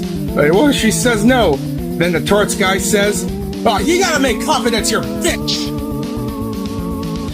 Okay, Zach, whose overbearing father disapproves of rock. Oh, come on, man. Never heard of personal opinions, man? Yeah, I'm talking about the father, man. And Tamika, an overweight girl who is too self-conscious to audition for co-lead and backup singer, despite having a powerful voice. Groupies Michelle and Eleni, with Summer's approval, named the band the School of Rock. The School of Rock, peeps. This term shivers down their spines of the headbangers. And the headbangers are metalheads. Yeah, metalheads, man! Shit! Okay, Dewey sneaks the key band members out of school for the audition while the rest of the class stay behind and maintain cover. Undercover much? Despite the bill being full, the band is accepted after Summer tricks the staff into thinking that the kids are terminally ill. I'll fake it up playing hooky much? The next day, Rosalie decides to check on Dewey's teaching progress, forcing him to attempt to teach the students actual academic material, using his guitar as a teaching aid. The day before the Battle of the Bands, Ned receives a paycheck from the school via mail, and realizes that Dewey impersonated him. Oh my fucking god. Oh my god, Dewey just said, pay him and getting paid in cash. Well, too bad they cannot do that. The school cannot pay any people in cash. Only checks or direct deposits. During the night in which parents visit the school, they question Dewey's teaching methods. Ned, Patty, and the police later arrive and confront them. While Rosalie appears, Dewey reveals his true identity and admits that he is not a licensed teacher before fleeing. Oh fuck, now you're in trouble, Dewey. Back at home, a disappointed Ned reluctantly tells Dewey that he should move out. The next morning, the parents angrily confront Rosalie at her office, not wanting their hard work to go to waste. The kids sneak out of the school and direct a bus to take them to pick up Dewey. They drive to the competition. While back at school, the new substitute discovers the kids are missing. What the fuck? Rosalie and the parents race to the competition. Meanwhile, Ned stands up to Patty and goes to the Battle of the Bands. Backstage, Dewey proposes that they play a song Zach had written earlier. Immediately following No Vacancy, the School of Rock plays Zach's song and wins over the crowd. Although No Vacancy is declared the winner, the School of Rock is praised by the audience, who is called for an encore. Though initially upset at the deception, the parents admit to being impressed by the kids' talent and confidence on stage, with Rosalie even becoming ecstatic. Sometime later, an after-school program known as the School of Rock opens, and Summer has obtained many offers for shows and record deals from the band. Dewey now has his own residence and works as a music coach for the students, while Ned, having rediscovered his passion for rock music, teaches beginner students. Well, that is great to hear. And I also gotta say, the fucking soundtrack really kicked ass. Yeah, for those about to rock by AC/DC, Back in Black, The Weight by Metallica, Immigrant Song by Led Zeppelin.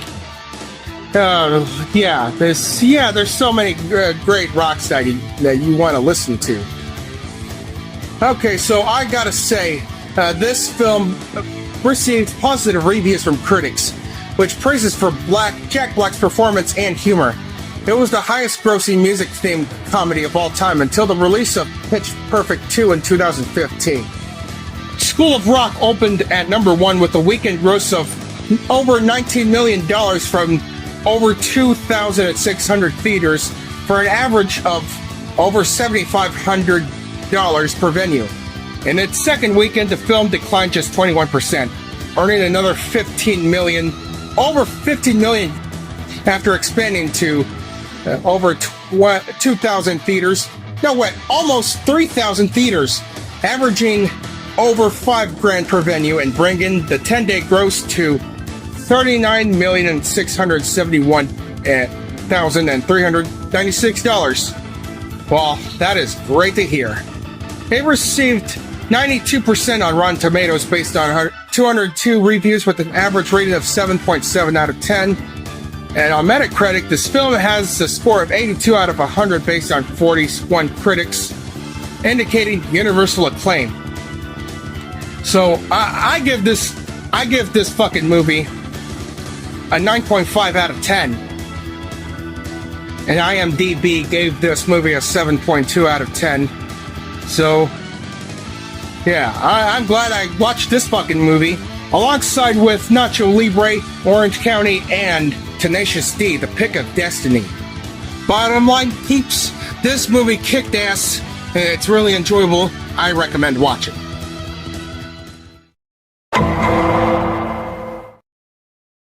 Wow, School of Rock is the best rocking movie I have ever seen, although it's not released by Metro-Goldwyn-Mayer, but I love this brain-rocking flick nonetheless.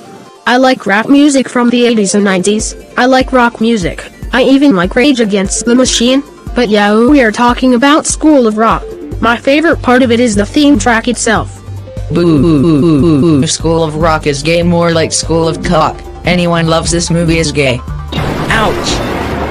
What a magnificent part where Dewey showing various students how to rock with dignity and pride. This is outrageously rocking my brains out. And Roland, you're grounded for bashing opinions about this movie, so get in the house and to your room now. In the words of the Cars band, let the good times roll. I've been watching some Jack Black movies, but this one shows us discipline to show what rock is all about. School of Rock is the rocking movie that I cannot stop thinking about. One thing that I can't stand the most is Dewey got caught for impersonation of a substitute teacher. What I gotta love is the concert, and the after-school scene, while the ending credits roll. School of Rock showed Morgan and myself that we don't need no education, we're out of our minds with it and Bill and Ted. My ears are very fucking hungry for some metal music influenced movies like them. Shit, come on, feel the noise, and that includes Spinal Tap 2 Mega Man. So in conclusion, my fellow peeps, I 100% recommend, or rather 169% recommend School of Rock. Because this film is really rocking our brains out with the praise of Jack Black's performance and humor. And also, it is fucking praised that Jack Black's exuberant, gleeful performance turning School of Rock into a hilarious rockin' good time. That's what Rotten Tomatoes said. So hell yeah! Alright, so right before I end this episode, or the entire series for that matter, I'd like to thank y'all with the bottom of my heart for this fucking season 4 of this rant, salute, and Ask Mason Velez and other shit for season 4. Even though that this was a grim season in Plotagon skits and pencil neck retake comments and for hire. But other than that, but that's besides the point, it was worth it, even though that there were bad things happening. So, yeah, thank y'all for the comments, thank y'all for the support, and thank y'all for submitting requests, even though I rejected some of them, but I thankfully accepted the most I could. I really appreciate it, and I cannot keep my pride and joy going without y'all. Alright, my fellow peeps, until next season, this is Mason Velez, signing off. Thanks for watching.